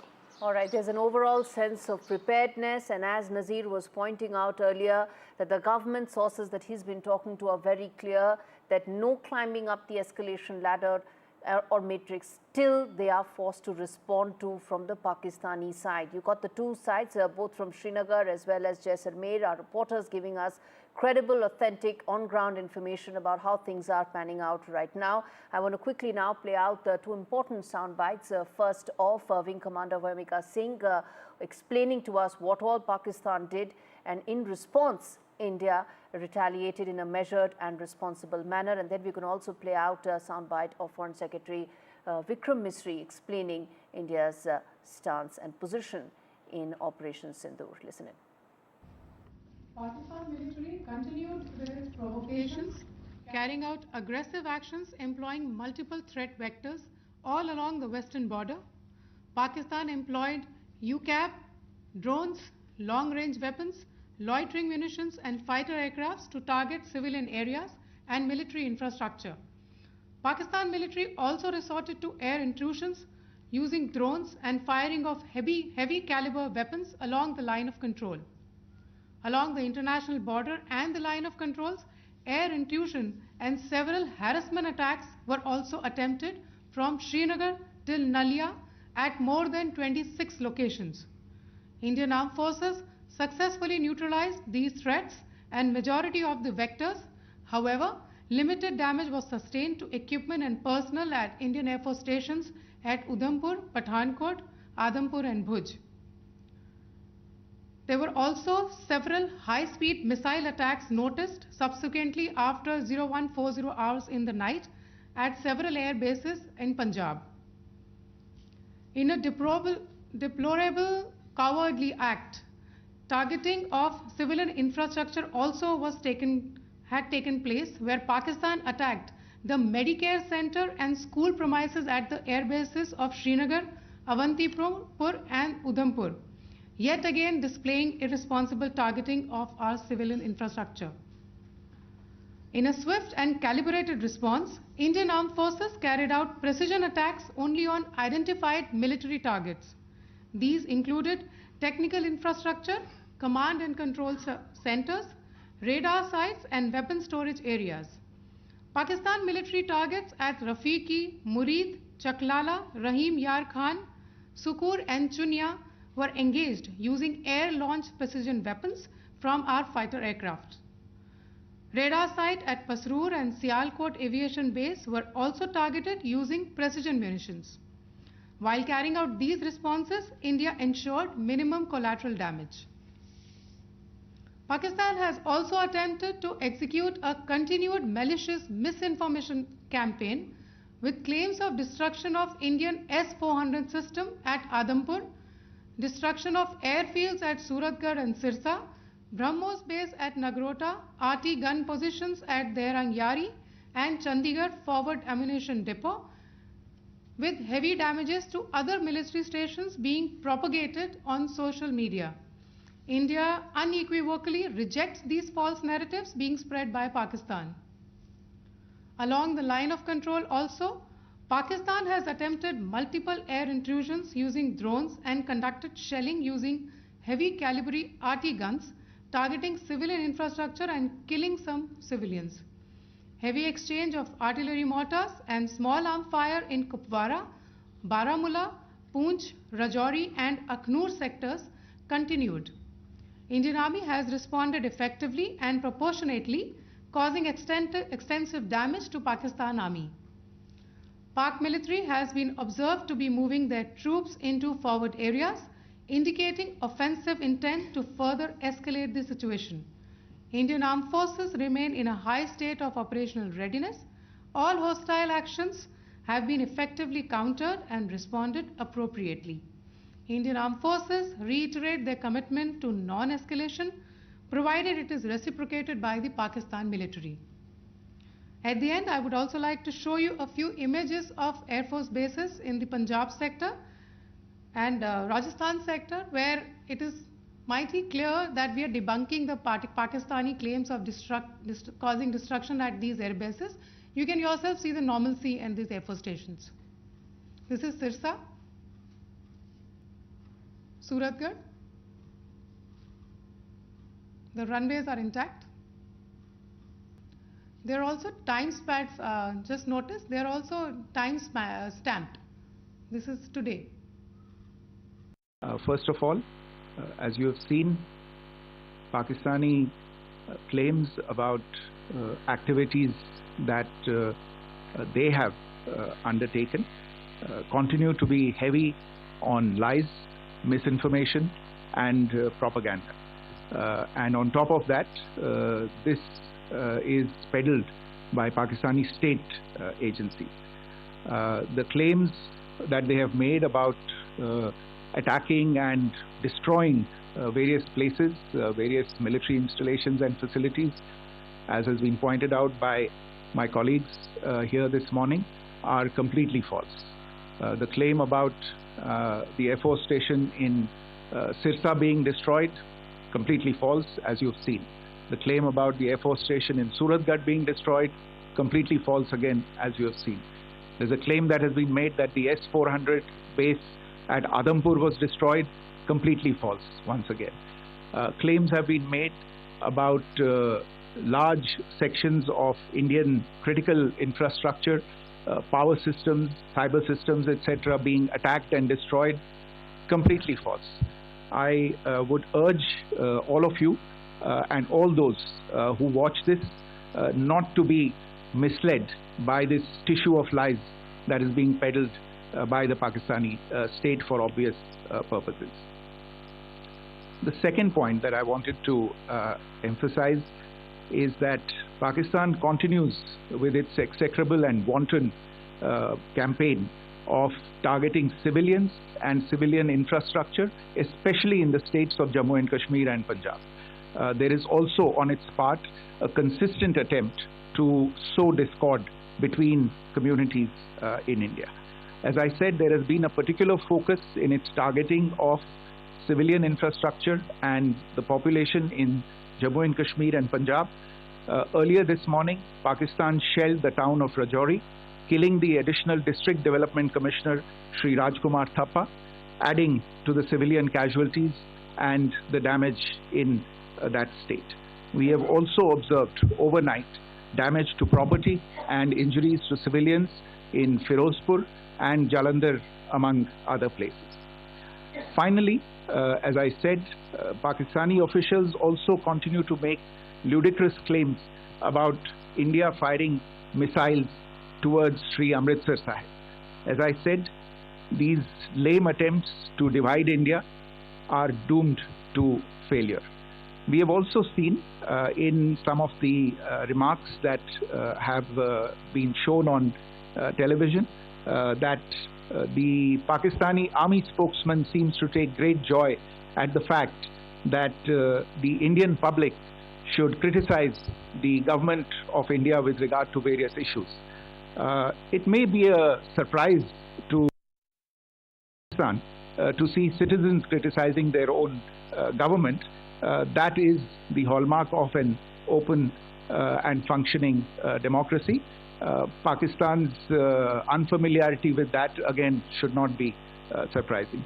And finally, there is this yet again completely ludicrous claim that Indian missiles have hit Afghanistan. Totally frivolous allegation, and I only want to point out that Afghan people don't need to be reminded about which country it is that has on multiple occasions in just the last 1.5 years targeted civilian populations and civilian infrastructure in Afghanistan.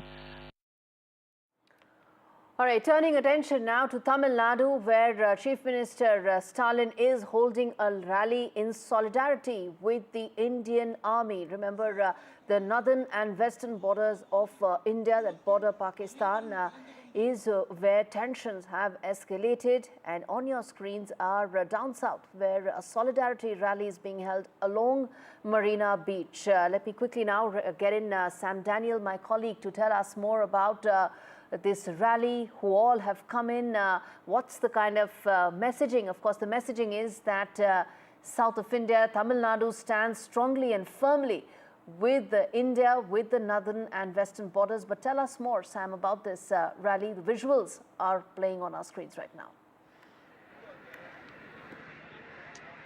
Well, as we speak now, Chief Minister M.K. Stalin is leading a march from the DGP office, where I am right now, till the War Memorial, around 4 kilometers on my right, along the Marina Beach. The idea is to send a strong message that Tamil Nadu stands together with the armed forces, even as they risk their lives on the front line as part of Operation Sindoor. And it's a 4-kilometer long march in which Chief Minister M.K. Stalin, his cabinet colleagues, MPs, MLAs, several defense personnel, ex-servicemen, large contingent of police, home guards, students and general public holding the national flag and placards in support of the army or undertaking this march, giving a strong message. Politically speaking, Tamil Nadu's ruling DMK is a key opposition party that's often at war in a sense with the centre. But this march is sending a strong message that as far as this issue is concerned, national security is concerned, they are strongly together with the central government, with the armed forces. Mixed reactions among the few thousand people who are part of this march, while they largely welcome the defense services' selected targeted attacks along the line of control and the Pakistan-occupied Kashmir in response to the Pahalgam terror attack. Some are also worried that this should not escalate into a full-fledged war, which they believe would not be in the interest of the country. So they also send a message to the government, to the defense forces, that they should do everything possible to make sure this does not escalate into a full-fledged war. In terms of preparedness, the government has put in place enough number of ambulances, medical emergency services, drinking water, ORS, so that even in case of any health issues or medical emergencies, they'll be able to tackle it. At the end, the march will culminate at the War Memorial, where the Chief Minister will be received by defense personnel there, and we expect that to be another half an hour from now. Indeed. And Sam, the political messaging of this is extremely important, isn't it?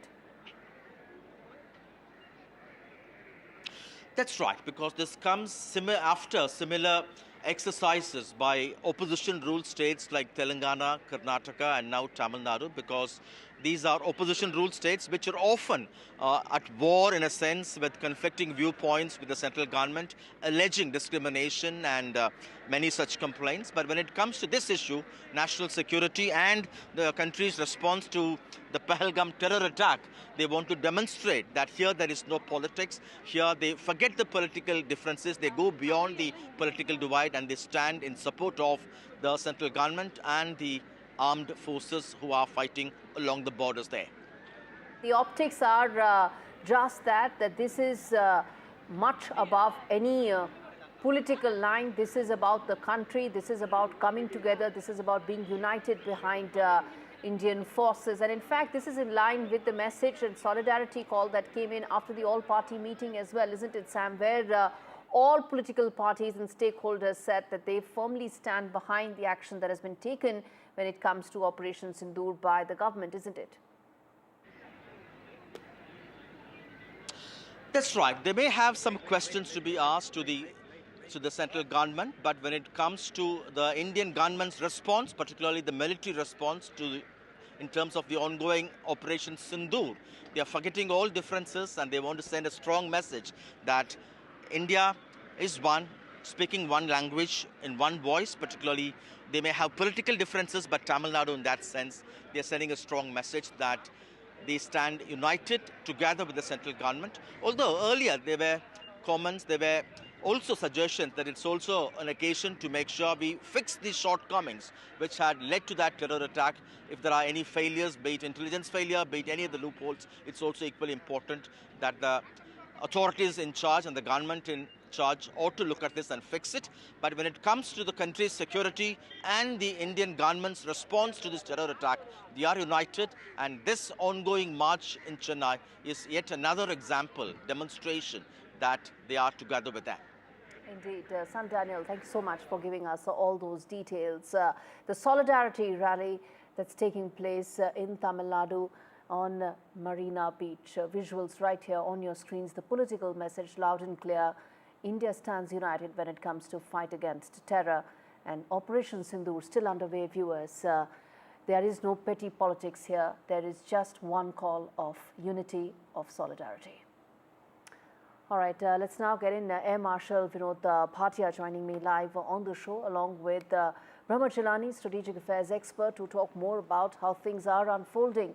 Operation Sindoor, gentlemen, is still underway. A government press conference is expected in about 40 minutes from now, and a fresh update that will come in from the government to talk more about how things are unfolding. There have been important developments through the day, including the conversation between Marco Rubio as well as Dr. Jaishankar. He also, of course, dialed the Pakistani army chief. Brahmachalani, let me start with you. How do you see the developments in the last couple of hours, and how do you see what is likely to unfold going forward? Pakistan appears to be desperate. It's desperate in terms of the kind of actions it's undertaking. It has climbed up 3 steps on the escalation ladder. It doesn't know how to climb down without losing face. The Pakistani military generals, their sole objective is to save face. After all, they are the de facto rulers of Pakistan, and they can ill afford to lose face in the confrontation with India. The problem for them is this, that after nearly 4 decades of Pakistani cross-border terrorism, India has finally woken up, or at least India's patience has worn out, and now India wants to take its Operation Sindoor to its logical conclusion. It's also interesting to note that, for example, even last night's strikes and this morning's strikes, that while Pakistan is undertaking large numbers of strikes, sending many drones, number of missiles, but failing largely to hit Indian targets, India in response is actually sending only a limited number of missiles or drones, but hitting its targets well. The way India has hit since last night 3 key military bases in Pakistan shows that Pakistan's air defenses are weaker compared to India's. That gives India an advantage. And I think India should press home that advantage, because Operation Sindoor needs to be taken to its logical conclusion in order to end the Pakistani military general's strategy of proxy warfare. Marshal Bhatia, comment there on what Pramod Chelani is saying there in terms of Pakistan running out of options at this stage. You see, basically what Mr. Chelani was saying is that the Pakistani military dispensation has reached a stage where they are becoming desperate. And as we all know, they have lost, shall we say, their own standing in their own country. And I think all this is because they want to actually do a sort of a diversion. So it's a desperate kind of action from their side. I don't see any logic in all this and what they're trying to do. It doesn't make sense. But then you cannot expect any sense from them. As far as we are concerned, as we have done so far, and I feel that we should continue to do so, and that is act with restraint, but also give a befitting reply to everything that Pakistan is throwing at us. And so far it is being done. As you know, I'm reminded of 1971, more than 50 years ago, when we had attacked the newly discovered Shokot Road at that time, now called Rafiki Air Force Base, during the Indo-Pak War in 1971.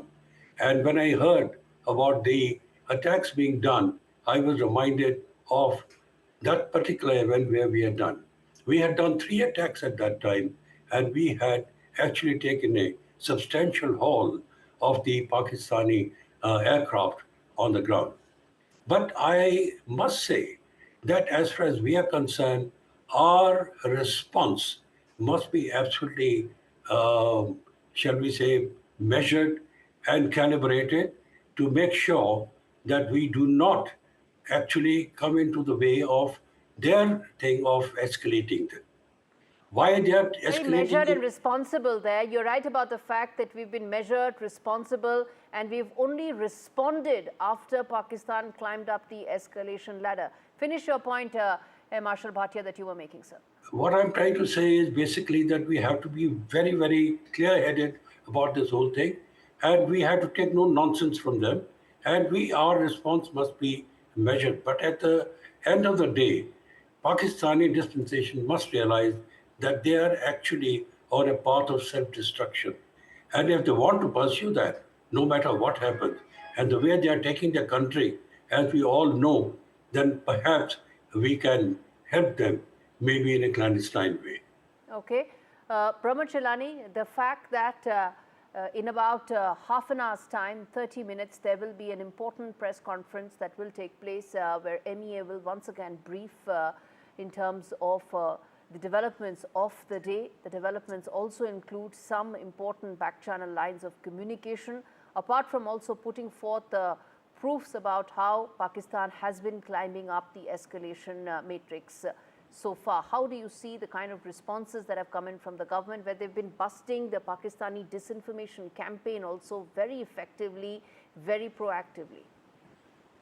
I think this time the government's public diplomacy and its efforts to counter disinformation are much better than in the past. In the past, when India has mounted military campaigns, the government was rather slow. Now, for example, we are holding maybe even 2 briefings in a day, and we are prompt in countering disinformation, which is very good.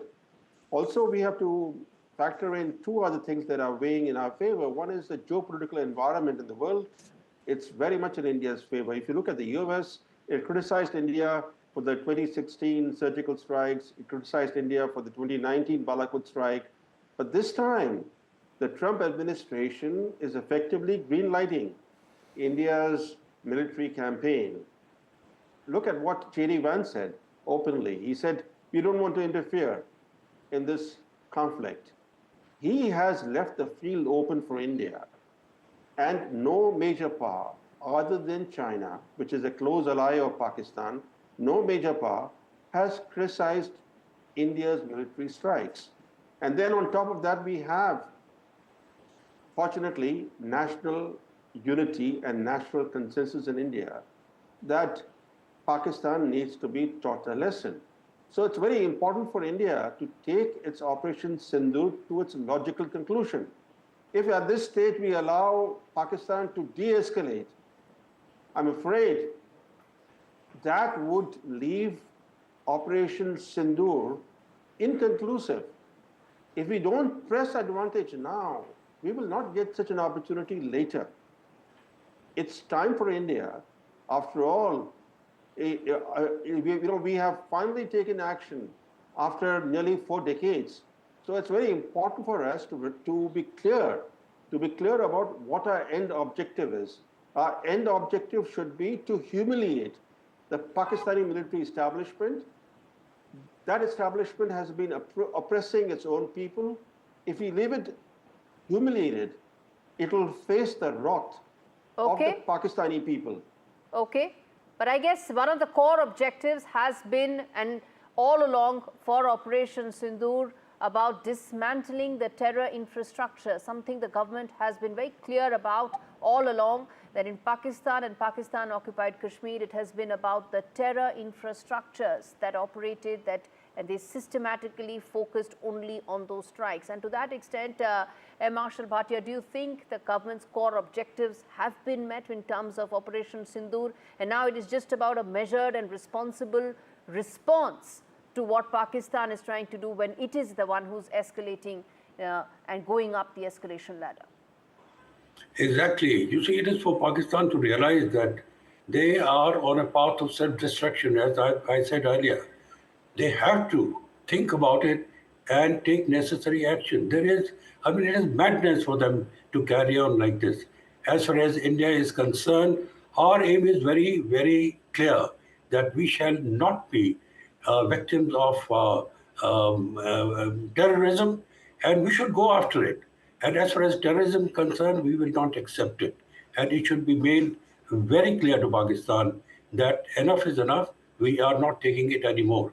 At the same time, we must be absolutely clear in our mind that we do not want to get into a situation where we don't give them a little maneuvering space for them to back out. So if they want to back out or they want to be good neighbors, we can accept that. But at the same time, we must be very clear in our mind and tell them that we shall not accept any nuisance from them anymore in terms of terrorism attacks that come from their side. I think India has been very, very clear in terms of its message, intent, and that's the reason why some of the press conference that took place today as well as yesterday, the government came out and gave all important proofs. Wing Commander Voyamika Singh as well as Colonel Qureshi have been very clear, giving out all those details. The pictures were also date stamped, pointing out not only was it busting Pakistani misinformation campaign, but also telling exactly what India has been doing and what Pakistan has been trying to do in terms of escalating this further. And all along, Operation Sindoor has been about avenging Pahalgam and destroying and dismantling the terror infrastructure and the terror apparatus that has been on Pakistan and Pakistan-occupied Kashmir. All right, on that note, I'm shifting focus and turning attention to some very important breaking news that's coming in right now as we speak. Viewers, US President Donald Trump has claimed a ceasefire. The India-Pakistan ceasefire that has been agreed upon is what US President Donald Trump has claimed. He's put that out on his social media account. We're putting that on your screens right now on Truth Social. That is his social media platform where he has said that after a long night of talks mediated by the United States, I am pleased to announce that India and Pakistan have agreed to a full and immediate ceasefire. That is what US President Donald Trump has said, a full, immediate ceasefire between India and Pakistan. Goes on to say that congratulations to both countries on using common sense and great intelligence. Thank you for your attention to this matter. So that is the first big announcement of a ceasefire has been claimed by US President Donald Trump, who's put this out right now on his platform, Truth Social, where he has said that India and Pakistan have agreed to an immediate ceasefire. That's the most important part, mediated by the US, that there is now going to be a full and immediate ceasefire between India and Pakistan. Remember, Pakistan climbed up the escalation matrix in the last 48 hours. India responded in a both measured and responsible manner. It busted the Pakistani misinformation campaign and at the same time said that it is going to respond proportionately. It will respond to Pakistan after it goes up the escalation matrix. But all along, India has been clear that Operation Sindoor was and is about dismantling the terror infrastructure on Pakistan and Pakistan-occupied Kashmir. But now, as it climbed up the escalation matrix, India responded in a measured and responsible manner. But right now, the big breaking news that's coming in on your screens right now, viewers, if you're just tuning in, US President Donald Trump has claimed on his social media account that there is an immediate and full ceasefire between India and Pakistan. Remember, a couple of hours earlier, there was Marco Rubio, US Secretary of State, and acting National Security Advisor, who dialed up External Affairs Minister Dr. Jaishankar. Let me quickly now get in my colleague Vishal Vivek, who's joining us live for this big news coming in as we speak. Vishal, extremely important, significant. Donald Trump announcing and claiming on his account immediate and full ceasefire. Well, this is huge considering the fact that there had been several meetings in the last 48 to 72 hours between I'm going to come back to you. Vishal, stay with us. I'm going to come back to you. Let me quickly first go across to my colleague Nikunj Garg, who's giving us all the details of this big breaking news that's coming in right now. Nikunj, extremely significant, full and immediate ceasefire being announced by US President Donald Trump for India and Pakistan. Well, Gauri, it's extremely significant, no doubt about it. But we will have to wait and cautiously wait for the Indian government to react. And the story will be completed only and only when the Indian government announces from its side what is the contour of this deal that Mr. Trump is supposedly announcing. Currently, what we can inform to our viewers is only this, that American President Donald Trump has posted on his social media account. He has a particular social media account which is not on X, but he uses Truth Social, another platform, another social media platform. On that, Mr. Trump has posted that after very intense negotiations of yesterday whole of night, India and Pakistan have agreed to a full and immediate ceasefire. This is a claim that the American president is making. As I said, we can only confirm it to our viewers once we have an official version of Mr. Trump's claim in the form of a Government of India announcement, which is likely to happen during the press conference that is slated by the Government of India in some minutes from now. So in some minutes from now, probably around 20 odd minutes, if it all goes on time, we can have an announcement from the Government of India to this nature. However, for the want of that, we will continue to caution our viewers that Mr. Trump, the American president, has maintained on a social media account that he routinely uses that India and Pakistan have both agreed to a full and immediate ceasefire. And this is what we are currently reporting, only reflecting for our viewers, as I reiterate, Mr. Trump's version without any word from the Government of India on this matter. And NDTV obviously will go per the Government of India's version when it comes fully, completely and totally. Therefore, as of now, the only piece of information that we can put out for our viewers under the given set of circumstances is that American President Mr. Donald Trump, in a sudden in a sudden move, has announced on his social media handle that India and Pakistan, due to intense negotiations, we are also not saying due to American negotiations, but due to intense negotiations overnight, have decided that there will be a full and immediate ceasefire. And therefore, what we can say and what we can do at this point in time is to reflect the news as it comes in, and that is what we are doing at NDTV. Gauri? Absolutely, Nikunj. This is what we've been saying and reflecting as well, that this is a claim that has been made by US President Donald Trump about an immediate and full ceasefire. Details of this, contours of that are awaited and will be given by Government of India, that NDTV will continue to give to our viewers. And at this stage, that's all that we have right now, a claim by US President Donald Trump. He put out on his social media account, Truth Social. But in fact, there are also now updates coming in from several other US government handles, including that from Secretary of State as well. In fact, Marco Rubio's statement also coming in on platform X after the announcement that has been made by President Trump. You're right about the fact that it's a sudden announcement that's come in with no details, no contours whatsoever. But there's also an update that's come in from Secretary Marco Rubio, further to what President Trump has said, and we can put that out as well, which says that over the past 48 hours, Vice President Vance and I have engaged with senior Indian and Pakistani officials, including Prime Minister Modi and Shahbaz Sharif, External Affairs Minister Dr. Jaishankar, Chief of Army Staff Asim Munir, and NSA Najib Doval and Asim Malik. And he says, Marco Rubio's account says that I'm pleased to announce the governments of India and Pakistan have agreed to an immediate ceasefire and to start talks on a broad set of issues at a neutral site. This is what is being said by Secretary of State, US Secretary of State Marco Rubio, and then he goes on to say, we commend Prime Minister Modi and Sharif on their wisdom, prudence and statesmanship in choosing the path of peace. Again, this is an announcement made by the US, first the US President Donald Trump, and now, of course, further to that, the Secretary of State Marco Rubio. My colleague Vishnu Som also joins me on this.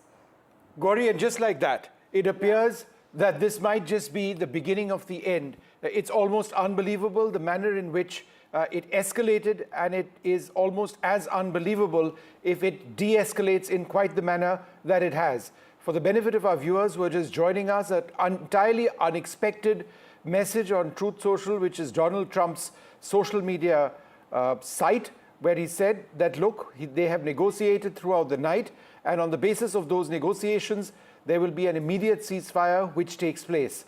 I'm going to read out very briefly, and Gauri's already done that, but just for the benefit of our viewers joining us, the message of Trump: after a long night of talks mediated by the United States, I'm pleased to announce that India and Pakistan have agreed to a full and immediate ceasefire. Congratulations to both countries on using common sense and great intelligence. Thank you for your attention to this matter. Now, in 16 minutes, sorry. 16 minutes. 16 minutes from now, there'll be a press conference being addressed by the External Affairs Ministry. We do expect the Foreign Secretary of India to be there.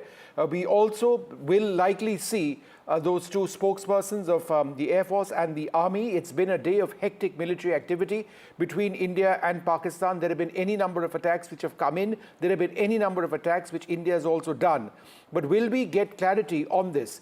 Because this is when the entire world will be watching that press conference. Yes. Marco Rubio, the US Secretary of State, has also come out with the message. He commends the Prime Minister Modi and the Pakistan Prime Minister. Gauri.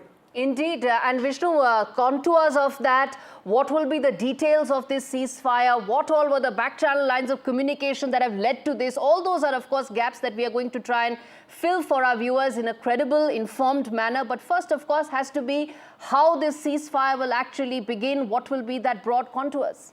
I would like to bring in Shiv Arur at this stage. Shiv, it's almost, it's a sense of disbelief for me, because what we have been discussing through the day has been, are we headed to a path of escalation? Has there been armor which has been deployed forward? What do we mean by the statement of the colonel in the army who said that their soldiers have been pushed forward? Where are we heading? How much longer will Shiv stay in Srinagar? These were important issues that we were discussing, and now Donald Trump has evidently changed the course of history. And I can't think, it's wonderful that there will be no war. No one wants war.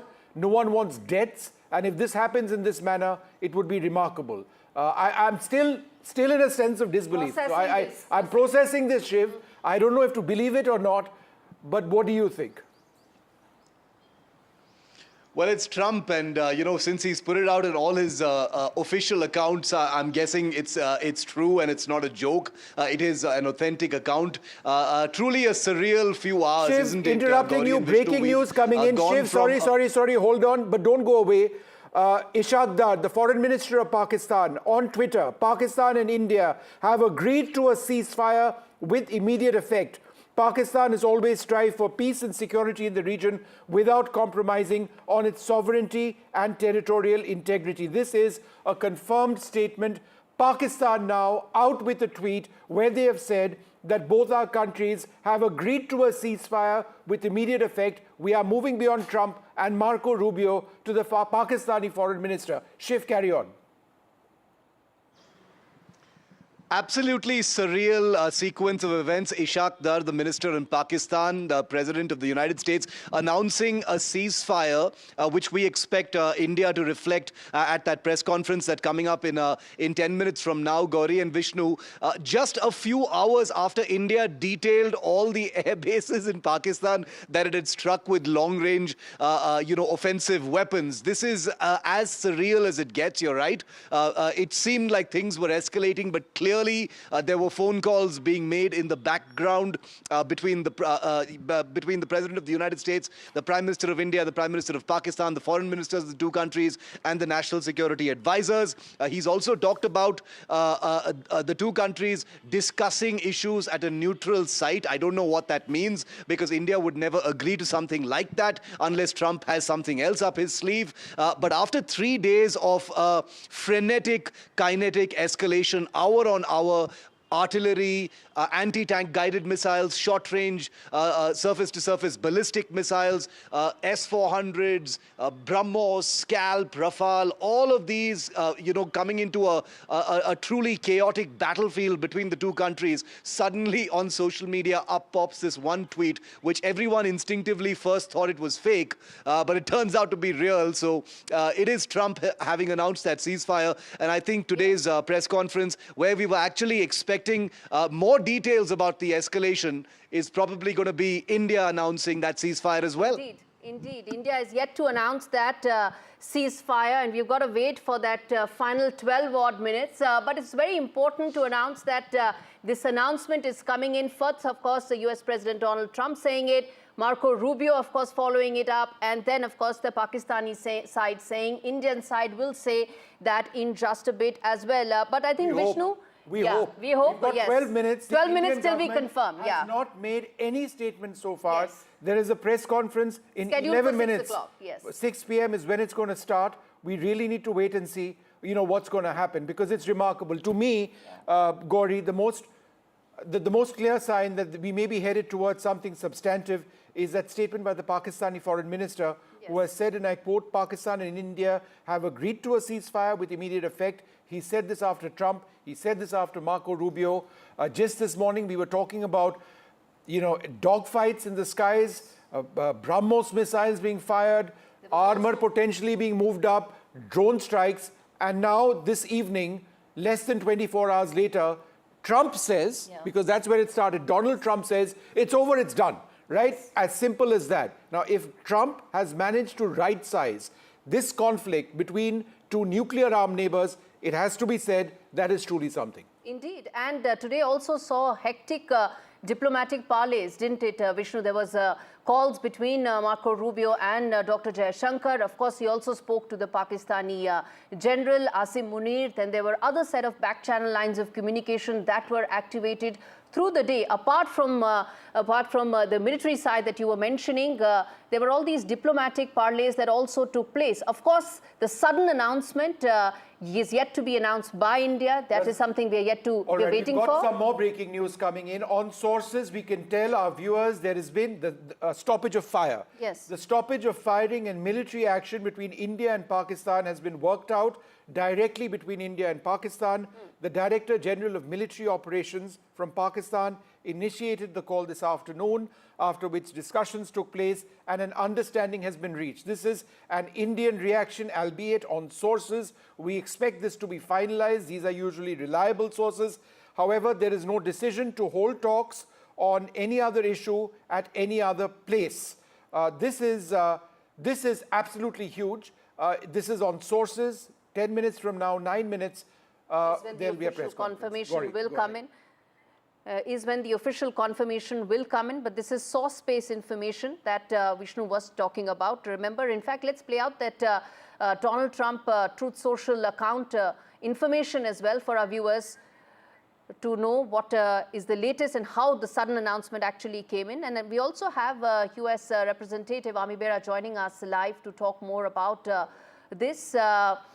Good to have you, sir, on the broadcast. Let me start by asking you your reactions to the sudden announcement that's been made by President Trump. India is yet to announce that officially. We are waiting for that. But as of now, we are going by President Trump's announcement of a full and immediate ceasefire. Yeah, I think that's a good news. We certainly don't want to see an escalation. And if the firing of artillery has been halted, I think that's a positive sign.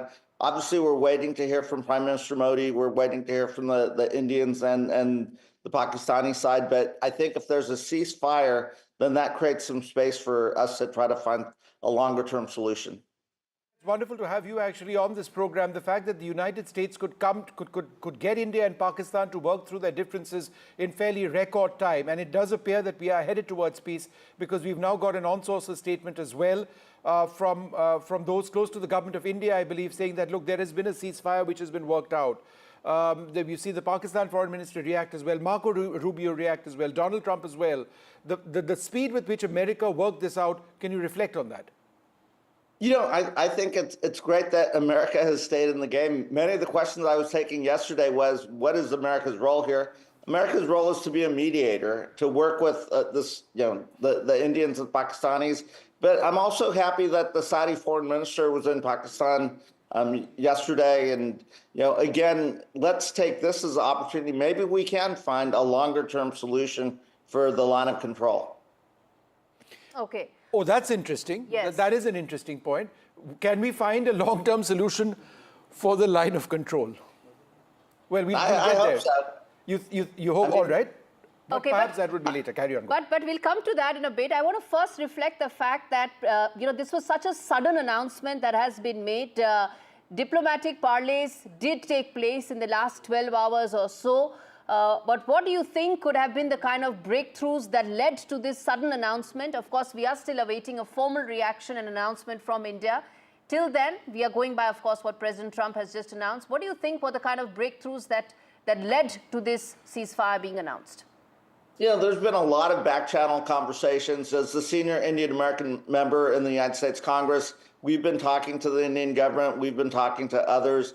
And I know Secretary Rubio's been working nonstop. So, hopefully those back-channel conversations have led to this ceasefire. And again, can we do something longer term? It's also, wars are very expensive. This is not in Pakistan's interest to see an escalation.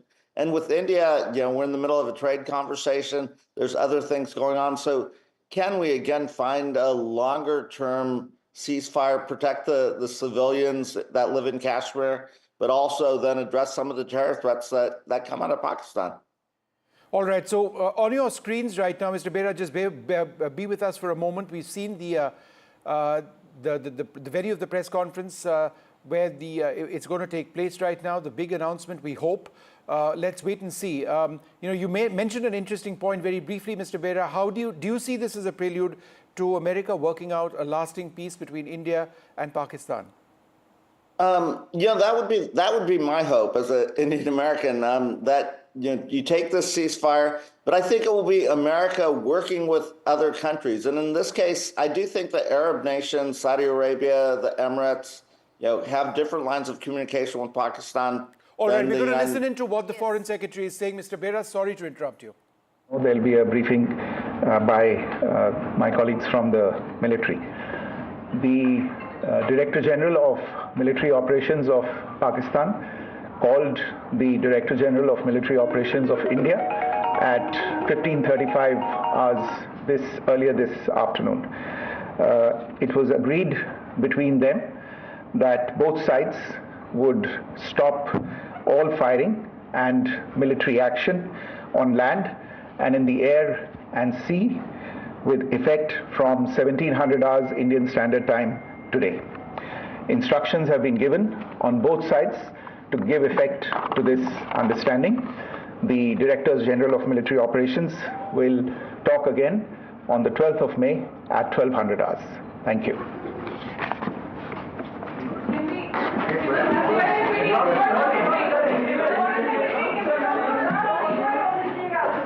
We expected there to be those military officers. Nothing. It was what, 5 or 6 lines? Yeah. Let's play that out again, in fact. Let's play that out again. We are recueing that bite. In the meanwhile, what he has said is that 5 p.m., it's 5:56, 56 minutes back, is when this came into place. Pakistan initiated the conversation. It was directed to the Indian Director General of Military Operations. They have agreed to a ceasefire, and that ceasefire implies no action by land, air, or by sea. That is a huge step after a direct involvement of the US President Donald Trump's team, who negotiated through the night, got India and Pakistan to reach a peace agreement. It is utterly unexpected in terms of the timing, but there we are. Donald Trump tweeting a little while back, after a long night of talks mediated by the United States, I'm pleased to announce that India and Pakistan have agreed to a full and immediate ceasefire. We're going to play out that bite. Let's bring it back up. Gauri, you had a point. Yes, indeed. As brief as it gets, the fact that direct talks took place between India and Pakistan, in a brief conversation, it was just announced. I want to play out that soundbite once again. We come back and talk more on that. Good evening, ladies and gentlemen. I have a very brief statement to make. Following that, as you know, there will be a briefing by my colleagues from the military. The Director General of Military Operations of Pakistan called the Director General of Military Operations of India at 15:35 hours earlier this afternoon. It was agreed between them that both sides would stop all firing and military action on land and in the air and sea with effect from 1700 hours Indian Standard Time today. Instructions have been given on both sides to give effect to this understanding. The Directors General of Military Operations will talk again on the 12th of May at 1200 hours. Thank you. All right. 1700 hours is when the stoppage of hostilities kicked in. Aishwarya joins us live for more on that. Aishwarya, a very brief, important announcement made by the government confirming what President Trump said and announced, that there is now an immediate and full ceasefire between India and Pakistan.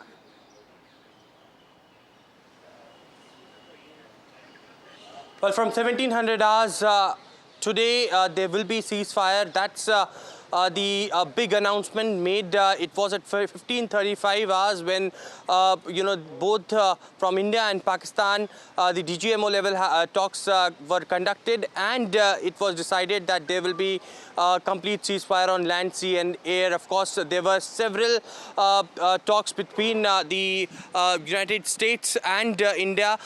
Although this has been made very clear on India's part that it is that they had made it clear that if in the near future there would be any sort of terror activity on the Indian soil, then that will be considered as an war as well. So a warning along with the decision that has been taken both by India and Pakistan. All right, absolutely huge, these developments. In a statement lasting all of 30 seconds, India's Foreign Secretary Vikram Misri has announced that it is over. The ceasefire, the immediate stoppage of firing exactly 1 hour ago is when it started. No firing by land, air or by sea. This is something which has been directly mediated by America. It's been announced by Donald Trump. It's been followed up by the Secretary of State. The Directors General of Military Operations of India and Pakistan have spoken. The Pakistani general called up his Indian counterpart. They agreed to the terms of the ceasefire from a military standpoint. And I think shortly after that, Pakistan's foreign minister then tweeted, and now we've got our foreign secretary, all really fast. It's all happened, what, in the last half an hour? Half an hour. It took half an hour for Actually, this. less than that, for everything to sort of come into place. Everything came into place. Yes. The full announcement. I'm sorry, I'm interrupting you. I'm terribly excited at the prospect of peace. I do hope peace is what we want. I do hope it lasts. Peace is what we want. Because at one level, as journalists, we are deeply pessimistic when it comes to India and Pakistan. We've seen Pakistan break promises so many times in the past. We've spent our lives under the scourge of terrorism. But the last thing anybody needed was a war. If this actually brings peace, then it is deeply welcome. But ultimately, can Pakistan be trusted? Perhaps we can have that conversation later. But for now, there is a peace in a situation when this was spiraling potentially out of control. Do we have Shiv Arur with us? Shiv, your thoughts at this huge development. In 30 minutes, series of declarations, and it seems it's over, the war. The near war. So the indications coming in from what the Foreign Secretary has said, Vishnu, appear to suggest that about 12 to 13 hours after India struck all those air bases in Pakistan, I'm just giving a timeline, this is not a reasoning, but 12 hours after India struck those, a phone call was made from the Pakistani side. The DGMO called India's DGMO. An understanding was reached that the two sides would stop firing with immediate effect from about 5 p.m. today, and that's how it worked. Now, how Trump actually plugs into all of this is probably actually getting the DGMOs, to over the sound of all those weapons, actually make that hotline phone call to each other. Now, remember that just before this ceasefire announcement happened from Trump's side, Gauri and Vishnu, remember that there were indications from the government, at the highest levels of the government, that India is changing its rules of engagement and that all terror attacks from Pakistan will now be seen as acts of war, indicating that India is changing the paradigm of retribution, and that if there are terror attacks from Pakistan's side, then immediate response from India will be military strikes against military establishments and military targets, not just against launch pads and terror training camps, etc. So that was an important little modification, I think, that prefixed what could have been some kind of an off-ramp here with the announcement of peace. I think it's a good thing that there isn't going to be a full-scale war. Nobody wanted that, but India, I think, was in a position of power and advantage. It was the Pakistani DGMO who called after all of their premier military bases came under attack from India, which held that kind of advantage, I'm guessing, even though there was, of course, this frenetic crossfire of combat requesting this ceasefire. I'm not saying that there was a power game going on, but these subtle rhythms when it comes to conflict are very, very important, because it gives you a sense of, who asked for the ceasefire, how it came into effect, who was overseeing it, was there an intermediary? We know that was Trump, but 5 o'clock onwards, just 12 hours after their bases were being attacked, and I agree with what you said, Vishnu, what a surreal day. Indeed, what a surreal day, and very quickly all of this came together, and a very brief announcement that has been made by the Foreign Secretary, by India, in terms of ceasefire. Details of that in terms of how it will now unwind is something probably, Shiv, you can help us understand, given the fact that it happened so quickly. But what will be the process of ensuring that normalcy returns and, we move back towards that normalcy phase? And sorry to interrupt, but Shiv, just 12 hours ago, you were jumping around because there were explosions around you. And over here, we're talking about, peace. Sorry, Gauri, but it's just unreal.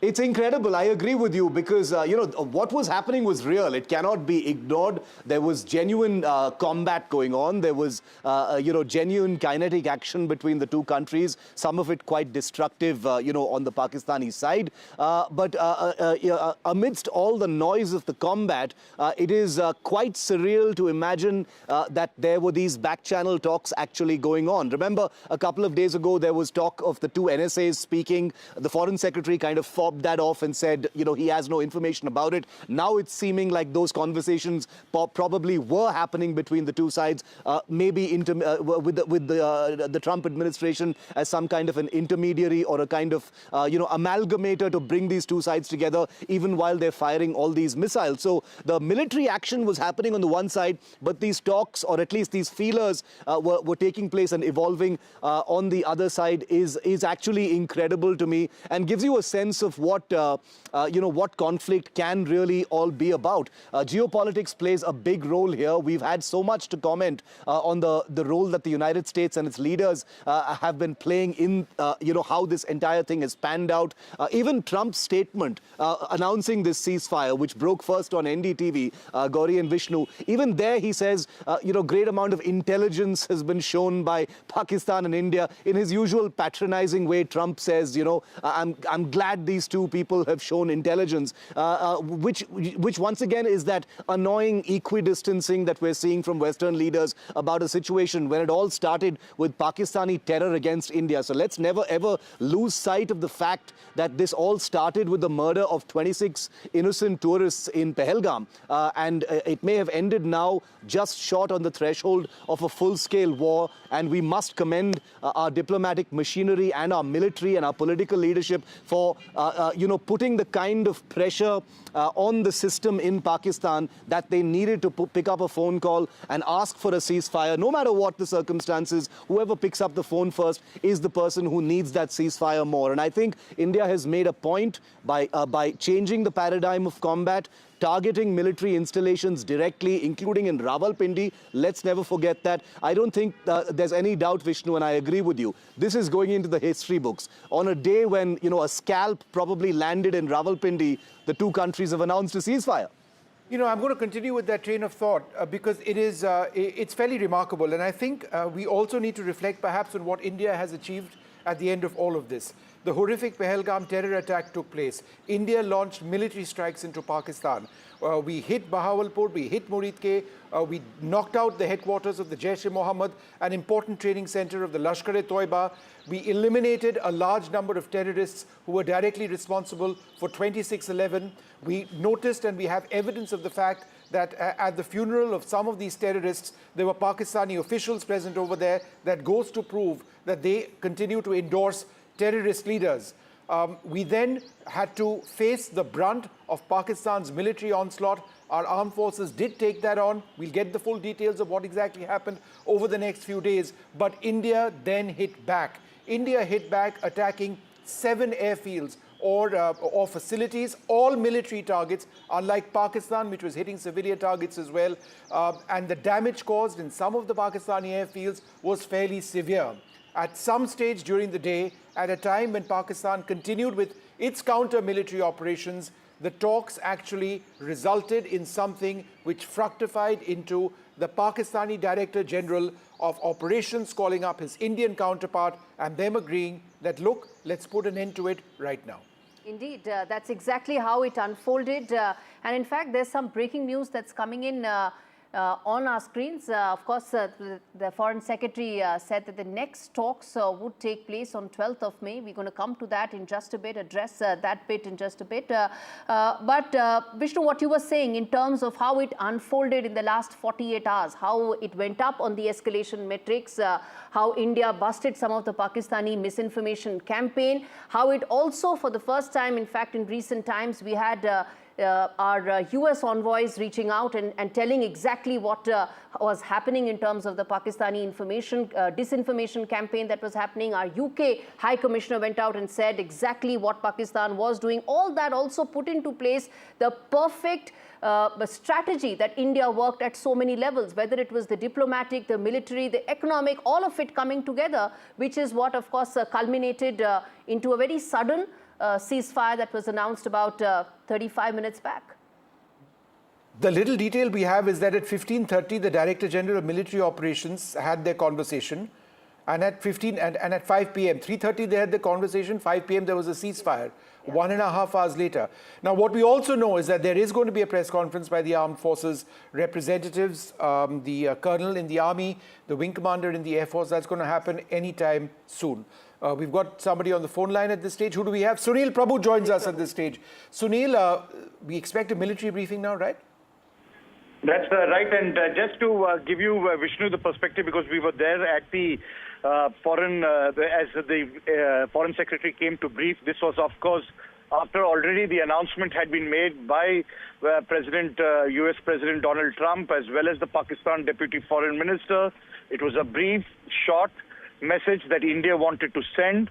One, that the Pakistan Director General Military Operations had called his counterpart, and that they have decided to cease at 5 o'clock this evening, effective from both land, sea and air, all military operations. This comes in the backdrop, of course, and we must inform our viewers of the United States call, the US Secretary of State to the General of the Pakistan Army, where it made very clear, and you have to read that statement very clearly. It was between the lines that, Pakistan has to understand the implications of what they are doing. And I must add what we have been told by sources, that the Indian Air Force was very determined to send a loud and clear message about how we can also retaliate in the manner in which is befitting. And I think finally diplomacy on both sides, and in particular, of course, the Pakistan making that first move of speaking to its counterpart. They will speak again on the 12th in 2 days' time, after 48 hours, at 12 hours, to take a stock of the situation as it evolves as of now. So that's the input we have, and the Ministry of Defense briefing is expected to start shortly. Let's go across to Aishwarya Jain, who's been tracking developments through the day. Aishwarya, in the morning we were speaking to you when you were covering the Prime Minister's meeting with the National Security Advisor, the Armed Forces Chiefs, the National Security Advisor, whoever else. And the sense at that stage, Aishwarya, just a few hours back, was that who knows how long this is going to go. They would perhaps have been finalizing the next steps in case Pakistan escalated further. And here you are now. Where are you? Outside Jawaharlal Nehru Bhavan at a time when there's peace. How remarkable is that?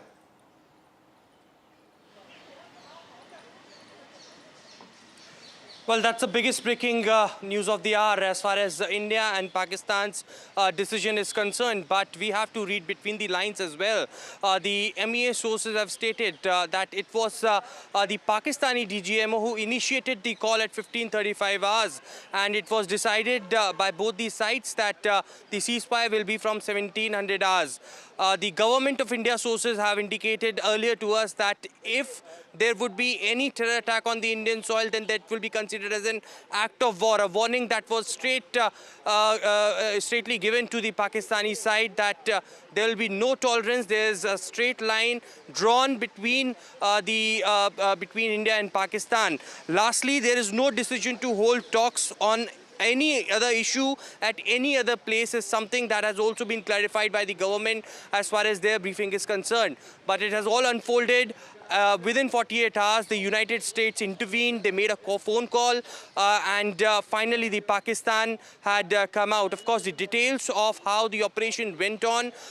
We were, speaking in the morning. There were explosions that were heard in Srinagar and in the Rajouri, Jammu, Punch region as well. But certainly, it was all going simultaneously when the diplomatic talks was going on between India and Pakistan, and finally, they came to a decision. How it went, how it unfolded is the answers that, of course, operationally the Ministry of Defense will get into. But remember, in the last few press conferences of the government that briefed, it had clearly stated that how Pakistan had used the civilian airlines to guard them in a situation of the drone and missile attack by them. There had been numerous occasions when Pakistani side had used fake propaganda. They had, their Pakistani military base had given a cover fire for the terrorists to infiltrate into the country as well. So all of these things India will not forget. But how much we can trust the Pakistani side is a bigger question. How long this will go. Remember, the last word that had come out from the MEA is that the next talks will be on May 12th. Till then, there would be, of course, high alerts on both the sides, and the government would be keeping a close eye as to the decision of both the sides, whether that will be implemented and firmly be accepted by both the on the side of Pakistan or not, because India was making it very clear that we were just retaliating to what Pakistan armed forces were doing. We were not in attacking position, and it was just a response that was given to the Pakistani armed forces who tried to attack Hold on, we've got Indian a statement civilians. from the Foreign Minister, Dr. S. Jaishankar. India and Pakistan, we've got it on. We've got on tape. We're putting that out right now. We're putting that out. Yes, India and Pakistan have today worked out an understanding on the stoppage of firing and military action. India has consistently maintained a firm and uncompromising stance against terrorism in all its forms and manifestations. It will continue to do so. So we aren't, our ideals, our principles, our fight against terrorism remains, right? So that's what the message is. So nothing changes. It's back to, in a sense, the status quo. One hopes that status quo is one where there is no terror from Pakistan. We'll have to wait and see what happens. For now, and I think that's the most important messaging, isn't it, Vishnu? Where it clearly says, Dr. Jaishankar says, the stoppage of firing and military action, but the firm and uncompromising stance against terrorism stays. So when it comes to the very premise with which we actually started this, which was stance against terrorism, firm and uncompromising, that remains. It's about stoppage of these hostilities. Yeah. I just slightly, I don't know if I disagree is the word with you, but the thing is that this is clearer than what a lot of people would have suggested is something that constitutes a statement of where both sides have said, okay, we are ending this. Normally there are conditions. Condition A, condition B, time A, time C, if this, if that, nothing. They've ended it over here. Absolutely. Right? There are no they've conditions, there are no ifs and principles, buts. and they've ended it. That's correct. The reason you see that frame on your screen is because there is going to be a press conference by the Indian Army and the Indian Air Force, Wing Commander Vyomika Singh and Colonel Qureshi in a little while from now. It's been a day where there has been intense military fighting between India and Pakistan. It's unbelievable that we are talking about peace, because we've all been talking about who's going to be working through the night to stay awake and report the news as it comes in of what may well have been another night of attacks with people, innocents, being hurt and potentially killed. Absolutely. But will we have a safe night for millions of citizens in India tonight? That is our primary concern. And hopefully on the basis of what we are reading, because it is fairly clear and lucid, that may be the case. Indeed. Commodore Raghu R. Nair would also be joining from the Indian Navy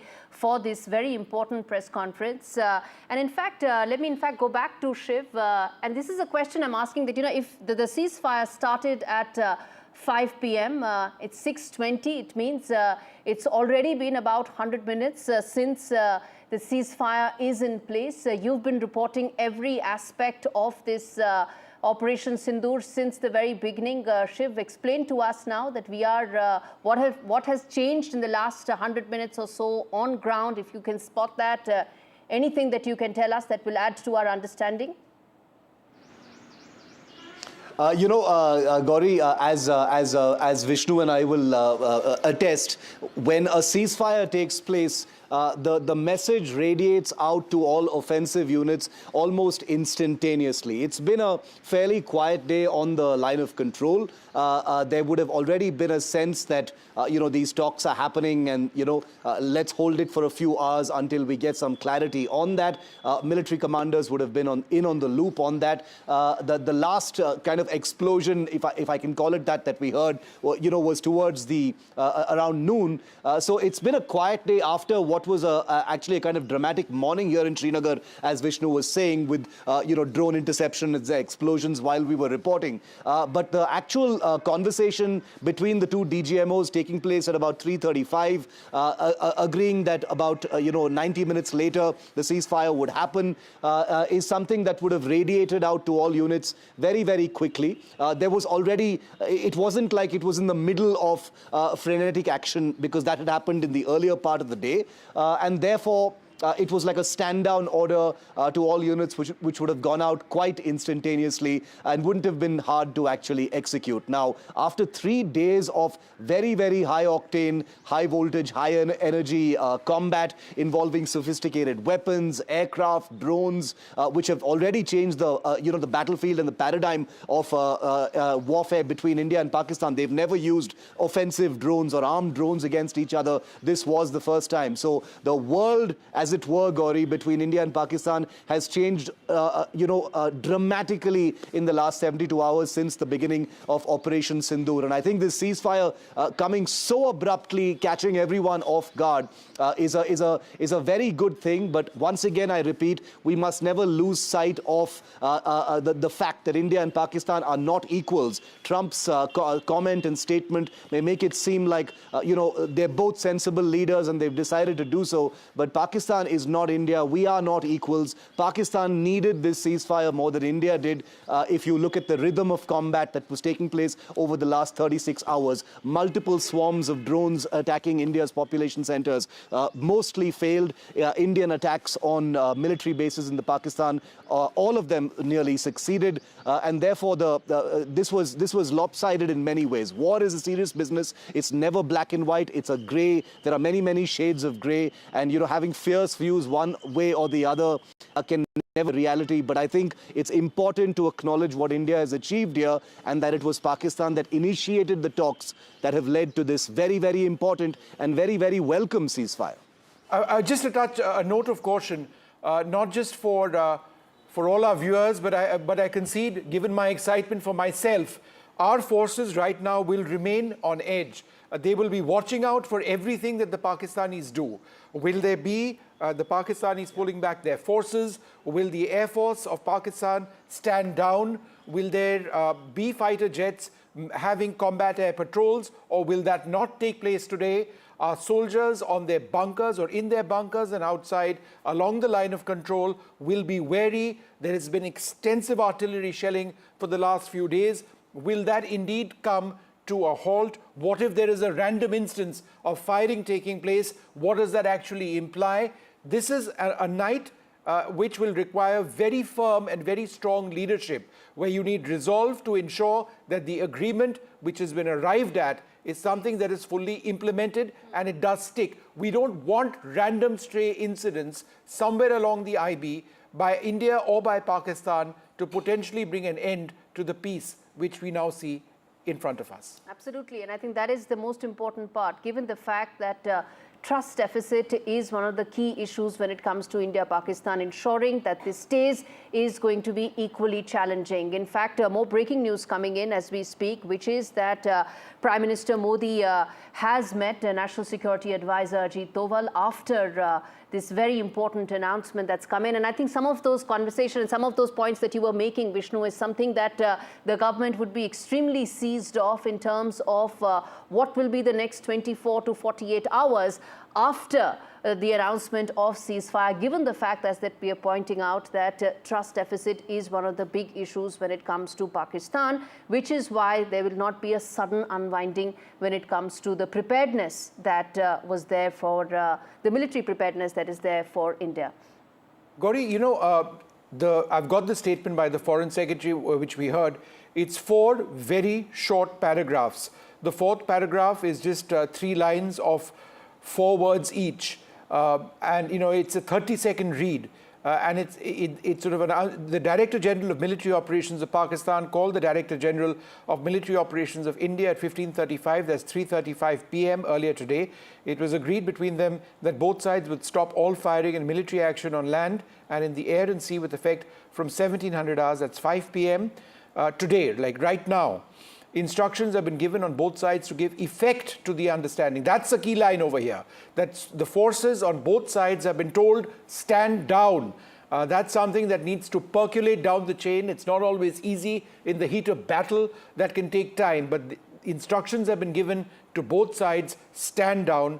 The Director Generals of Military Operations will talk again on the 12th of May at 12 p.m. So that's the next conversation. They would, I'm certain, Gauri, be looking at whether that ceasefire is truly, well and truly taking place, if there are any violations. I think that's what they will take stock of on the 12th of May. Until then, of course, everybody from top down has been told that they need to, of course, now implement this ceasefire. On your screens, viewers, if you're just tuning in right now, are the images of briefing that will take place by the Defence Ministry very shortly. The three representatives, along with Wing Commander Voimika Singh, Colonel Qureshi, there will also be Indian Navy being represented there. And that, of course, will give details. Will there be somebody from the Navy? Because if that is the case, that would be a first. And that would sort of suggest that the Indian Navy was involved. There's a big confusion on whether they were. Of course, that remains to be Gauri, seen. do you know something which Shiv and I don't at this stage? I'm just going by... Are you suggesting that there's going to be an Indian Navy representative? No. I'm just saying that there's a Ministry of Defence briefing that will take place. Details of that will be known only then. And even... I'm surprised it's not started so far. Yeah. Perhaps they're toning down a lot of what they might actually say. But let's go back to Aishwarya. Aishwarya, there's that important briefing by the Defence Ministry very shortly. What are you hearing? Any details that you can share from your government sources?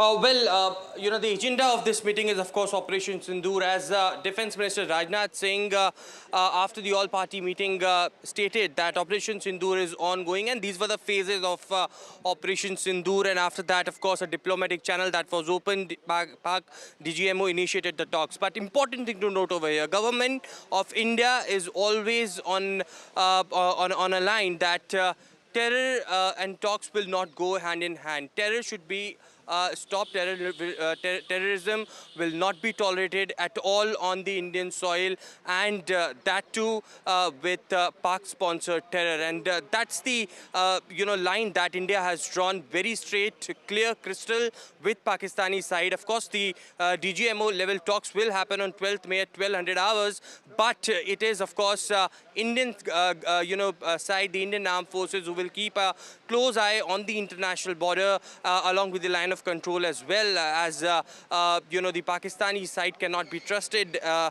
with what has been witnessed in the last few Jammu Kashmir और बाकी इलाकों में कायम किया।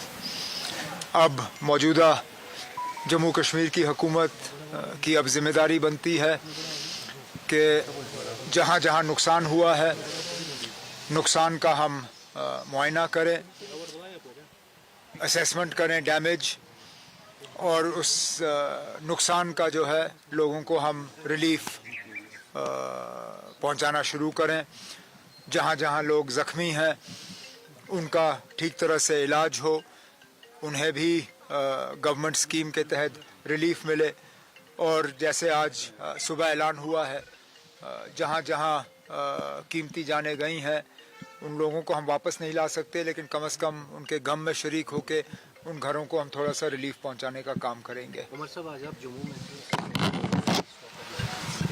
तो after March जो अब ceasefire का है, व्हाट्स योर प्लान? अब नुकसान बहुत हुआ है। नुकसान जम्मू शहर में हुआ है, लेकिन जम्मू शहर से बाहर अगर हम बात करें, पुंछ शहर को बहुत ज़्यादा जो है डेवेस्टेट किया हुआ है। कल रात को रजौरी में बहुत नुकसान हुआ। टंगधार पहले दिन से